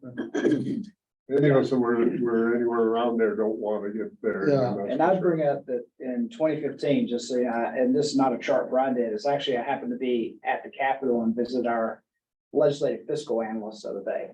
And there's a new fiscal analyst that had been hired by the legislature and was asking some questions about cattle numbers and cattle cycles and revenue. He's doing some economic analysis for the legislature, but that's why I was there, and I just stopped in to talk to him. But he actually showed me a cash balance chart that I guess I've never knew was possible, but 2013, 2014 for Department of Livestock, his legislative fiscal chart showed us negative, meaning we were borrowing from the state to make ends meet. And That was my recollection. and so we, so I would say that, like, and then that necessitated, I think, 3 per capita fee increases in like a 2-year period that got that corrected. And so I think what I'm saying is I'm hearing saying, yeah, you never want to do that again where you have completely depleted your cash.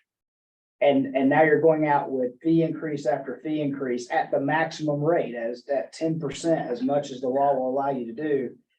You know, it does make sense. I mean, the hard part is and even a one, if you were talking about a 1% increase, we would, like in the next year, you'd still be drawing that reserve down. You just be drawing it down slower. And protecting more of it for the future. Yeah, And also, if you did nothing, you'd still have plenty of reserve. You know, I mean, that's also something that I think is worth noting. yeah, Mr. Chair, I think I've early on watched enough talking heads that I never wanted to be an economist because they're kind of like lawyers, in my opinion. But just by who pays them for their opinions. So I'm not, you know, there's many different ways to spin this, and all of them are acceptable. I do agree that, you know, in the broad strokes, if you're having 5% revenue or expenditure growth, you do need to do something gradually. I mean, it will get out of hand at some point just to get to there. If I was gonna flip now and wanna do a per capita fee increase now, I would make an argument that probably an economist would say that, you know, with cattle numbers going down, the effect of a per capita fee increase is lessened because you would suspect that the cost per head is going up, or what the price that the rancher's getting is going up. So the damage of doing it now.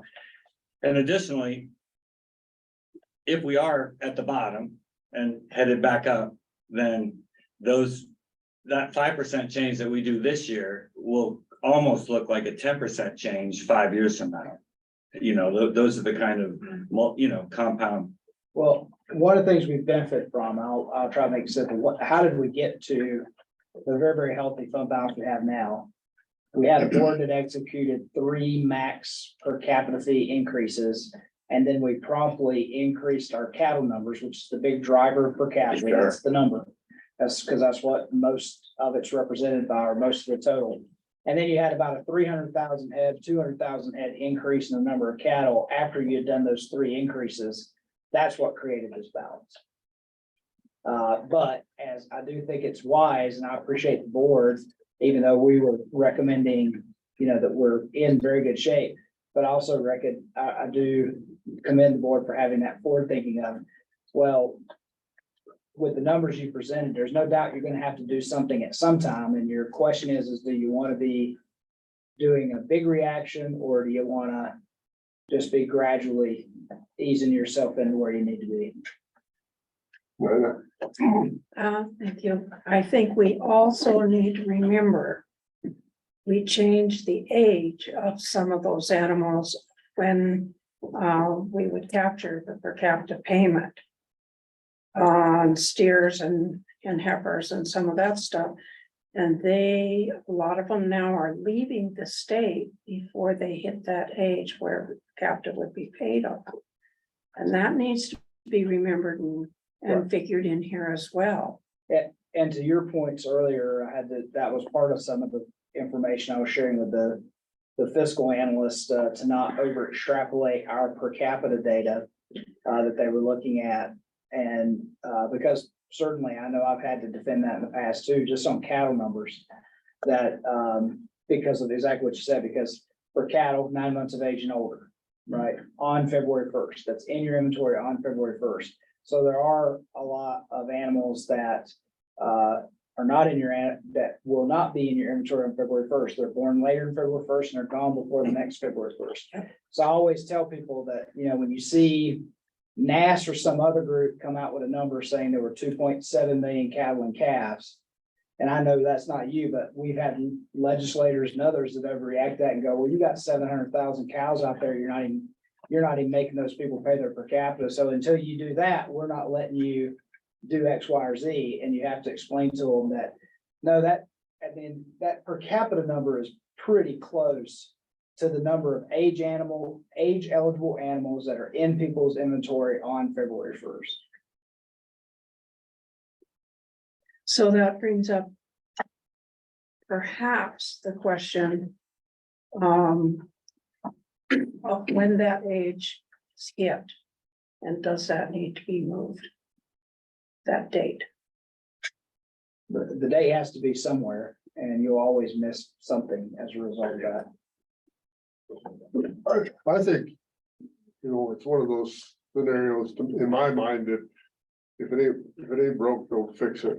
So right now, we are able to maintain the services that we need to with the revenue that we're able to generate with the current matrix that we're using. So I guess to me, there's a reason that the previous board set that date and that age. Well, that's set in law. So someone said it though. Yeah. For some reason. And. Which means it couldn't be changed until next legislature. Anyway. So the question, I guess, that we have before us is, are we gonna do something this year? Are we gonna punt the ball one more year at least and go till next year before we do anything and better? So I'm kind of in the same mindset with Greg. I'd rather do a small increase multiple times. I know we're fine for a while. But why would we want to draw our cash balance down? I mean, and granted, we got the lab paid for. But what if we had to just go spend a bunch of money to get the lab built? Well, And what's gonna part of come why up that's not next? Yeah, but what's gonna come up next? Maybe it's not a lab, but maybe there's some other project that we have to do to protect the livestock producers of the state of Montana, and it costs $12 million and our cash balance is at 6. What are you gonna do? Say, sorry, livestock producers?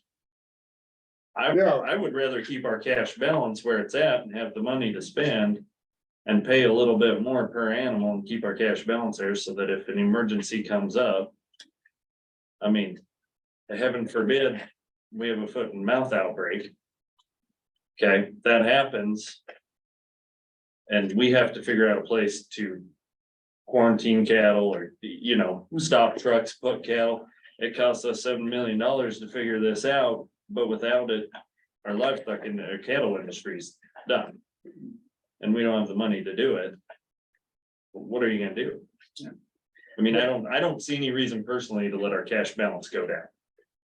Mr. Chair, I was just gonna respond to Mr. Pettis on that and say that, yes, that is one of the things that's missing from the conversation is how did we, or why did we have the cash balance we have? And that is that the initial plan that we put together and presented in 2021 session to build a new lab had us thinking we were going to put $7 to $8 million in as a down payment on a long-term bond. And we were also thinking we were going to have probably somewhere between $500,000 and $1 million of extra expense every year to service paying that bond back. Yes. So that's what we were preparing for that. And then when the gift of ARPA funds and opening up general funds fell into our lap the last couple of years, and the state was in a position to cash pay for our lab for us. What we had, the contingency we were prepared for wasn't on the table. So we had never intended to get here. We were thinking that even with the lab, even with doing that, we were going to be leaving ourselves about $5 billion of a cash balance. And so you're right there. It's either there for emergency planning, which as Mr. Rickville said, when, why you do need a cash balance is because if you do get in a position where you have to overspend your authority because of some emergency, it's much easier to go to the legislature saying, we need additional authority but that's all we need because we have our own cash. That conversation goes a lot further. Than if you're saying, we need you to influx a budget general fund into our budget because we don't have it. And so that's where you have to have, yes, you need that emergency contingency. And also having that cash balance allows you also to be freer, just like we were with the lab, to do forward planning and solve big problems and do it in a way that is not in an emergency, but forward thinking, planned out, working through all the steps. And so the cash balance helps you. The reason to protect it is it does help you in all those ways. But then the question is, how much is enough?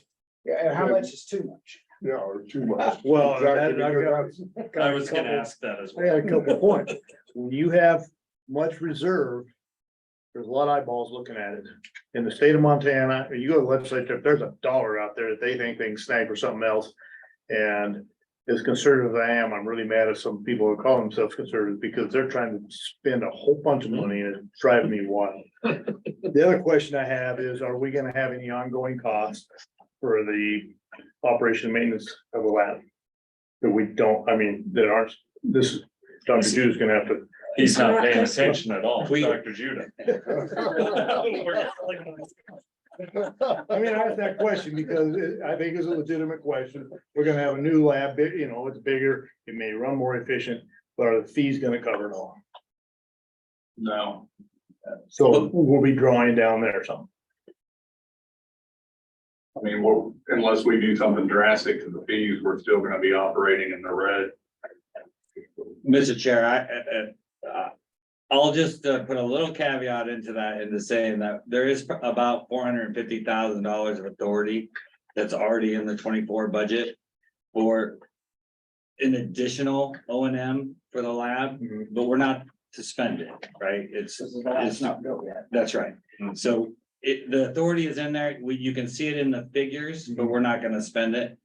Or it's restricted until the lab's built. And that comes from, just so folks know, that comes from a legislative requirement, which I think somebody at the table may have had something to do with it at one point in time. House bill. Yeah, that requires when the state does these infrastructure projects, that with it automatically goes O&M into your budget so that there's not a situation where somebody builds an infrastructure project and doesn't have the authority to maintain it going forward. The legislature directs that. So as soon as we got approval for the lab, even though the lab wasn't built yet, they started dumping that authority into our budget. Dr. Judah is right in the notion of, especially as it pertains to lab fees directly. About half of that is earmarked for lab fees, and we don't we're spending all of our lab fees right now, so where we get another 250,000 in 2 years in lab fees needs to be answered or shifted. Yeah, or the burden can shift per capita. Yes. It shifts to some other state special revenue. Right. Mr. Chairman, I guess we've kind of discussed this, that we kind of need to make a decision and move on. To my thought process, how long is this cattle cycle gonna last? It's gonna be, in my mind, it's gonna be much easier with a small increase now, when the cattle cycle is going up, than it is gonna be with the 5 or 10% when that cattle market starts going down. I mean, Well, And I think the other thing to remember is that we're never, I don't believe we'll ever get back to 21 numbers on cattle. Nationally or statewide, because ranches continue to sell and be taken out of production. And that cycle's not gonna end. no. So, you know, like Gene said, maybe we get to 1.8, maybe 1.85. I don't know that we'll ever get much higher than that again. I don't think we will. demographics are not there. No. With the age of, the average age of the rancher. You know, there's So all these factor things that that fall in, in yeah. there. Yeah.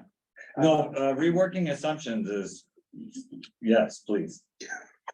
I'll just think I've got. What are you doing? Probably fiscal year 2019, at least it was recorded in my paperwork as far as what this board thought the reserve for per capita fees should be, and that was 35%. I don't think I could find a motion on that anywhere, but it would be good to answer that question to a certain degree. Or Well- what's too much, maybe. is the Yeah, question. Alan, I mean, What's it? you've been there. At what point, I mean, you say eyes are on it. We're at the point now where people, I mean, luckily, I mean, not right this juncture because there's a surplus. But the 4 terms I was in the legislature, there was hardly any surplus. So if there was cash there somewhere, someone was looking to see, well, do they really need that? And, Just something I happened to have put together other day for a different purpose.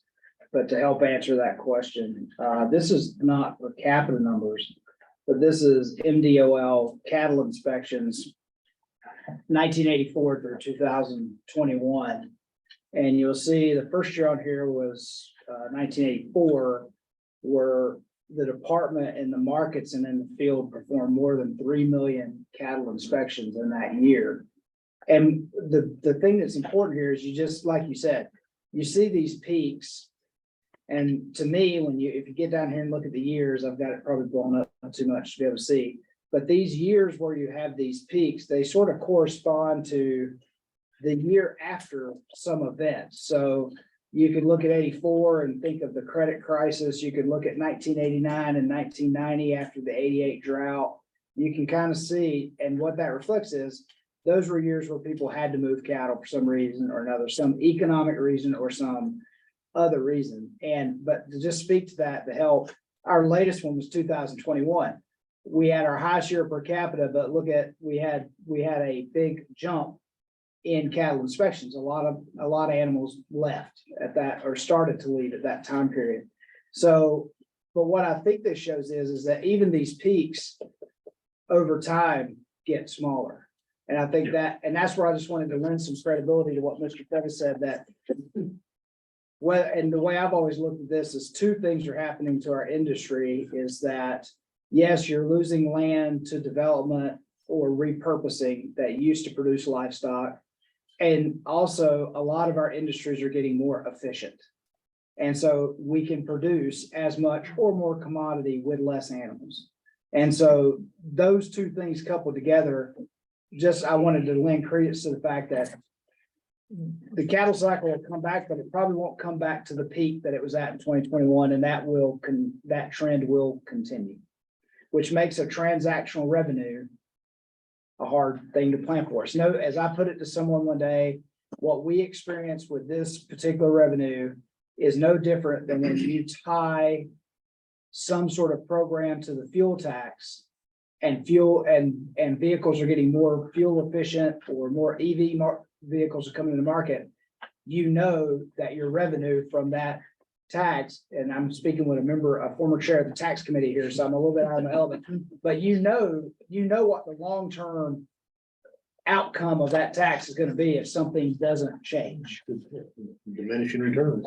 Exactly. And so per capita works largely a lot that way. It's a much longer trend line, but I thought that particular graph would be helpful when you're talking about long-term trends, that if you can go back 37 years, we were collecting per capita on a lot more cattle than we are today.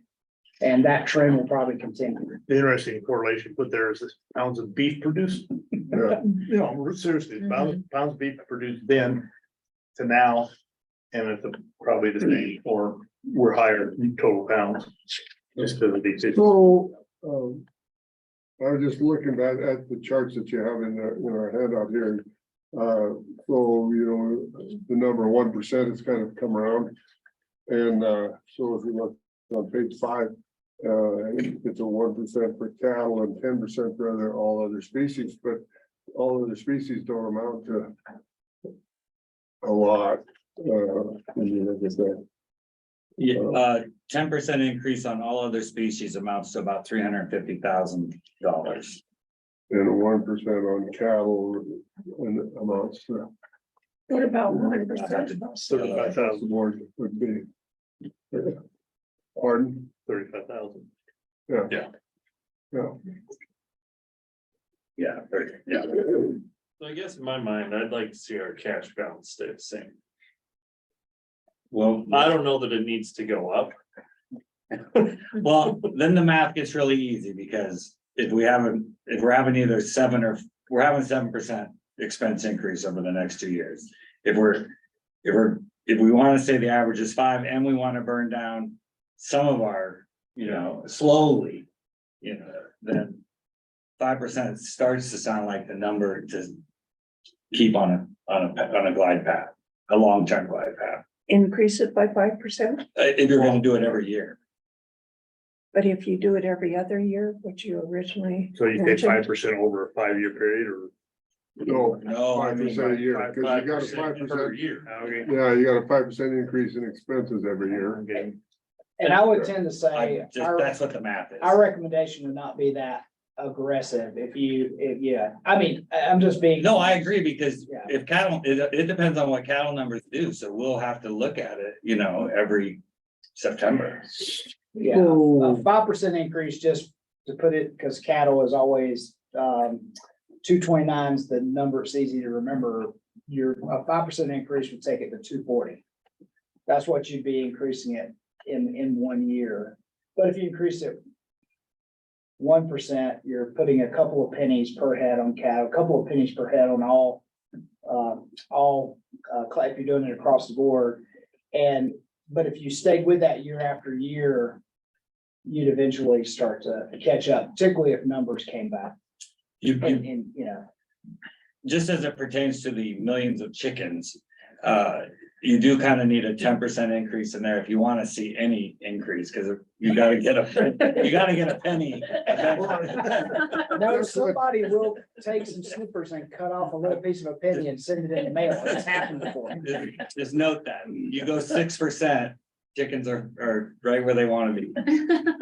So that's what Penny I out, think in penny the out. past, if I recollect correctly, and I know you were probably involved, but it wasn't necessarily a percentage. It was based on a percentage, but it kind of rounded some of these numbers To get. so to that you get- didn't end up with 5.009 for a chicken Right. or whatever. We the do number- a lot of rounding. Yeah. So, Yeah. Jake, I guess I'd like to hear somebody else's opinion, because I'm the only one that said I want to see the cash balance stay the same. But I just look at, you know, the potential of swine fever, you know, different emergencies that could come up, and I would hate to see this department go back to where we were before. oh, absolutely. And I don't want to be greedy, but I think that most of our producers too would say, we'd rather you be able to take care of us when you need to and have the money to do it. Nobody who was around and working on getting the department straight picked back up in 13 or whatever it was. Who are you at that point? Nobody. Because it was not a pretty picture. I didn't enjoy coming here and saying the things I had to say. To part of the budgets and stuff. You know, I agree with you. I mean, I like my own cash balance at the ranch. I like my own, because if something comes along, I can handle it. I don't gotta go to the banker and say, well, you know, can I do this? You know, maybe you have to, but you also have portion, you say, I've got this, I'll put this, and can I borrow this? It makes it a lot simpler. I guess that's where I'm at is. I'd like that explanation. Well, it's just not, I mean, it's because you're, I agree 100%. I just, you know, at some point. You know, ranchers, legislators. General public are gonna start looking at, I mean, if we keep the growth. Over the last 10 years, if you would project that growth. In the next 10 years, we would get to the point on a cash balance that. Would really raise some eyebrows and people would say, well, why in the world did you raise my per capita fees when you got all this money in the bank and the legislature's gonna say, hey. Because my son is involved in a deal with the legislature, there was some money in a cleanup fund and all of a sudden, there's people trying to dip this money out of the cleanup fund and it was put in there for a specific reason. Exactly the scenario that you're talking about, only in a different industry. And people are, I mean, he's very upset. that people are trying to raise this fund, and I think have been successful at raising some of the They funds. have. The other thing that I don't like is when you can't come into a legislative session and the numbers of agencies come in and want more money because they expended more than they, that just drove me wild. If you can't figure it out far enough ahead, I would voted no. Didn't matter what it was, I voted no. If you cannot budget it, I mean, it's some major deal, but a lot of it wasn't. It was just personnel or whatever. And that really feels bad. Well, we've had two major health issues in the last 3 years. Yeah. The tuberculosis and the HPAth. And they've been expensive and they've cost money.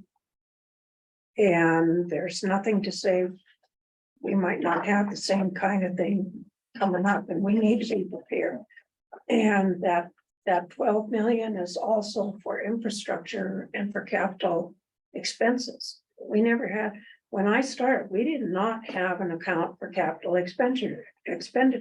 Mhm. We didn't have it. You couldn't buy new computers for the markets. They got whatever was left over when everybody else got new stuff. And sometimes it did not work. And right now, we're trying to set them up with new equipment to run the new program, and that costs money. So we have to kind of, as my wife would say, put a bow around this, but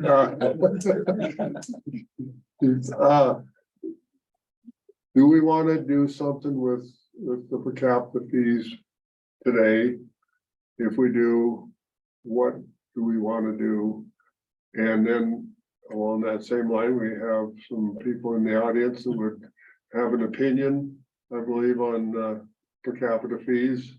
I recognize some of them from in the past, and so I guess right now we don't have anything on the floor to address. So I don't know what would be proper to let them give a presentation now, or you want to wait until we have. I think it's good. Yeah. Because that, we don't want us to put something on the table and then. We can amend it. I mean, it doesn't hurt to hear. Yeah, so with that, Brian, maybe you vacate and we have, maybe you would introduce yourself and the rest of your, I assume that you have some. Yes, well, thank you, I'd like to thank the board for taking the opportunity to listen to us. Again, I'm Chris Bechtel, I'm president of Montana Bison Association. And these are some bison ranchers from Thompson Falls, fourth generation. That are passing through and thought they'd come for moral support. Next time I want to look at the schedule and be before him. That's a tough act to follow after this little bit of a talk, but nonetheless, I was here last year to discuss bison per capita fees, which are currently at $6.38. As we discussed that last year, no one could find any reason for where that number came from and how we got to it. As far back as anyone could go on the record, it's just a magic number. So that said, as bison producers, we kind of feel it's a little bit much. And so we came to you last year to see if we couldn't reduce that number to a more fair and equitable amount. With cattle prices at $2.29 and bison $6.38. And a lot of times, those of us that are doing grass finishing, we're paying that number twice. If you look at that February 1st date, we're taking animals to 2.5, we're paying that number 2 times, so it's double taxing. So as I came to you last year, I had proposed that maybe we try to find a number that would be suitable to reduce to, and I would ask that again this year. So did you bring a number? Well, I always have a number in my pocket. It's funny. $2.29 sounds really good to me. I like to start right there and go from that point forward. So. That's. I can do better. I'll go $2. We can have a reverse auction, but nonetheless, as we look at, you know, the AUMs and the equivalency in AUMs, equivalency of those animals on the land. We do feel that we're overpaying and we don't feel as if we've been justified or where that number's come from.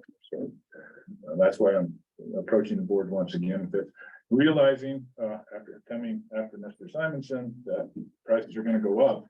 It would be nice to have a lower number to increase as opposed to having a higher number to increase. So that's where I'd like to start at. So I guess I have a question and that Nina save her from asking, because I look at the numbers and we've got a 33% decrease in bison numbers in the last 3 years, it looks to me like. Are all of those bison gone, or did we just quit paying captive fees on them because it was too high?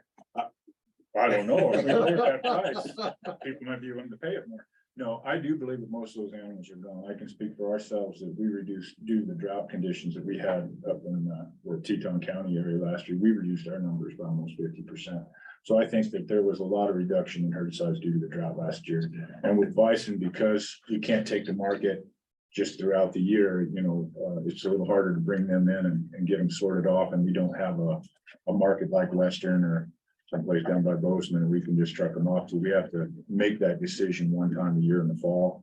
And so I think a lot of people were, the grass was short and they're probably being safer rather than not and reducing heavily. So at least that was the case with us. Well, It's either that or somebody sneaking it by. I don't know. Well, I think it was, there might be a producer too that yeah. is, but So are the AUMs same, about the same as the cow then? Yes.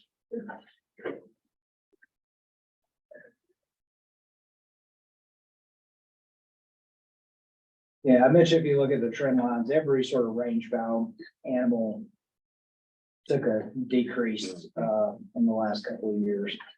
With the exception of goats, evidently they must do very well in droughts.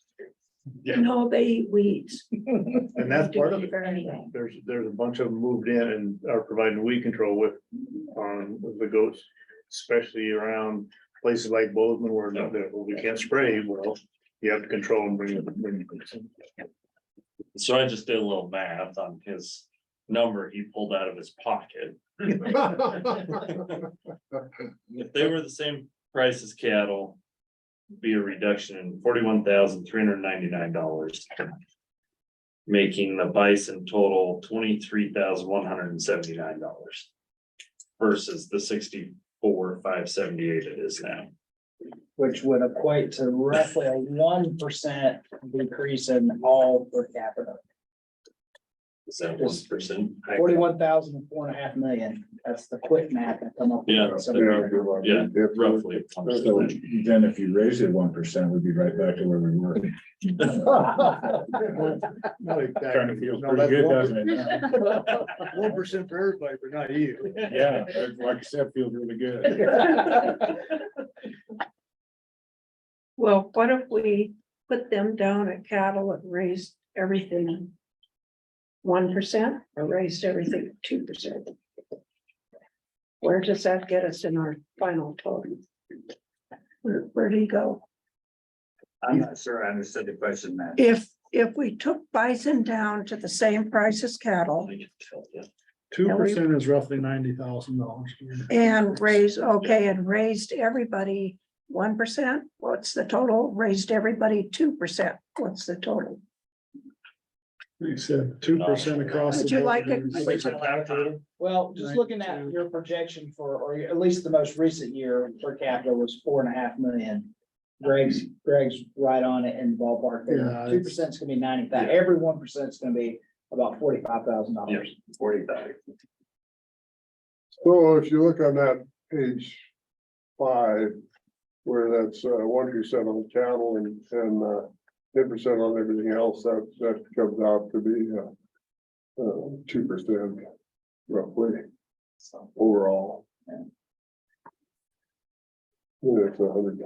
Well, I'm willing to take it. $30,000. So you could drop us down to cattle and then raise us 10% and raise cattle 1%, and I wouldn't kick near as much as I am at $6.38 and get my 10, or $6.38 and get my 10%. Yeah. You know, as far as one kickback, sure seems a lot better to me than what I'm looking at right now. It's much easier to have everybody raised to the same percentage. Well, I would agree with that. If you're gonna go out in the land and sell it, everybody had to pay this exact same amount over. Yeah. It's much easier. But I don't think that's been the practice of this board. I mean, if it was, we wouldn't have 4 cents on bees and 1 cent on chickens and stuff. We'd had some decimal point if you were using. a Well, that's percentage increase. because you always do cattle and you're always talking to the cattle folks. Those of us who talk to other producers get the response of, well, how come you only raise them that much, but you raised me this? So horse people, I've heard that. horse people get a little, I mean, some of them get pretty wild eyed because Yeah. they're paying what they're paying. Yeah, but see, he's cattle, so he doesn't. I'm just saying that if you use a percentage on these numbers, you're gonna end up with the decimal points. We quite round, low. we round. They even, rounded them up, round even. Just or round. down or whatever. Just round up. It's been rounded. So that's my point. You know, you start talking about raising everybody the same. Well, it hasn't been the practice of this board to raise everybody the same. It's been the practice of this board to use some kind of percentage number to get a dollar figure and then adjust I, the ones I've seen that because otherwise, like I say, you wouldn't have a 1 cent on poultry and a 4 cents on bees. When you look at that now, if I was the bee people and I'm paying 4 cents and the poultry people are, of course, it's per hive on bees and it's not a bee, per flat. So per queen then. So, all right, well, Tapped out my big knowledge. we. Four slats in the hive. There you go. Thank you. We, And I want to just make Okay, a go point, ahead. Mr. Chair, if I can. So when you're talking about the increase, that I think the earlier conversation was about, yes, like a 1%, whatever that rounds to across the board, because what the numbers that Brian were presenting showed that you could really do nothing for about 6 or 7 years and be fine. But it seemed like the board was much more comfortable with looking at, and I'm talking about on the total, like, and that's away from bison, just to get that conversation, like you were looking at, it'd be better, and if I mischaracterized what I think your intentions were, both Mr. Fettis and Mr. Wishman was, it's much better to do a little bit like a 1% across the board increase each year versus in 5 or 6 years, you're coming in and asking everybody to take a 10% increase at one time. Yeah. It just is a better way to do business. Because you're not making anything up in that first couple of years, but you're just preparing yourself for what the growth in inflationary pressures and expenses are. But the bottom line is like with the bison figures, like we said, is that like it is with a lot of the other species, a change in them doesn't usually mean a big net change in our overall revenue, because if you look at the numbers, you have 10,000 bison paying per capita fee, where you have somewhere between 1.5 and 2 million cattle paying per capita fee. So those other species are never going to really, whatever change you make to them is not going to drive your revenue very much, because there's just not as many. It's a volume thing. But if you use the numbers that were presented here, that is a very substantial. If we go to the cattle rate as opposed to today's rate of $6.38, you go to 229, you're talking about $40,000 on 10,000 heads. So it's not an insignificant number in the whole scheme of things. It is, we'd have to 1% on the cattle would be what, 17,000. well, we need to remember, they paid double on a lot of those. because they hold them over until Well, they're 2 years let's old. go to some cows, so there's. Yeah, there's a lot of grass-fed cattle doing the same Yeah, thing. do it. Some So, of those are. you know, I guess So, how we manage our operations is individual. that's exactly right. That's your choice to pay for Yeah. it. Not so much. Right, but I would go back to, there was no justification for us reaching that number, or no one can find a justification for, why are we so significantly different than cattle? And so that, my argument is, let's find a point of equity with cattle, and then go from that point forward.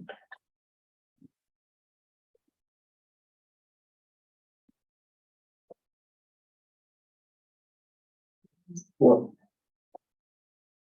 I have a proposal. yes, that's good. I'd like to hear it. Okay, so my proposal is we meet Mr. Bison in the middle.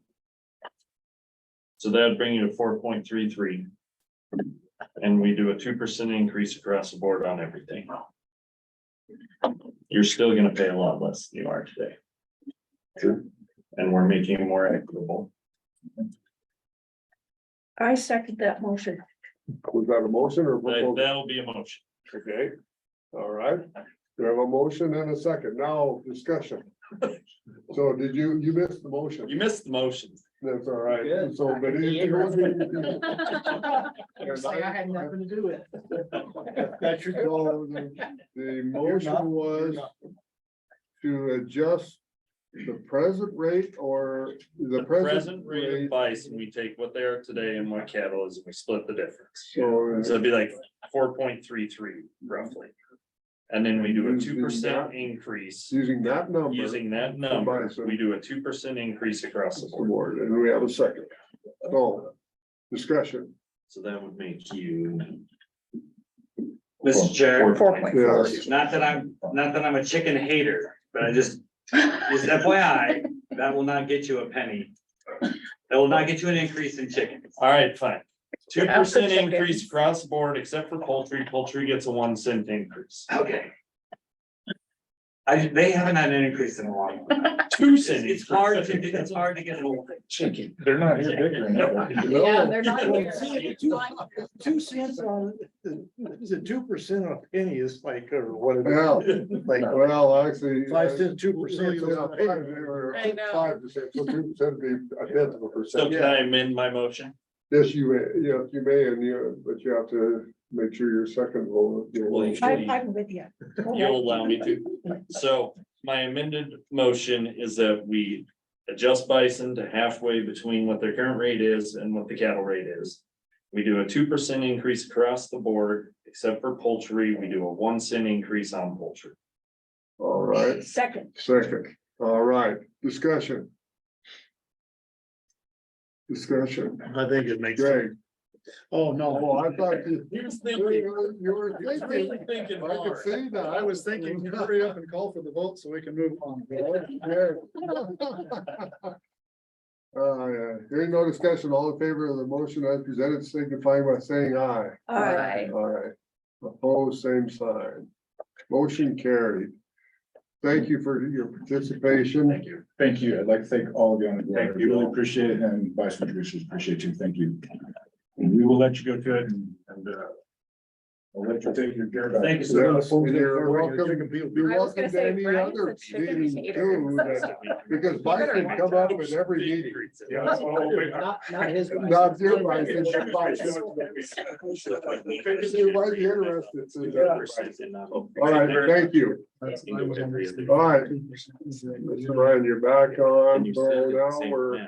Yes, sir. We're gonna move on to the revenue. That's a multicolored page 7. Unlike the previous discussion, these next couple are gonna go pretty fast, I think, because we are August 31st. In revenue, that might mean you've got a whole month's worth of revenue. It might mean you got half a month, it might mean you got a month and a half. So there's not a lot of analysis either in the revenue or the expenditures with August 31st, because we're still trying to catch up and get budgets created and figure out who we're paying. But there's been some changes in the budgeted revenue numbers here, and so I'll try to go down those pretty fast. That's your column E from last year. For the most part, that's based, those budget revenue changes are based on 2023 revenue. So, you know, what we did last year, what's our expectation, and then some 2024 expectation for changes to that. So there is some analysis going into these budget figures. Now they were kind of published or created, you know, a while ago, so events do change, so don't hold us 100% accountable. So going down the list, field inspections went down 65,000 to 245,000 over last year. Market inspections went down, just FYI, budget wise, we expect to get 100,000 less in market inspections in 2024 than 2023. On the good news side, you'll see on both the investment earnings, the number was that 315,890 there is 295,000 greater than it was last year. So some of the losses we're getting in other places are bouncing back in the investment firm.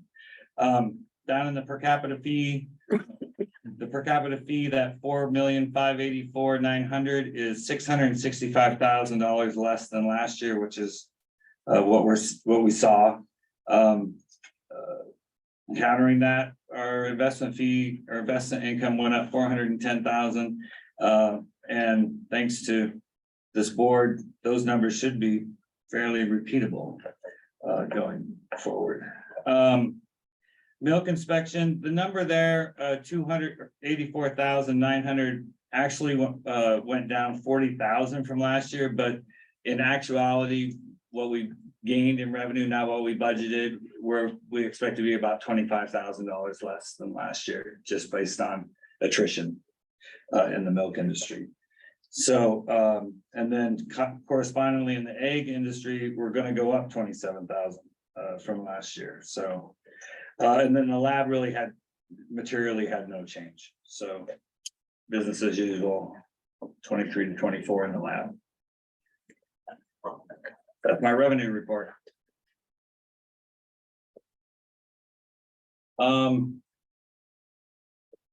Did the expenditure projection report this morning, so I don't even know what I wrote. Expenditure report, same caveat as far as just not a lot of analysis going on here, and I do want to kind of focus on budget changes, just to highlight where we kind of legislative wise and inflationary wise, where we went from 23 to 24, because usually that's a big jump from one legislative biennium to the next. Again, assumptions in the budget are heavily based on the operation side on what we did last year, and then what inflationary adjustments came through the legislature. And of course, there's always the one-time only stuff that we put in through EPP requests. Personnel, that's just basically everything that was in the House Bill 13 and House Bill 2 budgets and personnel there. So those figures you can see kind of on that column. So row 5, column E, that budget number went up $1 million roughly, a little over from 2023, and Evan correspondingly is only really thinking we're going to get $167,000 over that budget or spend under that authority this year, and that 167 really correlates to kind of the EPP requests we put in for overtime, which don't look at the overtime number because we gotta rework these numbers. They need a lot of work. But we did ask for $165,000. We plussed up our personnel services $165,000 through the EPP request. So that's where that kind of number comes from. Going down operations, quickly, I just say that those contracts, supplies and communications 7, 8, and 9. Maybe even down to 10 and other expenses in 14 other expenses. Those are all basically inflationary adjustments. Pretty substantial though. Contracts went up 192,000. supplies went up 117,000, communications 56,000, and other expenses 74,000. Interestingly, in rent went down quite a bit inflationary wise for the state, but motor pool, which also falls into that same category, went up substantially. So we netted a net positive of 61,000 there. But if you were to look over in centralized services where most of the rent is and not motor pool, we went down in authority there $100,000. So they're charging us less for this building, 100,000. And then they did before it. Okay, some new things then, equipment, 628,000 is roughly 500,000 more than last time. Doc got like, what is 300,000 in a piece of equipment through the EPP request. Animal Health got a $50,000 truck, and Brands got, I think, $150,000 worth of, they're gonna buy trailers and radios and all that kind of thing. So that's what's showing up there. The next line there, claims, is brand new. George got, or the Livestock Loss Board got $150,000 per year plussed up into their claims in the general fund. They get $300,000 per year in state special revenue. It starts out as general fund, but it shifts to state, but it's statutory appropriation, and $100,000 for prevention. Through the subsection C, they deemed that he was short $150,000 per year, and so they plussed him up. They didn't do it through a statutory appropriation because that's really not what you do in subsection. So the only vehicle they had was House Bill 2, and that's why it's here in the general fund. It's kind of odd, but we'll spend that before we spend this, This state is special. Representative Joe Reed amendment to our presented budget. He really produced quite a lot of flexibility for livestock law. Yes, yeah. I mean, he did them with solid, that's for sure. Transfers, that number went up 53,000 from last year, which basically represents our share of the CIO position. If you were to look over in centralized services, we went from 13 to 14 FTE on the next page 9. That's moving the milk control position officially in 2024 over to centralized services and out of milk control. The milk control will say 2 FTE now. And but we still maintain the 3 FTE in the ITS office. So there's a vacant position there. And we hired the new CIO, and we didn't actually know how this would transpire until it did transpire. But Department of Administration has decided that we're going to do it through the transfer process. So $53,000 of our operating funds are being used for that position, which is kind of a good thing, really, for us. Okay.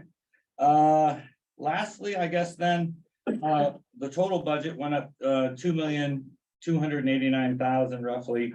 And you can see there in the bottom right corner that I'm not really gonna talk about the fund balances. They went up proportionally to what we just talked about on the operational personnel side. So Evan's still projecting $581,000 at the end of the year of excess authority or underspent authority. And you can see the only negative in here is milk inspection fees, and that number is probably small or is bigger than that in reality. And that's my report on that. I know that was. The projections at this point are still pretty much. I was trying to get through it fast. Okay, on the brown sheets, we're on page 18. I'm not saying anything. I don't even have a note on these other than what is in the, what Devin auto populates in the bottom. To say that personnel services are 12% expended with 12% of the payroll complete, so we're right on track. We're obviously spending more this year than we did last year. You can just say House Bill 13 and that should take care of that. And then operations are 7% expended with 8% of the budget year elapsed. So, you know, usually, and we'll see this quickly here, that usually that operation number goes above what the normal burn rate is for the year, and then we'll have to get back to it in, you know, January or February. So that's a pretty good indication that we don't have all the bills in right now. Thank you, Mr. Chair. Barring any questions. Good job. Are we back on schedule? Yeah, we're close. Okay, so any questions? All right, Are we gonna be okay with state funds? With general fund? Yeah, I mean. It'll be kind of a matter of how fast meat and poultry inspection fills 4 positions. And then, hopefully there's a positive result of that, meaning that operational funds will come down. So we'll be saving general funds that we were spending before that weren't really budgeted for because of the vacancies. So I think and then of course we plussed up 70,000 in overtime in that same area. So I think it's gonna be great. Well. If Alicia doesn't need, We'll still be fine. okay, because some of the discussion we had this morning, I think she's gonna have to have more than 4 new positions. If you, 35, you said you got 35 applications for new, or did I misunderstand that for new kill plants? Mr. Chairman, Ms. Bucket, my estimate is, I think I'm hovering around 22 to 25, but still, 4 would not be. Most of my inspectors don't have 5 plants. Oh, that's not so bad, okay. The only other big area there is, we can't really predict what happens in the DSA. Or maybe we can, but it does seem to shift from year to year, so. We can't, and recent communication from USDA has been that we might see a decrease in our funding this year. They're really concerned about their budget at the federal level, so I'm not sure what our big federal agreement will look like.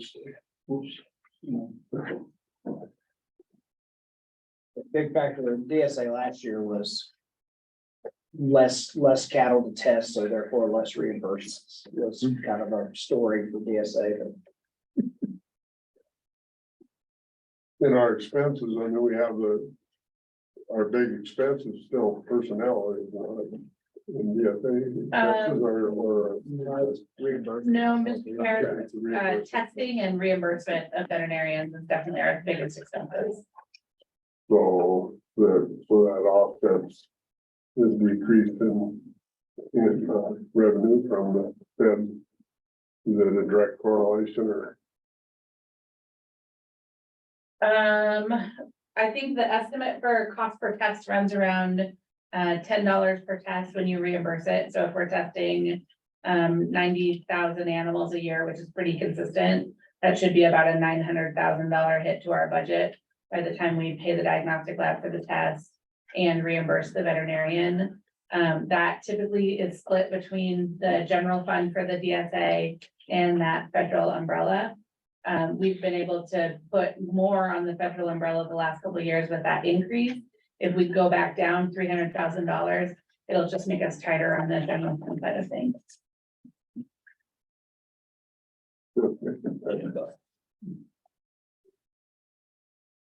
Okay. Any other questions? All right. Thank you. Thank you.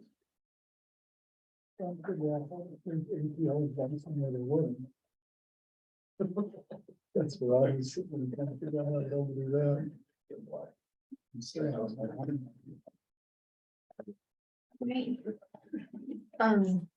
Good afternoon, members of the board, Mr. Chairman. My name is Alicia Love. I'm the Meat, Milk and Egg Inspection Bureau Chief.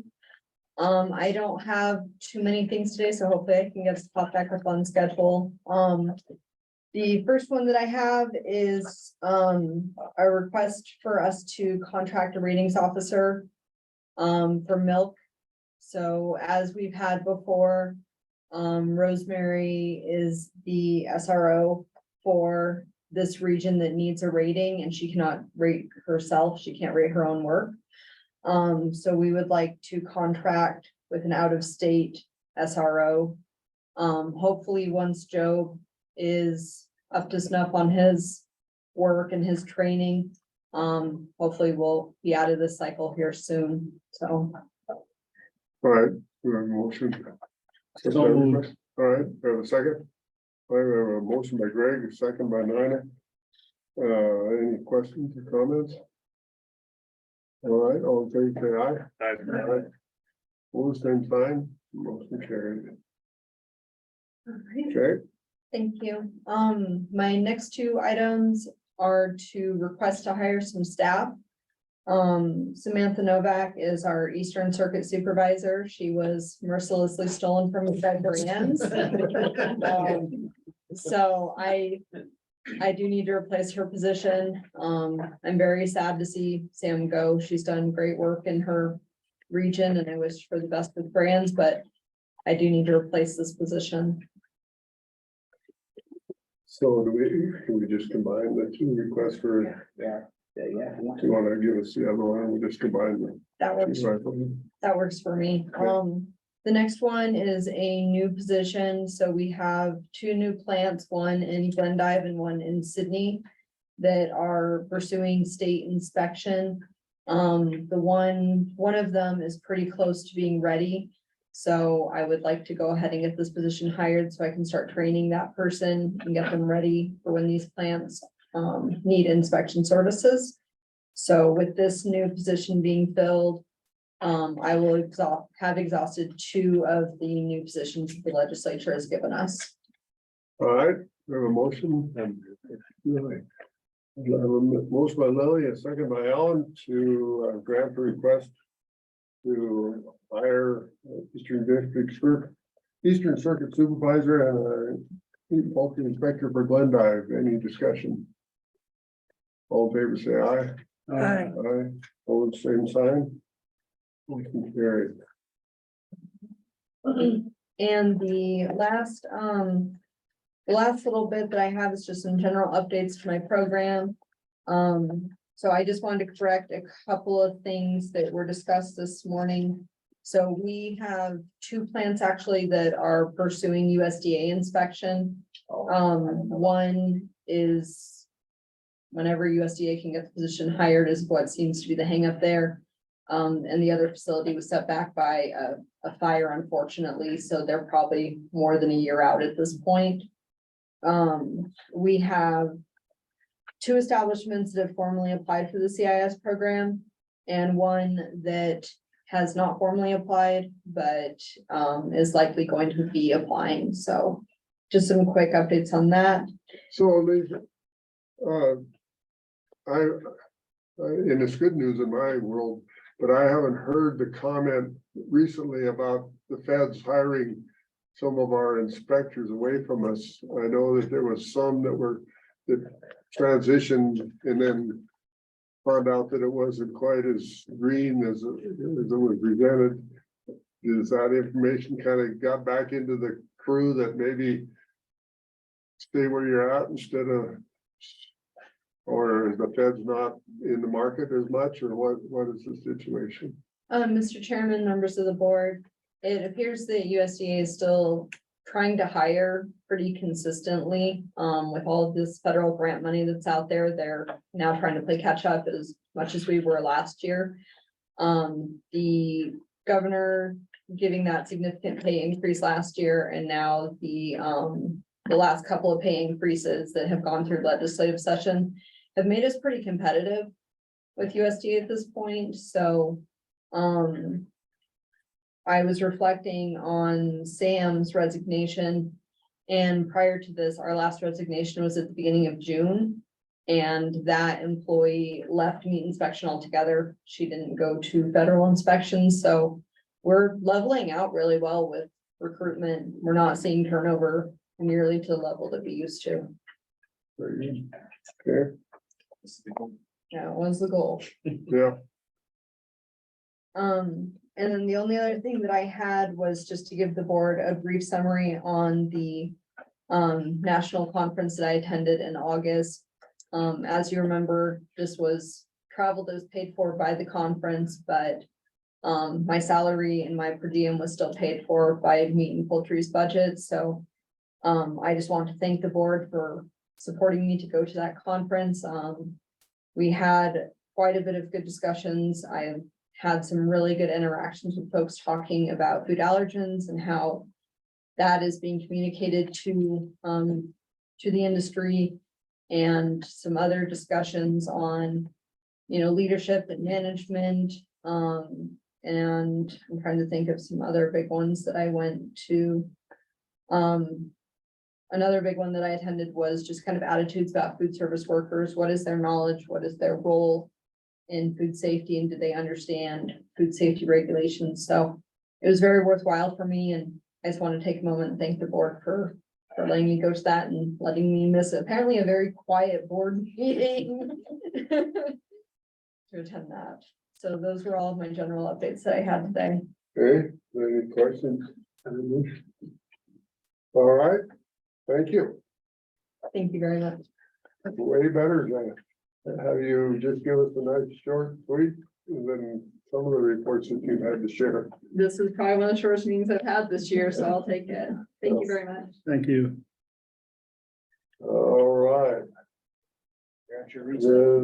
We're right on schedule, we're darn close as we can get. So we'll, let's recess till 10 too. So. All right, we're recording, so I'm gonna call this meeting back to order. And our next order is a site. I saw a familiar face in the back of the room, and I'm gonna ask him to maybe step up and just introduce yourself to some of the board members that maybe don't know you, and Yeah, I think I know most everyone here, but I'm Tom Linfield, and I was at one time a state veterinarian, and before that, area veterinarian in charge, or after that, area veterinarian in charge with APHIS, and then retired about 4 years ago. So anyway, I'm just up visiting and making sure I'm still accredited so I can do some official work. And didn't realize that the board meeting was ongoing, but thought I better sit in on some of the animal health stuff, so.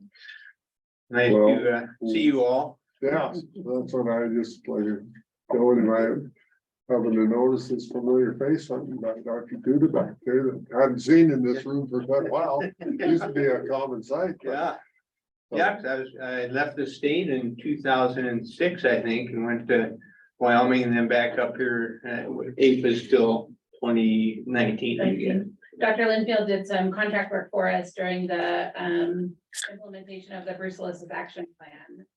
Did a lot of testing and epi work for us at the time, so. Yeah, so early on, before the DSA rules even went into effect. Yeah, so. Do you wanna talk about any, I can give you some of the. Be a good listener here. All right. Well, welcome and Thank you. welcome anytime. Thank you. Thanks, Dr. Linfield. Thank you. All right, Dr. Judah, I believe you, next one I have on my agenda. All right.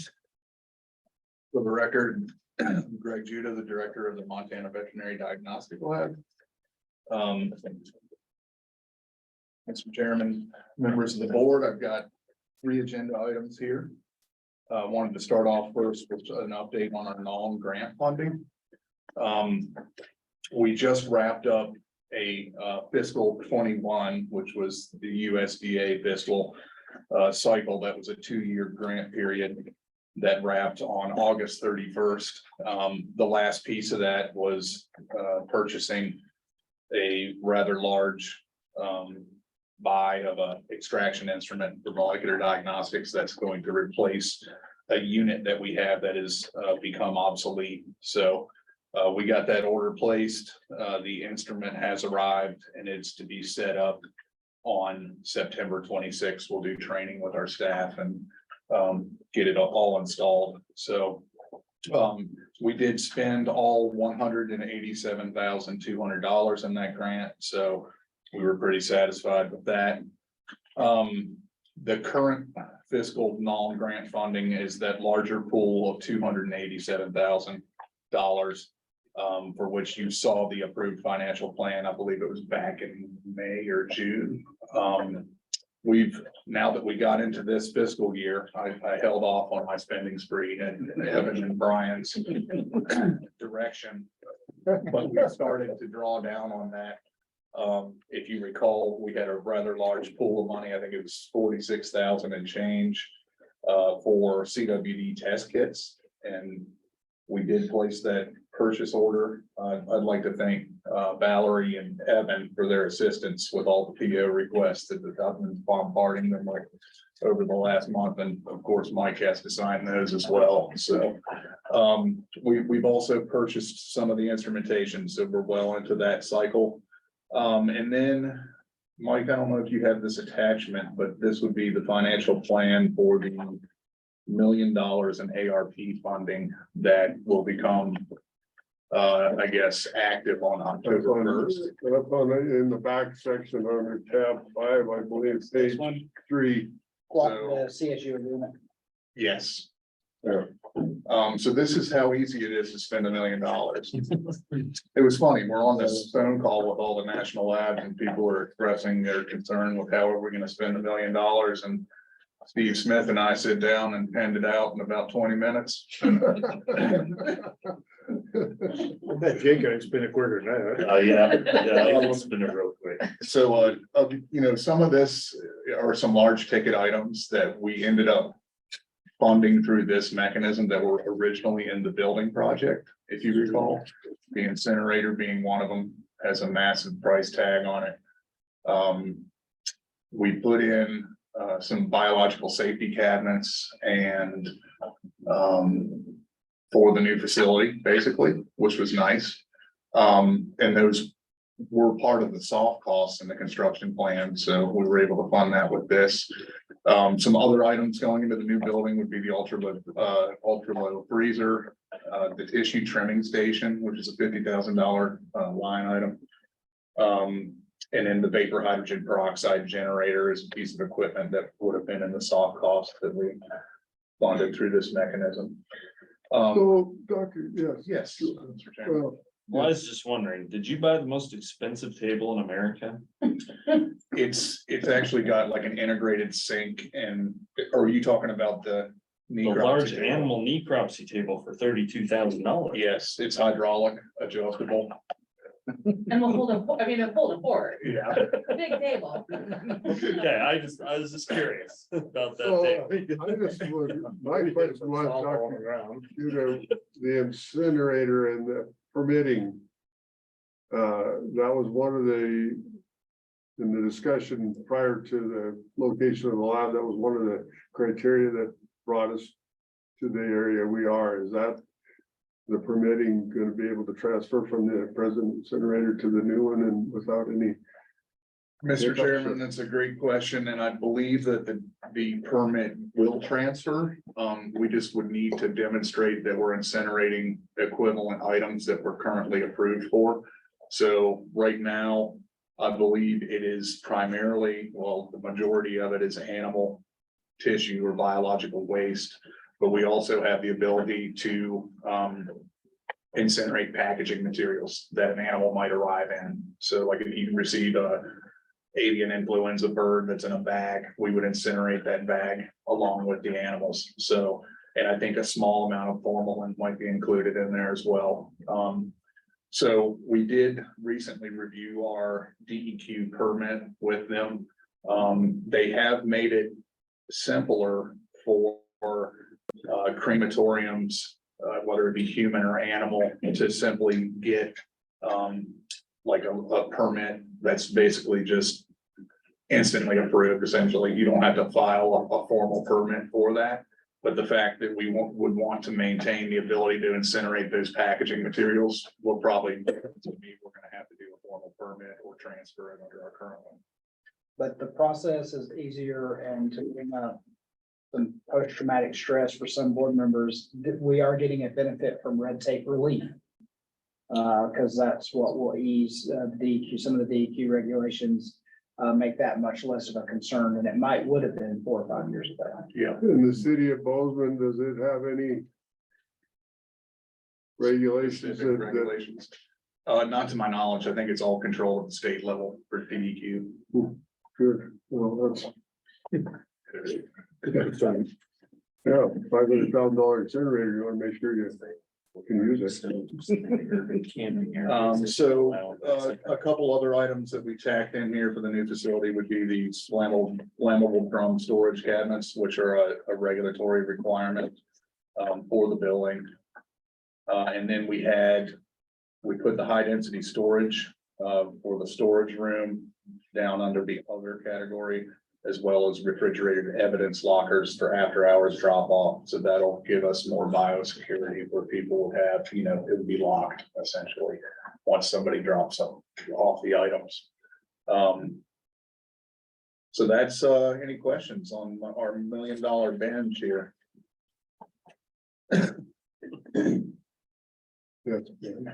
Did you get your permit to build? Well, it wouldn't be you, it would be the contractor, the permit to build from The city. Postman. Ms. Vargas, members of the board, I believe that the build permit is done. What Max indicated to me in his last communication was that they were waiting for MSU to grant an easement for water and sewer lines, I believe. And so that's kind of the last piece before they can get in there and get going. But Max indicated he expected it to be done within a week. I haven't seen trucks or anything there as of yet, or as of How yesterday. long ago was the week? How long ago did? A week ago. Okay. Yeah. That was last week that he provided me an update. So I'll probably reach out to him tomorrow and see if I get anything substantial update wise. I'll pass it along to Mike for his weekly email to you guys. Well, I know you guys all laugh at me, but we were told this would happen last spring, then it would happen after the 1st of July, and it's been delayed numerous times. We do a groundbreaking ceremony in a blizzard, what the plan is. I wonder. Odds are getting greater. And I would just make a comment because Ms. Box's question and Dr. Jew's answer is that just so we set expectations right. A week sounds pretty aggressive to me to get an easement written and filed and certified. So I would expect that to take more than a week, even though I'm sure MSU legal has lots of these documents ready-made boilerplate, but you still have to get it filed. You still have to get it stamped by someone. And so I think that would take more than a week. But Yeah, but it can't be surely it's not a new revelation that we needed this easement for these service lines. I mean, that had to be in the original plan. Well, that's why. That's part of the due diligence is to find out where you gotta go and how you're gonna get there and who you're gonna step on. That's why I asked when is homecoming and when is egg. Well, maybe she doesn't wanna take any of the thunder away from homecoming. Well, it'd be a good time for ag. All right. Okay, the second agenda item I have here is a request to adopt the amended fees that we put out for public comment and didn't receive any. And these were to add the testing fees for the tick-borne illness panels. So just for my information, where is this information posted for public comment? Does it go to veterinarians or does it just go to the post office or? It's on the Secretary of State's site, I believe. Is that correct? yeah, and we have to notify interested parties as well. Yeah. I think it goes out to extension, and then all veterinarians that we have electronic means of communication with. Well, yeah, and Darcy Alm, who has a pretty extensive interested parties list, just like the interested parties list that Donna maintains about these meetings and board activities, that gets that notification that it's been published in the register and is open for public comment. Okay, do we have a motion to accept the, So moved. second, okay? Discussion, yes, we have a motion by Jake, a second by Alan, discussion. Hearing none, all in favor, say aye. Aye. All right, same sign, motion carried.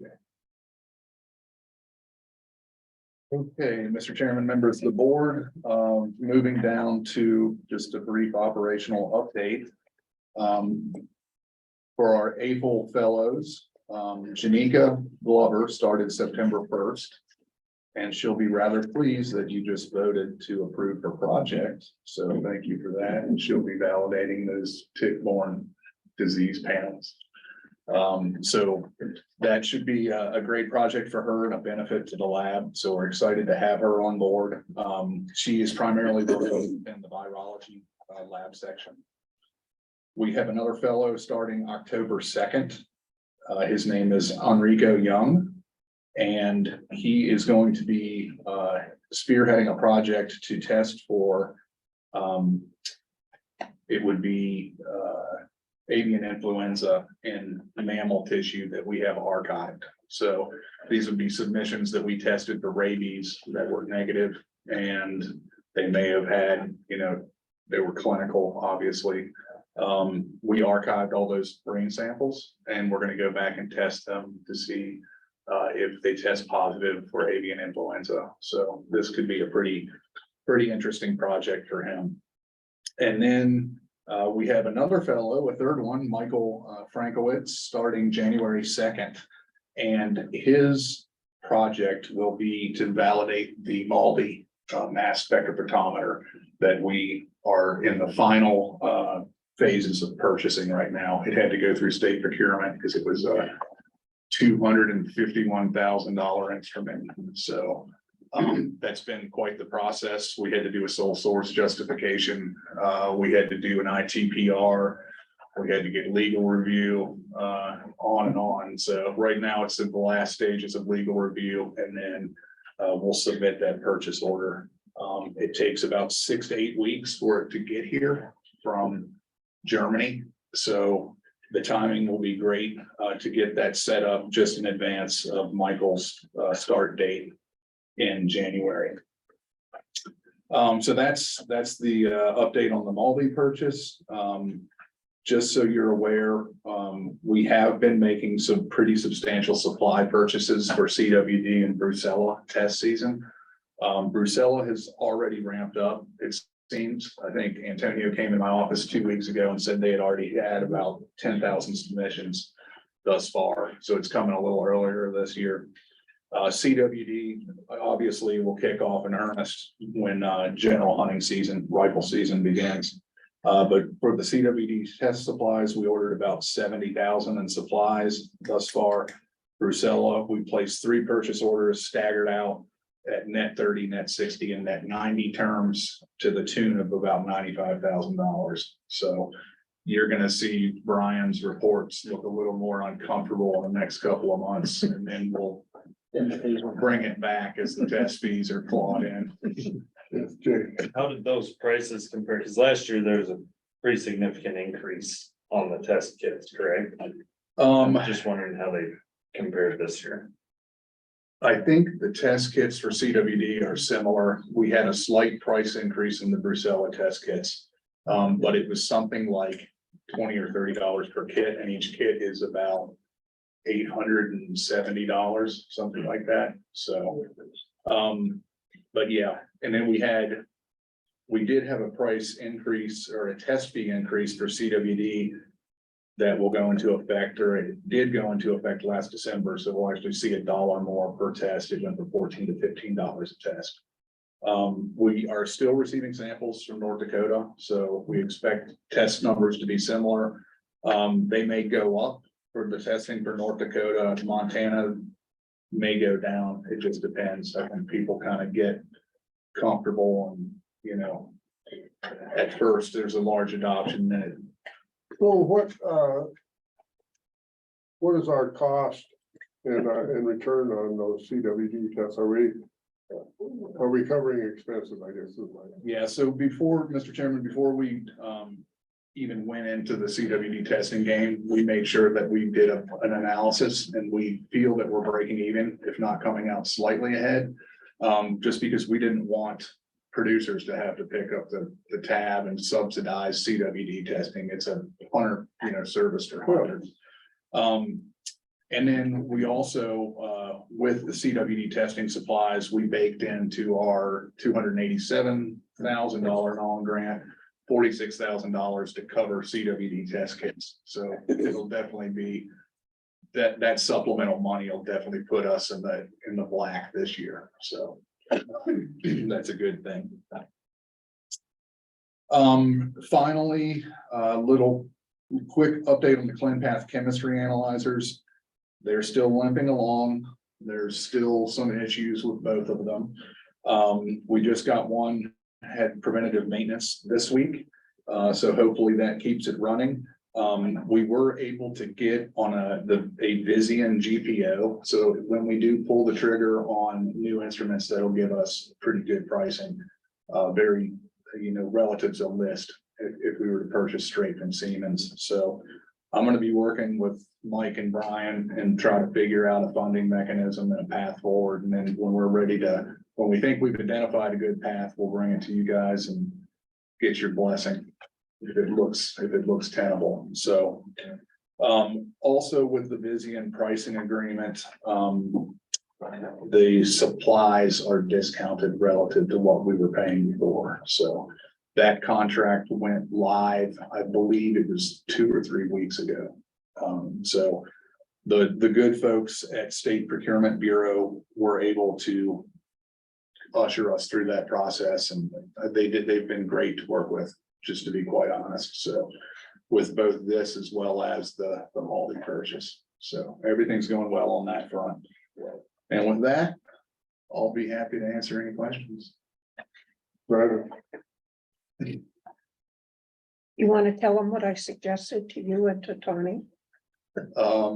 Ms. Bacchus, members of the board, we were discussing the possibility of doing Brucella research essentially, and whether we could come up with a mechanism or a program, if you will, that might bring in some additional revenue and provide additional opportunities for producers within the DSA. So I think it's a good idea.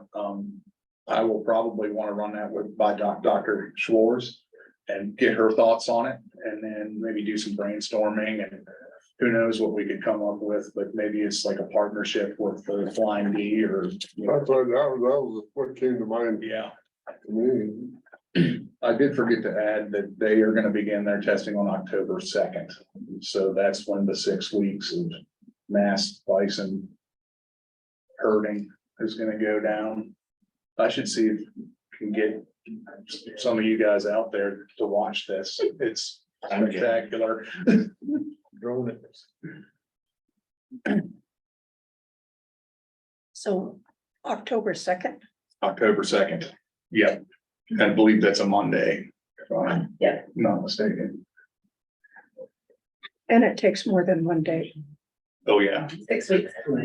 6 weeks. What did you do there? Total testing over the 6 weeks is about 3,500 animals. Okay. I think 3,500 animals. Okay. They come through a lot slower than cattle. Oh. You think? Well, to the point, sometimes they go pretty fast. Yeah. Yeah, I was there one time and watched, and there was a couple that came pretty fast.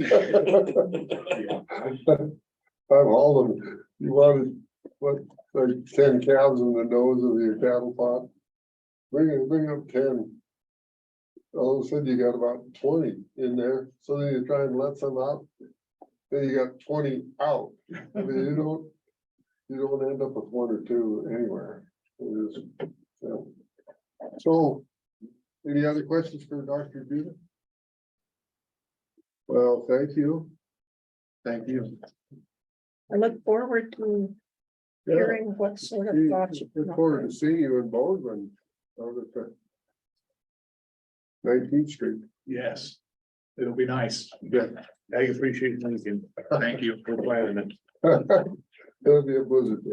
Well, yeah, still, I appreciate it. What do you do? We'll bring our cover all. All right. I think that's animal health. You're up.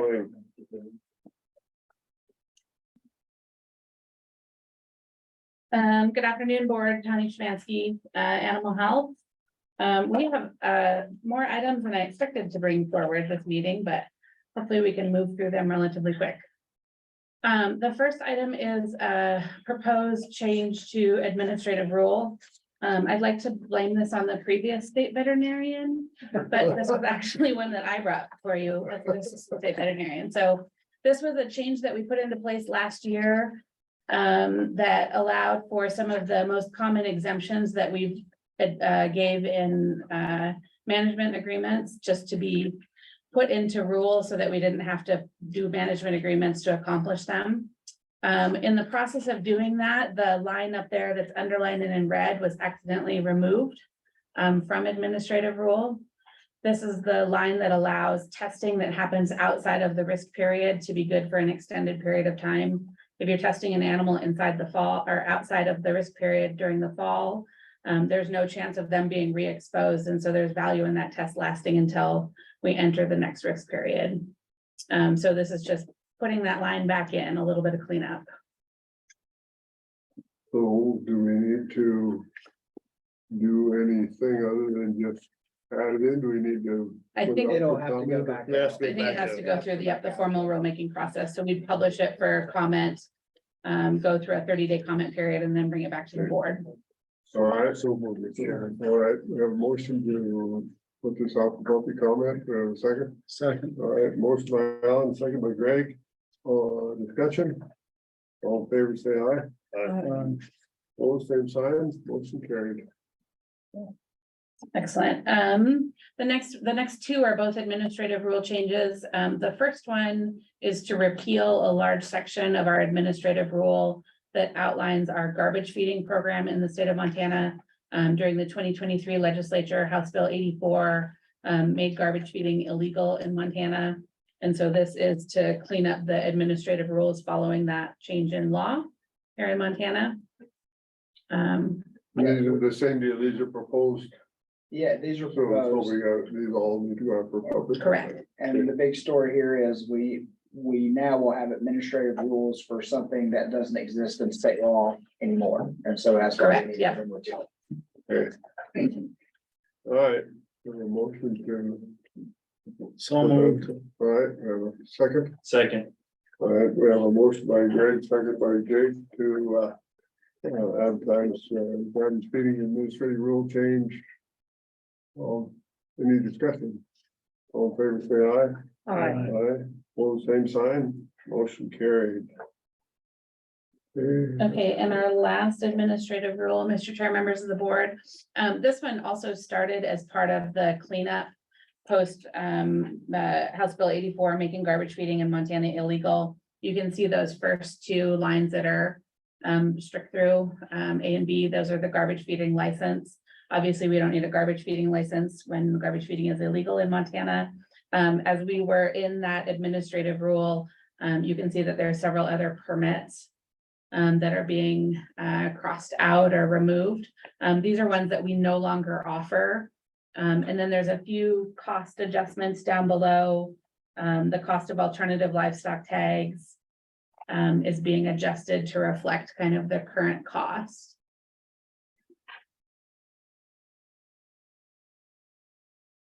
So just for my information, maybe only as, these acronyms in here, NPIP, what's that? National Poultry Improvement Plan. Okay. All right, so we have a motion to accept this So moved. advertisement for change. Second. Willie seconded. All in- have a motion by- It's in my ear, but yes. Second by Willie. Any discussion? Seeing none, all in favor, say aye. Aye. Opposed, same sign. Motion carried. Moving on is next is a request to hire, Clay Vines, also was, as Alicia said, ruthlessly stolen from us, by a brand. Clay has been a great, bison manager, since 2017, but a great opportunity for him to move over to the brand side as well. So we're very excited for him. Would like to backfill his position. And I guess at the same time that I'm making that request, if that position creates another vacancy within animal health, we would ask to be able to backfill that position without coming back to the board. So was he on your side of the summer, Clay? He was on West Yellowstone. West Yellowstone, sorry. He's on the west, yeah. I've known Clay since he's about that tall, Okay, and he's about 6'6". so. We have a Motion to move. all right, a second. Like Lily seconded. this Okay, also. wait, maybe better. I move Maybe that we hire a bison program manager, and should that person create another vacancy within the animal health, that you can go right ahead and go to Phil now. I still second that. Thank you. All right, You didn't think I discussion. knew all that, did you? Okay. Oh, hearing none, all in favor, say aye. Aye. Opposed, same sign. Motion carried. Next up are some purchases. The first one is a hydraulic flatbed for the bison program. This narrative was put together by the 2 employees in the bison program. But you'll see in there that they talk about the frequency of use during the winter season, in particular during the hunt. This is a vehicle that's used on a weekly basis, including the hydraulic lift bed to move bison carcasses. The pump is not functioning properly. You can see that they have difficulty fueling the truck. And there's been a fair amount of welding done on it to keep it functional over the years. The bison program has 2 new trucks coming this fall. One of them was ordered without a bed on it, with the expectation that we would put this flatbed on there. The hope is that we have funding available in the federal cooperative agreement to purchase a new flatbed to put on that brand new truck. And I think the functionality of it is certainly justification for that. Do you have a winch also on that? Or how do you get? I that? believe that it does have a winch on it, and that's how they lift those bison carcasses up onto I it. would hope so. Okay. This is cheaper than an necropsy tape. Yes. So do you have an, do you have an estimated cost? $9,000 to $12,000. Okay. Oh, yeah, I didn't see that down there. All right, Nina. Thank you. So you said, hope the program has the funding. If the program does not have the funding, where would you like to? If the program doesn't have the funding, we would not make the purchase. Okay. Greg. Is this just strictly a tilt flatbed? Yeah, dump, it looks like a dump bed, cause the bale, the bale bed ones, you can't buy one of them for under 20 grand. Yeah. Yeah. You got one, you know where it is? Okay. You can. Well, I got one that's broke on my pickup. It wouldn't do a lot of, it'd be good for picking bison, but it doesn't pick bales very well. I've got a deal for you. Okay. Mine sounds just like this one. Rusty and need a patched up. I need a new one too. So what's your pleasure? I move we purchase the dump bed. Second, Why contingent on funding? Contingent on funding. Okay, so, second. okay. Any discussion? Minor. Is what you're looking at heavy enough for what you're gonna do? Because I'm thinking of like this last spring. And all of the carcasses and all of the stuff you had to pick up, is it heavy enough?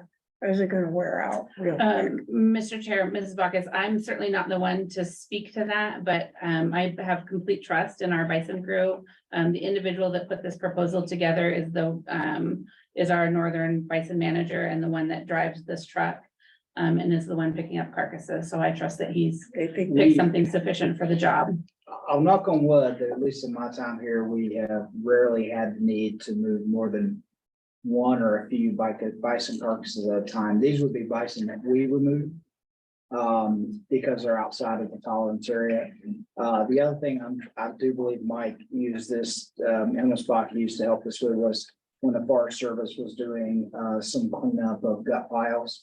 He helped with some of that, taking it to Logan to the landfill, but obviously that's not the same as hauling an entire carcass to the landfill or to a meat processor, and we're able to actually salvage the carcass. I think it was occasionally used to pick up tribal hunt bison that ended up dying on private land. Yes, and we would still use it that way if that scenario occurred. Well, it looks like it's a dual purpose, like you can see, there's a fifth wheel ball mounted in the frame there, so, and it's like a hole in the bed for the. It'll, I mean, if it's built heavy, I mean, heavy, if I've got a 14,000 pound trailer and the price of that wasn't much different than that. Okay, any other discussion? All in favor of the motion, signify by saying aye. Aye. Opposed, same sign. Motion carried. More money. Yeah. Mr. Chair, the next one is in radios for the bison program. So similar to our district investigators, all of the bison employees are enforcement personnel as well. I believe that Brands has already requested and been approved to purchase new radios for the district investigators. This is a request that at the same time that those purchases be made, we pick up new radios for the bison enforcement. That'll keep them on par with the technology that other law enforcement within the agency as well as in the area are using. In particular, I think this is important during hazes, that they're able to stay in contact with local law enforcement and be able to communicate with the partners that are participating in those exercises. This is one that the purchase of these radios was written into this year's cooperative agreement, so we do have funding for these in place. So, but the one thing I see is 2 or 3 at $7,500 a piece. So have you nailed that down this thing? We can afford to do 2 vehicles and the 3 handhelds. The grant is written to cover all of those. Okay. What's your pleasure? I support. Okay, so I have a motion, do we have a second? Lily, thank you. So, any discussion? And the motion is to, grant the request to purchase 5 new radios. For the bison department, right? Okay. Any other discussion? All in favor, say aye. Aye. Opposed, same sign, motion carried. So wait a minute, what's the total price? So it'd be about $37.50. Okay, well, 37. No, 41. Yeah, Cause you only. 41, yeah, oh, you got Include one hand. yeah. 41. okay. And to be precise, it's 42.5. Mhm. Thank you. Yeah, I guess so. We're not round. Only on chicken. Only on chickens. But, yeah, the money is in place. The money is in place, correct? So, all right. Okay, next one, I'm gonna turn over to Dr. DeGroot to talk about recent slaughter trade.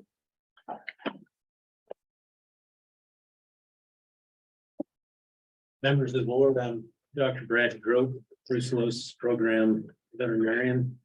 And this is an opportunity to give you an update on some things going on in the brucellosis program and an opportunity to ask any questions. So what we intend to do is just lay out some of the general information and then give you an opportunity, and during that, give you an opportunity to ask any questions that you have. So from the brucellosis uniform methods and rules, which were promulgated in 2003, so they're getting to be a little dated, but when it comes to diagnostics, you can see we've got suspect, reactor, and confirmed positive categories. And so the suspect category is the one that arises when we've got some indication from blood tests that an animal has been exposed to brucellosis, but those results are inconclusive.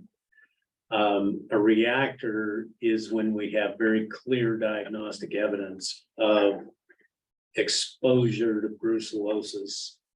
And then a confirmed positive is that situation arises when not only do we have clear evidence of exposure, but we've got some evidence of colonization of that animal with Brucella abortus or evidence of disease caused by Brucella abortus. So with those classifications in mind, then we've had a recent brucellosis slaughter trace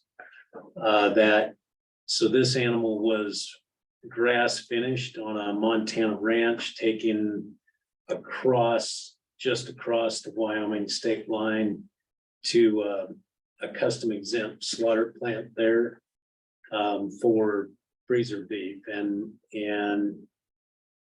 Wyoming has a very good slaughter surveillance program that includes nearly all of their custom exempt plants. And the results of the blood test on this steer just made it into the suspect category, where when we see a cow with this classification, she's one that then we hold, or we require the rancher to hold for 30 days or 60 days for a retest. And typically those will come back negative at that point, which is an indication that that was a non-specific, or I guess I should say a cross-reacting immune response.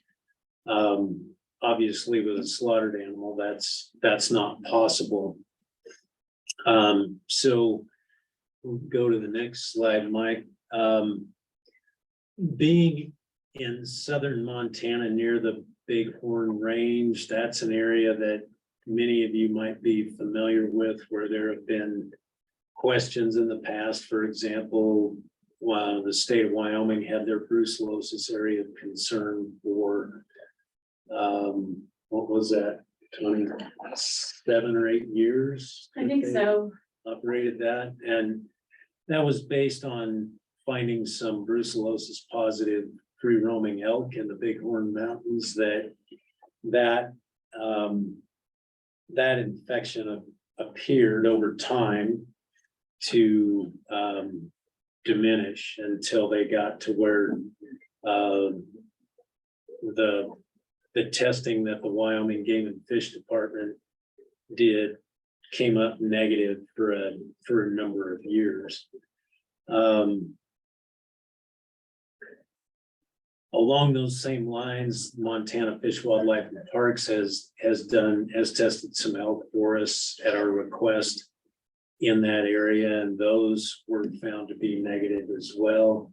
But that is an area where there has been question. And so on that basis, when I explained the whole situation to the rancher and explained to him that, the way we establish evidence of freedom from disease is anytime we find any indication of Brucella exposure, we aggressively pursue a diagnosis. And if we do that and we come back with all negative results, then that strengthens our case for brucellosis not being endemic in that area. And so on that basis, he was willing to do the whole herd test. So to this point, he and his veterinarian have tested the 19 remaining yearling mates to this steer, as well as the forehead that were slaughtered at the same time as this steer with a suspect result. And so far, all of those have been negative. This ranch has approximately 300 spring calving cows that they intend to preg check in October, and at that time they will brucellosis test those, and then he has a handful of fall calving cows that he intends to preg check in April and brucellosis test those at that time. So to give you a little history of what we've, yeah, go ahead. So, if a negative, if all of this testing comes up negative, then is that it for that rancher, or Yep. is there for? Okay. Yeah, that's it. Everything's finished, and this is, this is a pretty aggressive approach to that situation, based on the history that we've had in the area. And voluntary, this is voluntary by Yeah. the producer. So if he wouldn't have cooperated, then what, you quarantine? No, we would have, that would have been a situation where we would have most likely arranged with with the sale barns in the area, so Billings, Buffalo, Headwaters, just to watch for cattle from this operation and make sure, even though the operation is not in the DSA, that those animals would get tested when they come through the market. But there would be no restriction on if he wanted to sell 100 head of red heifers off of this ranch this fall, there would be no restriction. Right. Cooperating, so. Yeah. So you said that this yearling steer just made it into the suspect category. Mhm. So is there a ranking system of parts per million, or how do you determine what puts them into a suspect category? Yeah, so the members of the board, the initial test is called a fluorescence polarization assay. Probably familiar with that. And that returns a numerical result that they call millipolarization units. And so whenever the fluorescence polarization assay, or FPA, returns a result of 10 fluorescence polarization units or more, then the buffered acidified plate agglutination reaction, or the BAPA, is run.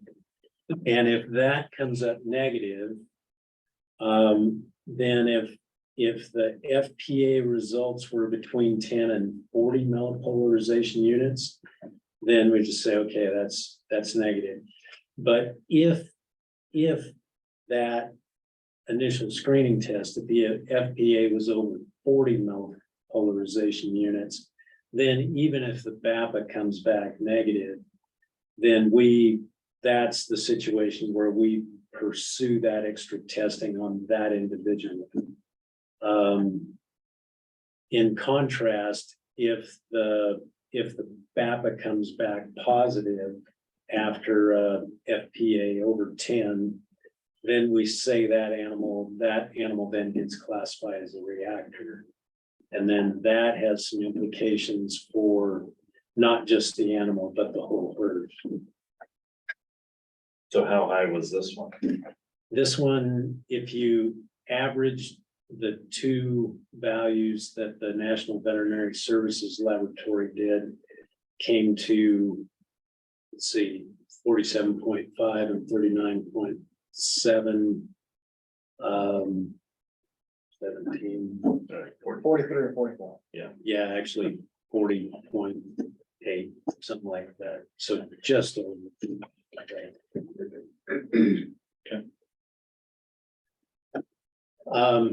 So the uniform methods and rules, again, they have slaughter trace standards, but if you look at the underlined line there, it's a joint decision between the animal health authorities, the state animal health officials, and the USDA. And the owner. So we do an epidemiologic investigation to see what potential contact there was between livestock on this ranch or this operation and the potential for brucellosis exposure. And so that last line there, or the last two lines, if there's any questionable situation, then the standards advocate for additional herd testing, and that's what we implemented here in this case, or in the process. So Dr. DeGrove, I'm gonna jump in and add this presentation, as I think I've told several of you that I've talked to about this. A similar situation, should it occur in Georgia, probably would have not yielded any follow-up because they don't have a reservoir of brucellosis. It's not near an area where there's been doubt or concern, but because of our reservoir of brucellosis and because of the proximity of the Wyoming area of concern, and then the fact that we have been doing some wildlife surveillance there, the abundance of caution pretty much said we should pursue this, and thankfully we had a voluntary producer that's willing to work with us on that. Yeah, thank you. That's exactly. Or for example, within Montana, it had come up in Richland County and we checked it all out and found there was no connection. You know, they never received animals from the DSA. In that case. So if we look at the history of slaughter traces, you can see that it's fairly variable, but on average, a couple of cases a year. Responses to these have ranged from, well, in some cases, if we get, for example, a slaughter trace from CS beef in Kuna, Idaho, they may not have any official ID. And, you know, all they know in that case is that they can trace the animal back to Montana. We have, you know, we don't know that it did or didn't come from the DSA. And if we can't find the herd of origin, then we're kind of stuck at that point. And that has happened to us before. That a couple of these are fit into that category. We've had a couple where there was any connection at all to the DSA, and as soon as we found that out, we said, well, thank you very much, we're done. And then there have been a few cases where there was some connection to the DSA, and so we did whole herd tests in those as well. So it's something that isn't common, but it happens frequently enough that it's something that we typically have to deal with every year. And okay, well, I'm the one who asked Mike to put some of this on the agenda, specifically because of a phone call with Lila Taylor, who's down in the Busby area of Montana. And they normally see very few elk. And there has been a very serious uptick in the number of elk coming out of the bighorns coming through their area from, you know, just a few in a herd to, she says they're seeing herds of 100 to 200. And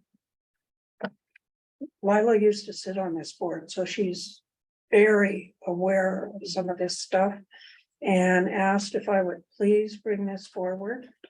And then it goes into the next thing. If we're actually getting that many elk coming out of the bighorns into that area down there, should we work with Fish and Game to do more testing, just to make sure we're not headed into a problem? Wyoming hasn't found any yet, and we did testing around Ashland, I believe, a couple years ago, and that came negative. Yeah, Mr. Chair, Mrs. Bacchus, we have always shared the same concern because of some of the historical testing that's been done in Wyoming in the Bighorn Mountains. We are fortunate that a few years ago, Fish, Wildlife and Parks was able to capture some animals in Montana, in proximity to where Lila is, and they were all negative. So not 100, it's not definitive evidence that we don't have brucellosis in that area, but it was a really good piece of surveillance that we didn't have until that time. If we're seeing a change in how elk are using the landscape in that area, it's certainly a conversation that we can go back to Fish, Wildlife and Parks with. We meet with them every year and talk about potential locations for where we do the live elk capture, and we tend to try to move around the perimeter of the border. The 2024 testing location has already been determined. But that's something that if we think it's warranted, we could certainly go back and have a conversation about, can we get back over to that area in 2025 and do some surveillance there? Well, an uptake from a few to herds of 100 to 200 is, something's going on. Who knows what? Yeah, These elk no, do what they absolutely. do. I But think, and Wyoming does continue to get additional surveillance out of the Bighorn Mountains, and that's why they made the decision to take the Bighorn Mountains out of their area of concern, because they felt like they had gotten enough surveillance data on elk in that area to say that they didn't have a problem there. but then you just had this one that was a suspect. But that's not confirmation of disease. Yeah. So I just, perhaps it's something that should be looked into. And, talk to Fish and Game and see what kind of elk numbers they are getting down there, and if it's something that should be watched. Yeah. I can speak a little bit to, just a little bit to elk numbers across southeast Montana. Our elk have for decades now been proliferating from Yellowstone National Park. As the herds have grown in size, and not to be specific, other factors have been added to the park that proliferated their needs moved. But we have seen elk numbers, not just in the Bighorn area, but I've talked to folks over as far as between Baker, Miles City, Ismay, and that area that say people have lived long enough to say growing up, you couldn't find an elk anywhere. And now people are buying ranches as elk hunting habitat, because the elk hunting is that good in a place where people who grew up there barely saw an elk. So, and I think you could say the same thing going the other direction across southwestern Montana. And I think people in Wyoming could say the same thing. It's the elk populations are growing and moving out from where they once maintained most of their summer and winter habitat. And that's and to some parts of our economy, that's a good thing. But it is something we have to bear watching is, and that's part of the reason why we spend so much time worrying about where elk are moving and how specific herds of elk interact with each other and how they're changing their use of the landscape. Are they now becoming resident on ranches, and versus migrating, and so that there's more commingling of elk with cattle potentially at the risk period. Those are all things that Dr. DeGroot, I think, has on his mind all the time. Well, and the thing that comes to mind to me is if that animal would have been slaughtered in a custom exempt in Montana, it never would have been tested. So how are they taking blood on every animal and custom exempts in Wyoming? I think we discussed, and it would be something we have to discuss with another area within the animal health division.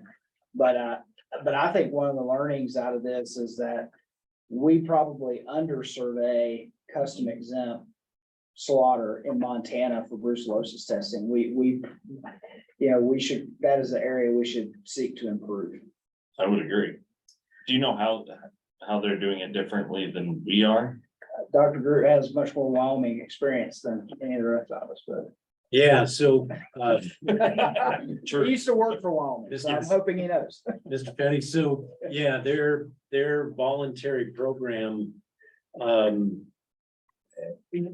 has been, over the years, very aggressively isn't really the right word, but pursued, where they have been able to convince a lot of the custom exempt plants of the value to their customer base, and the value in early detection of brucellosis. And so not just custom exempt plants, but all plants all across the state of Wyoming. And they have since the inception of the designated surveillance area in Wyoming, they've actually picked up, made 3 detections through their small plant surveillance. And 2 of those have come in herds that didn't market cattle typically. And so they were underrepresented in the surveillance stream by other measures. A third actually was a steer that on an operation that had chosen to utilize a pasture that was particularly challenged by known elk of a known high prevalence brucellosis. Because of that, they made a decision to put steers and spade heifers on that ground, and as casting a broad a net as possible for surveillance, the Wyoming program says any animal over a year of age, regardless of sex or sexual intact status, they said we test them. And so in that case, that confirmed the ranch's land use strategy there as a wise approach to utilizing that land. So it's been these things can be challenging, because the slaughter plants, then when they get a positive, then they feel like they're, ratting on their customer base, but actually that's a public relations opportunity to point out that, no one is benefited if we miss a brucellosis diagnosis. And so any opportunity we have to make that in as timely a fashion as possible, that reduces the opportunity for transmission within the herd and, severely negative consequences for the herd when the diagnosis is made. So we've had a meeting between animal health and meat inspection about how to go about implementing this. We have substantially more custom exempt plants in Montana than Wyoming does.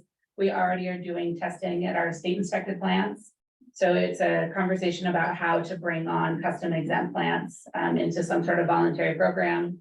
Our intent was to start with a relatively small number of plants in and around the designated surveillance area, kind of get the template for the program worked out, and then figure out how to grow it, because there is value in having it done statewide, not just in and around the DSA. And I think there's some fair points that I think we have more plants than Wyoming, total across the state. And of course, a large number, I mean, we're looking at close to 200, it's somewhere close to 200 custom exempt plants across the state. And looking at the slaughter numbers as I do month to month, I mean, another justification is we're 3 and 4 to 1, in the slaughter numbers of cattle that are slaughtered in custom exempt situations versus state inspected situation. I'm not including USDA figures because I don't have them. But, yeah, we're slaughtering a lot more cattle in custom exempt than we are state inspected. So there's a lot of room for surveillance, and I like the conversation they're saying of, you know, looking at it maybe geographically where your greatest risk is versus trying to statewide, but I don't know what the appetite for some operators might be to participate in a program where they're helping. You know, I haven't been a part of that conversation, but usually that participation comes with some expectation of, some sort of incentive to participate. And but those are all things that we could and should be looking at. So what protocol is required on the handling of the blood is what you're collecting a sample of blood, so is there a temperature protocol and a time and stuff before testing? I'm just thinking about the logistics of a custom exempt, you know, our guy, how they do it, you know, collecting blood. It's not gonna be a simple process if it has to be stored in a certain temperature and. So typically, room temperature or refrigerator temperature, you don't want the blood to freeze. And you can store it for, I think, about a week. So the blood will clot, right? And it separates out and you get the blood clot and then the serum, and the serum is what the test is actually run on. Without separation of the serum from the blood clot, you can use that blood, you can store that blood for about a week. Before the quality of the sample is really going to start to degrade. So we would need to have a mechanism in place where once a week, those samples were sent on to the diagnostic lab in Bozeman. And how large like a test tube or a sample bag or something? I'm thinking. So like at our facility, you know, we slaughter them and then they bleed out, and while they're bleeding out, they just hold the test tube right under it. It takes that long. I mean, But you have 10 seconds. you're not out on the farm and. No, but they're still raising them up and bleeding them out. Yeah. Even on the farm. Yeah. I mean, they're hoisting them Oh, up. absolutely, yeah, it's just a matter of logistics of. Their trucks are refrigerated, so. Mr. Chairman, and fortunately, the blood samples are pretty durable. So middle of the summer, middle of the winter, you've got to take some precautions, but you know, outside of the temperature extremes, they do well. They can, I mean, if you're asking, one of the arguments for the reason why we keep our lab in the DSA, and I remember a very compelling piece of testimony from Race King years ago about his need to have a lab within driving distance of the operation he managed, was that they had once done their testing and had their samples freeze on the way to the lab. And so they needed a lab, being in a DSA area, they needed a lab, always needed a lab they could drive their samples to and make sure they got there. So shipping them can be an issue Can be a problem. in the cold time of year. Yep. Change the subject a little bit. Earlier this year, Wyoming had a herd that suddenly came up with 6 positive animals that had no known connection to the DSA. Right on the Colorado border. So did they ever figure out what happened? They have not, so the SPOCA's members of the board, they have not been able to find the source that introduced brucellosis into that herd yet, but that case is one where the epidemiologic evidence indicated within herd transmissions, so that either an abortion or an infected calving had occurred in that herd at some point in the past, and that's how the large number of infected animals were found when it was discovered. And that particular case was discovered through the custom exempt slaughter in Wyoming. Okay, then can I ask another question? All right. You're laughing. No, not at you. what he just said. Okay, a custom example. Every answer is proving him right. It doesn't happen often, okay? It does once in a while. Yeah. So we have been told in the past that brucellosis morphs so easily that if you have an elk that has brucellosis, you can pretty much tell what drainage it came out of, because the brucellosis in that drainage will morph enough to be able to identify from a different drainage. Is that correct? And if so, if it got the brucellosis from an elk, will that show up in the domestic cow to tell you where to go back to that drainage? Did that all make sense? Yeah, Ms. Fox, that makes sense, and unfortunately, the answer to that is gonna be a little more complex than you'd like, so that whole genome sequencing is the basis for how they've done the genotyping in the past.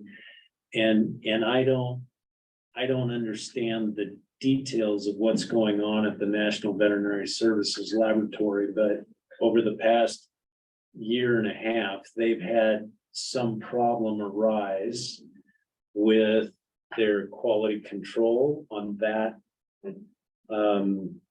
testing method. And so they have not been able to do the whole genome sequencing over the last 18 to 20 months. And so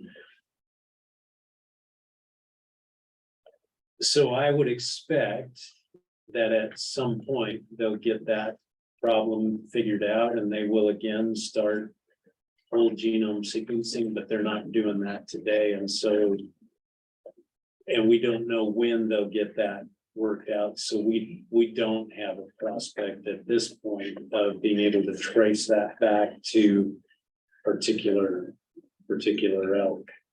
I would add one other caveat to that is for that link to work, you have to have a robust number of samples. So anytime that we have cultured an elk or any of our domestic livestock species, that goes into that bank and builds that data set so that you can say this is most closely related to an elk in Park County or an elk in Madison County, whatever it is. And I don't know, since this is an animal that was outside of the Wyoming DSA, and a lot of Wyoming's wildlife surveillance is hunter harvest or is through hunter samples, they aren't necessarily building that database of elk genotypes to be able to relate to. So without a lot of samples in the system, you don't have anything to compare to. And to Brad's comments, our last 3 affected herds in Montana, we still don't have whole genome sequencing results on, and those go back several years now. Well, remember I talked to you and Dr. Judah about a research lab. Just another $60 million. Yeah. The opportunity is sitting there. Mhm. And if it's something that the department could pull together, that would be awesome. Well, I'll just speak back to to say that it's not a new concept, because in the research that I did on the veterinary diagnostic lab some years ago, when we were trying to justify why things got to the way they were, when I pulled board information from the 50s and went through that, you found that the discussion around the department needing a new veterinary diagnostic lab, which at the time was in the basement of the old livestock building where people go to get their IDs now, that they were going to build it in Helena. And the reason it got located in Bozeman was at that time, Montana State was looking at starting a vet school, and they wanted to have a veterinary research lab, and there'd be synergy by having the diagnostic lab and the research lab in the same place. Somewhere along the way, Montana State got off the bandwagon of starting a vet school, and that piece of it went away. But that's how our lab got to Bozeman in the first place. Is there still bison The testing, there's still a bison handling facility like right behind the diagnostic lab, isn't it? Oh, by the Johnson family livestock. Oh, I'm not sure about that. I used to have to mow it, so unless they Did you? took it down. There is still a bison testing facility down there, so. I was not aware of that. Mhm. I don't know if I would want one in the city limits. Oh, it'd be fun. They'd Turn be it fine, loose. yeah. But Yeah, I with the think- urban campers. Yeah. Just like. I encourage you to think about that. And I thought they did bison research. You know, how close we came to having bison on I remember my old boss used to. the lights or with the. Oh, really? Mhm. Way Interesting. close. Dr. Romansky, are you talking about the slide? Yeah, I can It's- briefly comment It's on busy it. and hard to read. This is a lot to read, but many years ago, based upon some of the conversations that we had following one in particular, our live capture elk surveillance. But was just some metric of how we would make a decision on whether or not to expand the DSA. I think that this is a lot to take in on a single slide. But really the meat of it is just so that producers, veterinarians, like that we all kind of know where the decision points are. And so you can see, I can just briefly walk through them, but it's, did we find it outside of the DSA? Did we find it in livestock or did we find it in elk? If we found it in livestock, is there a tie to the DSA? If that's the case, we probably don't need to expand the boundary. If there's no link of those livestock back to our DSA, then we would make a recommendation to expand or to adjust the boundary. On the elk side, there's kind of several more decision points centered around, if we find it in elk outside of the DSA, are they outside of the DSA during the risk period? Or are they outside of the DSA during the risk period? Obviously, if it's seasonal movement outside of the DSA, outside of the risk period, we would be less concerned about it. Are there shared landscape livestock on the landscape? If they're going outside of the DSA into an area that creates no risk to livestock, then we wouldn't necessarily worry about it.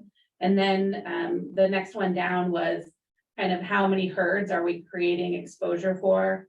And we chose 3. We figured that if they were outside of the DSA during the risk period and it was 3 or fewer herds, that would be a scenario that we could probably work with those producers on an individual level to manage that risk.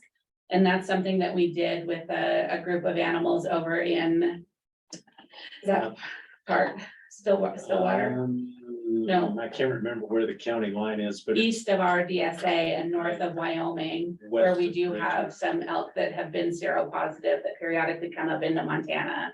And so we've managed that potential exposure by having that herd on a management agreement. That herd also goes back and forth between Montana and Wyoming, and they Stillwater. participate in surveillance. So it doesn't always result in a boundary adjustment. But I thought this would be good in case all of the board members haven't seen this before, but these are kind of the decision points that we use. It helps everybody be on the same page. It helps people know what to expect. And so we've done 2 expansions since I've been here, Beaverhead and Madison. And that's, if I remember, I don't know if this was created before then, I remember us having conversations about sort of having a decision tree so that we would have, so that it would help us build the evidence to justify to the public why that DSA boundary was necessary and why they should be doing surveillance. I think this came around the same time as the Stillwater elk. Okay, yeah. Well, and for me, if the elk are moving out of the bighorns, at least what we see on our ranch. The animals that are up close to the house, you got a predator behind them. And that predator, if he's little, you got a bigger one behind him. And we just heard there was a grizzly in the Priors. So are grizzly or wolf or both populations causing elk movement that you were not anticipating? Yeah, no, absolutely. And that's something that we can follow up with Fish, Wildlife and Parks before the next board meeting. I think we're fortunate that we do have a really good working relationship with Fish, Wildlife and Parks. And if they see large variations in how elk are using the landscape, in particular in areas that we're concerned about, they typically share that with us. I would recommend you visit with Dale and Tidwell too. Because they're flying. they see all kinds of stuff. Yeah. Might be. Thank you. And I think I had one last item. I don't know if we're Yeah. completely behind schedule. No, you're right on We're time. good. Oh, As good. long as you Okay. can give your report in 8 minutes. I can do that. So I recently attended the US SHIP. This was the House of Delegates meeting in Minnesota. We've spoken to you about the SHIP program before. Montana sent 3 delegates.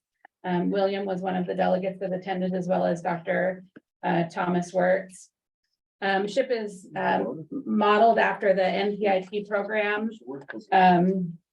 Just very briefly, between the 2014 and the 2020, do you need more?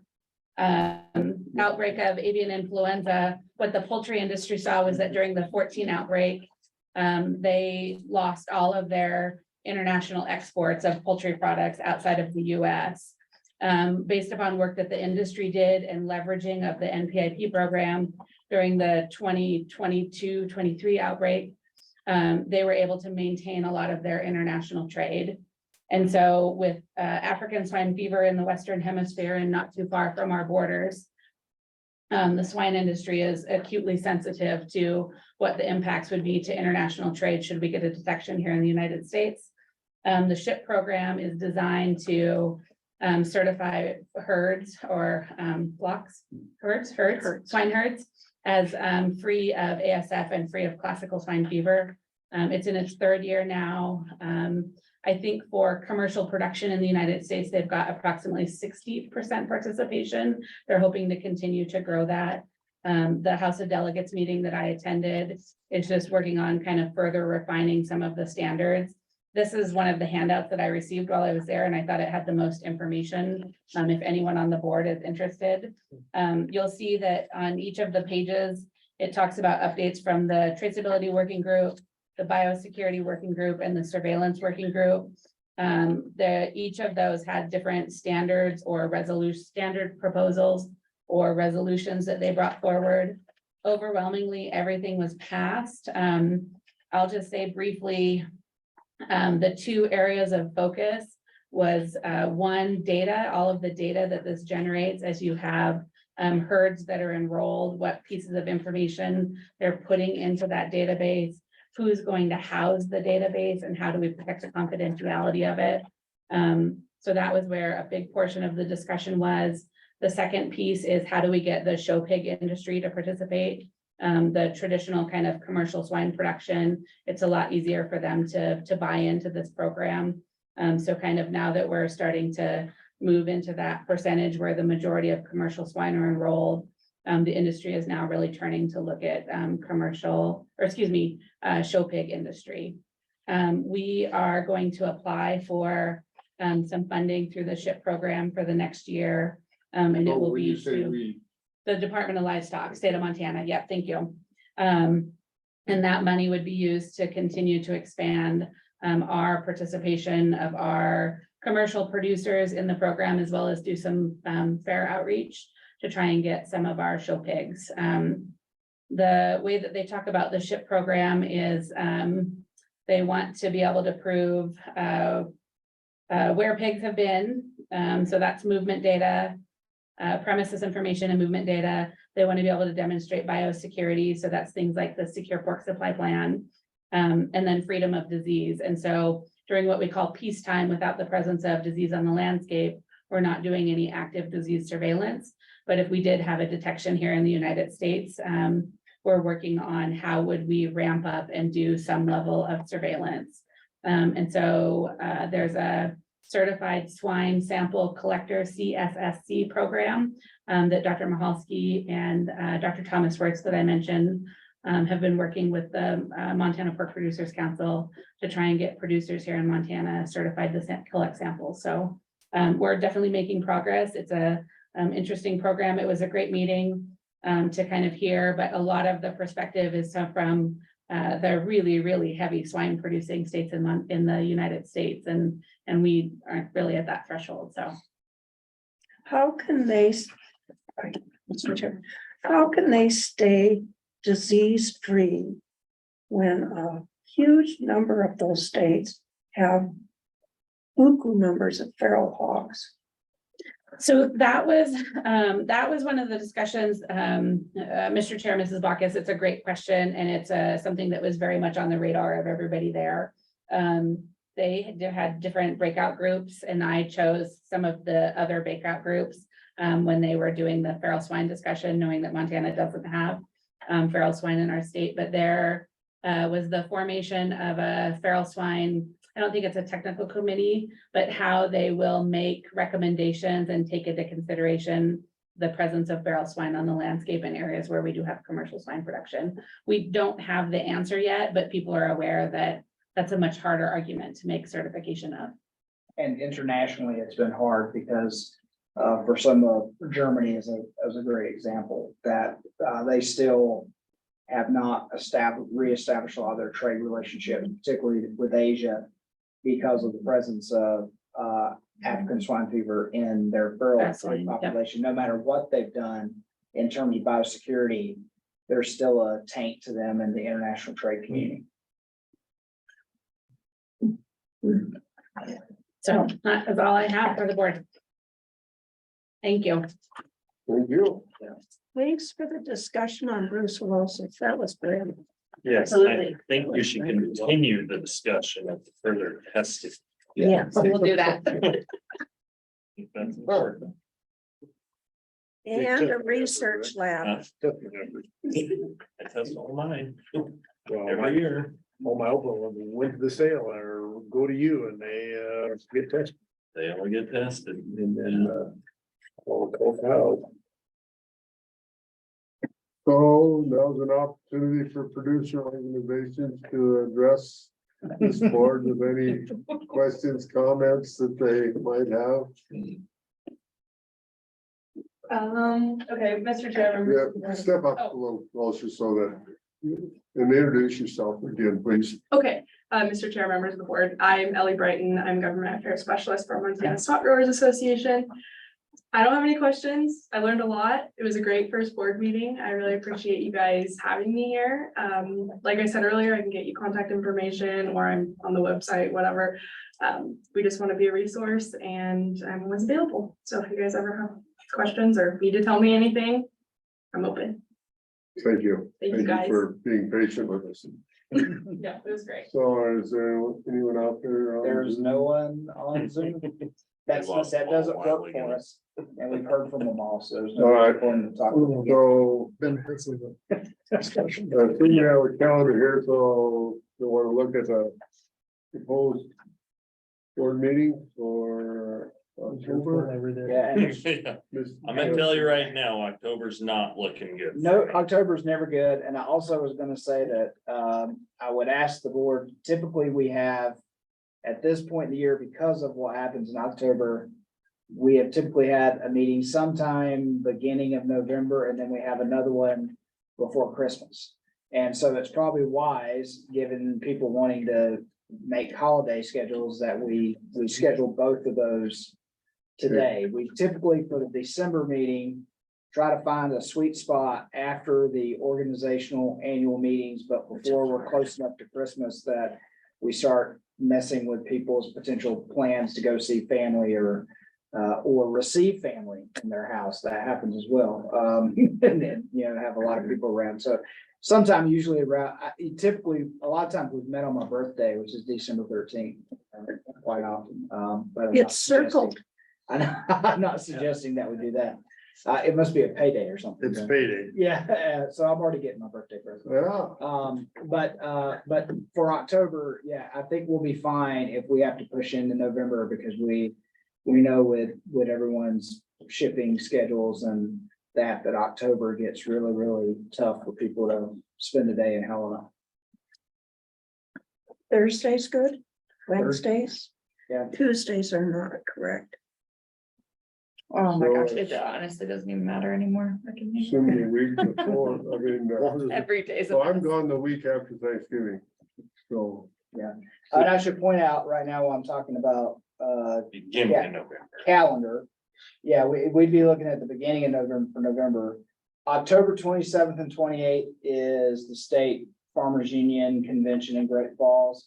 They have sent out, I don't know if they've reached out to any individual board members, but Rachel Prevost has sent an email to me saying they would be happy for any board members or staff to attend their convention. So that's going to be happening 27th and 28th. November 8th through 11th is Montana Farm Bureau Convention in Billings. I know some of you may be involved in that. We haven't yet figured out if we're gonna have any sort of official staff presence, but sometimes we've been requested to go there and give an update or a presentation.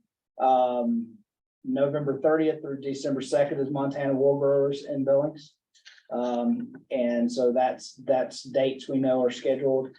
December 7th through the 9th, Ellie, is Montana Stock Growers in Billings. I do know we've got a Stock Growers College on secure beef supply plan that we're doing there. Plus Jay, Tawny, and myself typically have things they ask us or committees they ask us to come give updates to. So I know we'll probably be in Billings for that and probably several of you as well. And then not that we would meet on a Saturday, but just in case folks are interested, they've asked Tawny and I to come speak to the Montana Cattlemen's Day, which is December 9th in Great Falls. And we'll probably try to make Jay go with us that Saturday morning too, in case somebody has any brands questions. But so there's a lot that, in addition to other things, there's a lot of organizational things going on that will take several of you out in addition to your work schedules, or might take staff out because we might have to do something in one of those conventions if they ask us to come speak on a topic. Well, let's start with November. So, Tuesday's not good. Tuesdays are fine. I mean, Lily or William? for staff, they're fine. I thought it was William that could do Tuesday. Yeah, it might have been. Cause he has to like Tuesday's breed for- pigs or something.